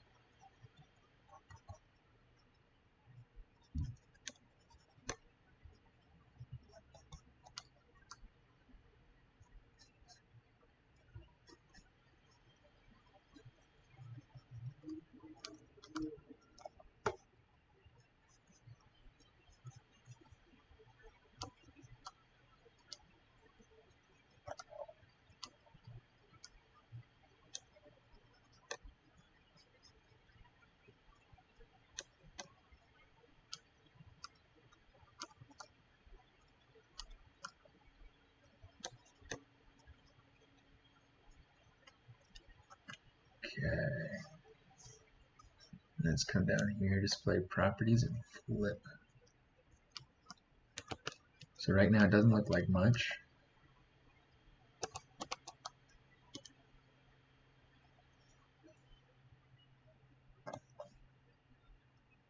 Come on.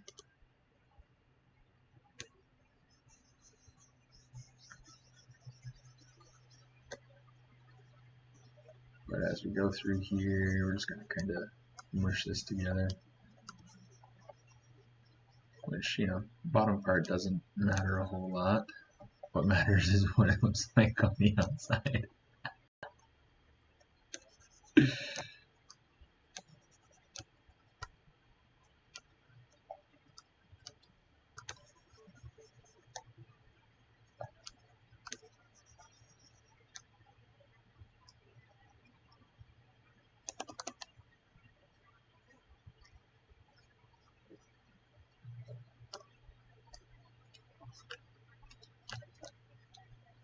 Okay. So now what we can do, I'm going to go auto groups. So now, what?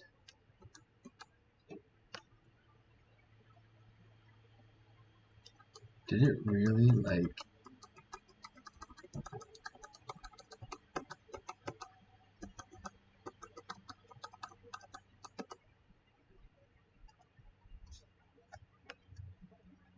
Okay, let me see. That is so bizarre.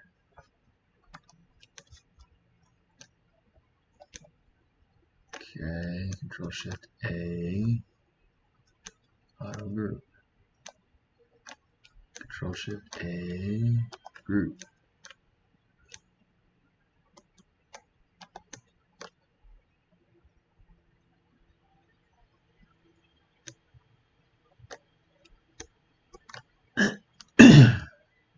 Auto groups. Come on. I don't understand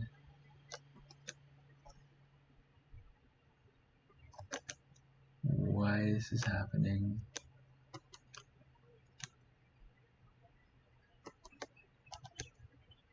Because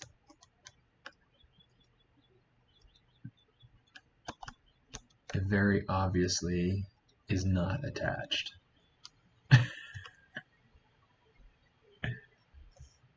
Okay, here's what we're gonna do.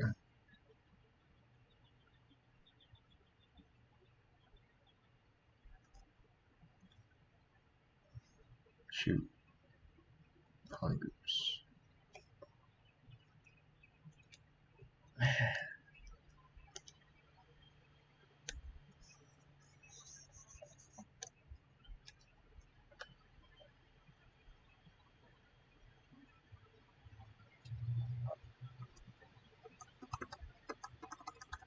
Okay.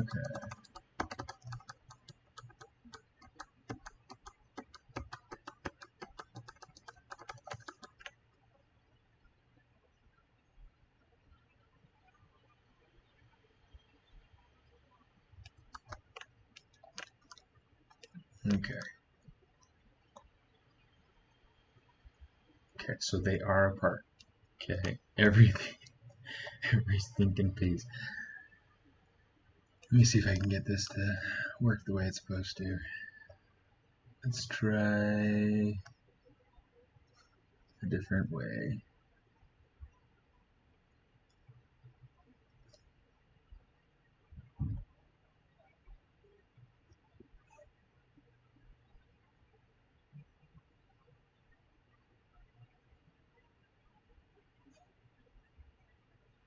Okay, create difference mesh.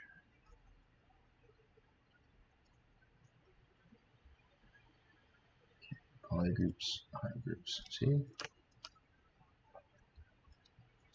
Just gotta have a different way to do it, I guess. Just gotta have a different way to do it.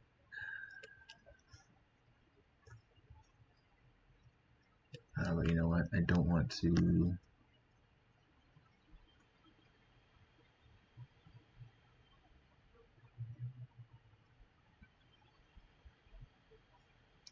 Oh, interesting.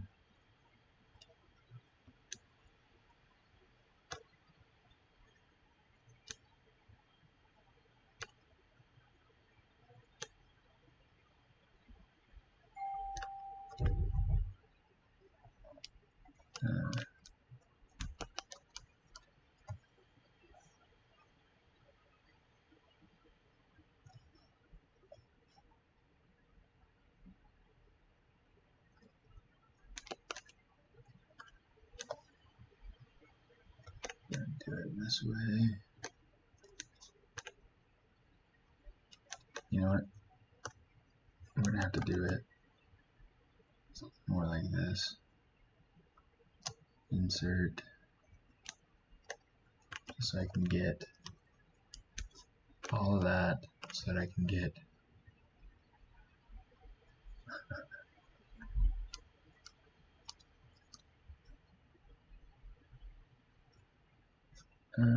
this.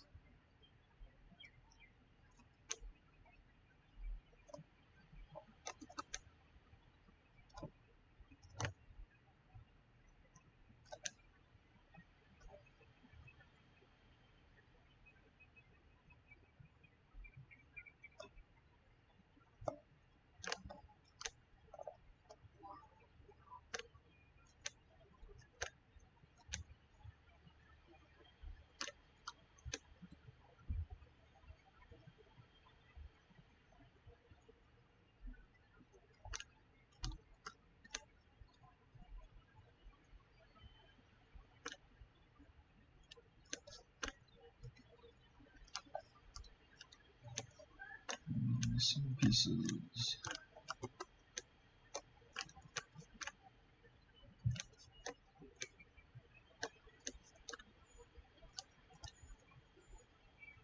And I still need some pieces.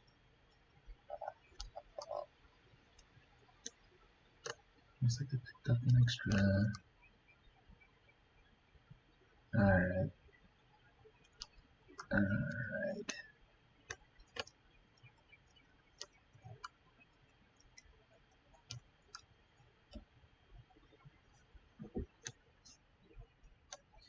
Actually, here's what we're going to want to do. Control W.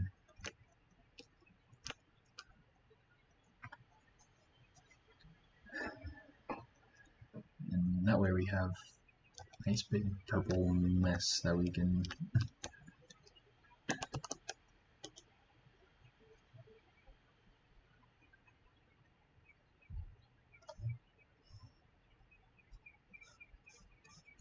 deal with.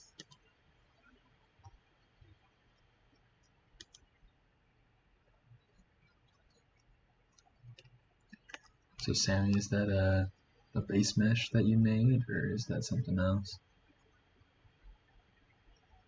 It's looking pretty good.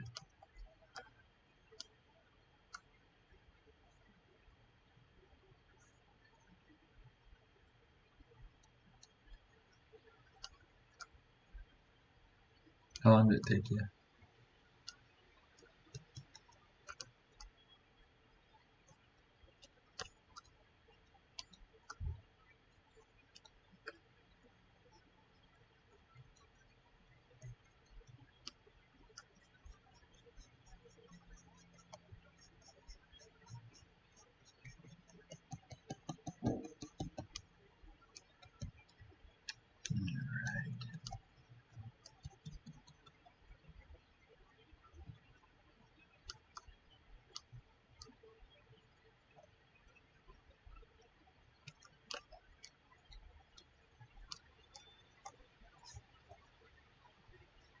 Just to make sure that I'm not getting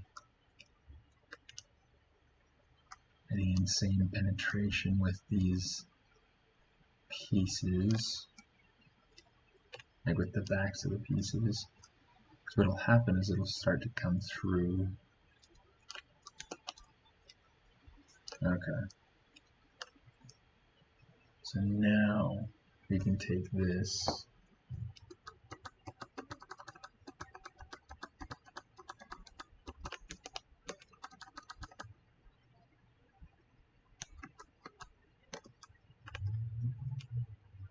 Okay, so we're going to keep this as it is. Okay.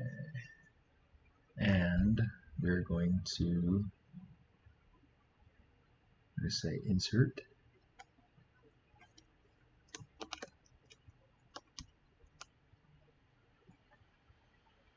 Okay, this doesn't have any paint information on it. So we're going to go color, fill object, turn the RGB intensity all the way up. Try it again.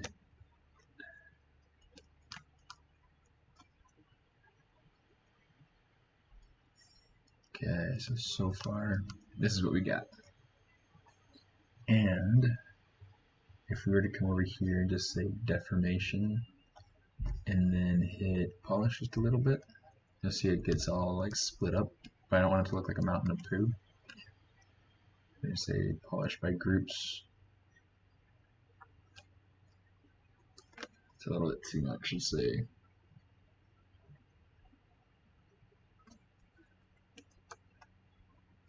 Here's what we can do. We can say morph target, store morph target, deformation, we can go polish, and we can come back here, we can say morph,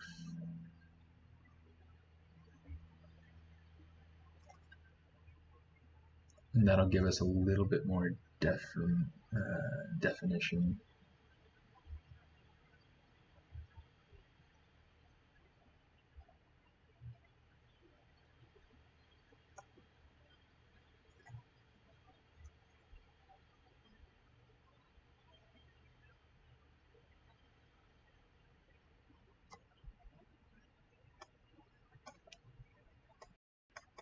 Right there's good, I guess.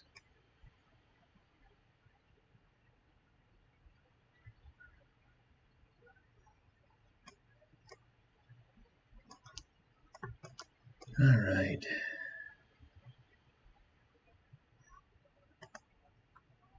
Okay. So now this is where our rock work is at, and we're gonna call it done. I've already been on for half hour longer.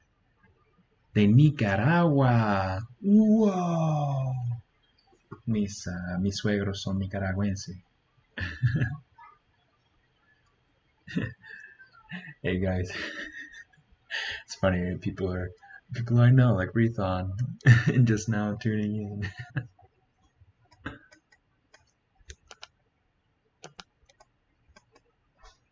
Okay. But yeah, so that's where we're gonna leave that for today. So we've got that, and we've got our character that we did. Okay, so yeah, and this will be fun. Hopefully next month. Hola, compadre. Oh, it's nice of you to tune in to say hello. Yeah, I'm about to get off, so yeah. Anyway, you guys should be able to go back and rewatch this on Twitch, on YouTube, possibly Facebook too. You know, whatever point you'd like. But yeah, so this is kind of where we left this guy. Yeah. Anyway, thanks for tuning in and saying hello and having fun, and be sure to tune in. I think that if you look on the advertisement image, you should be able to find who's coming up next on stream. I think it might not be until Monday. I don't think there is a stream tomorrow, but yeah, if you're interested. I started ZBrush group at work, and so yeah, if you're interested in participating in that monthly theme, in that monthly challenge, there you go. Speed. Finish up at the end of the month, and on the first, around the first of the month, I'll be posting the new theme on my Instagram stories. So if you follow me there, you'll be able to find me pretty easily. If you look over on the bottom of the screen, right in the middle, you'll see my website, smartest.com. You'll be able to find links to my Instagram and stuff there. And be sure to tune in and watch the other artists and other streams as well. You'll learn a lot of stuff, and it should be fun, good camaraderie and whatnot. So anyway, that's all I got for you today. So thanks for tuning in, and see you around. Bye.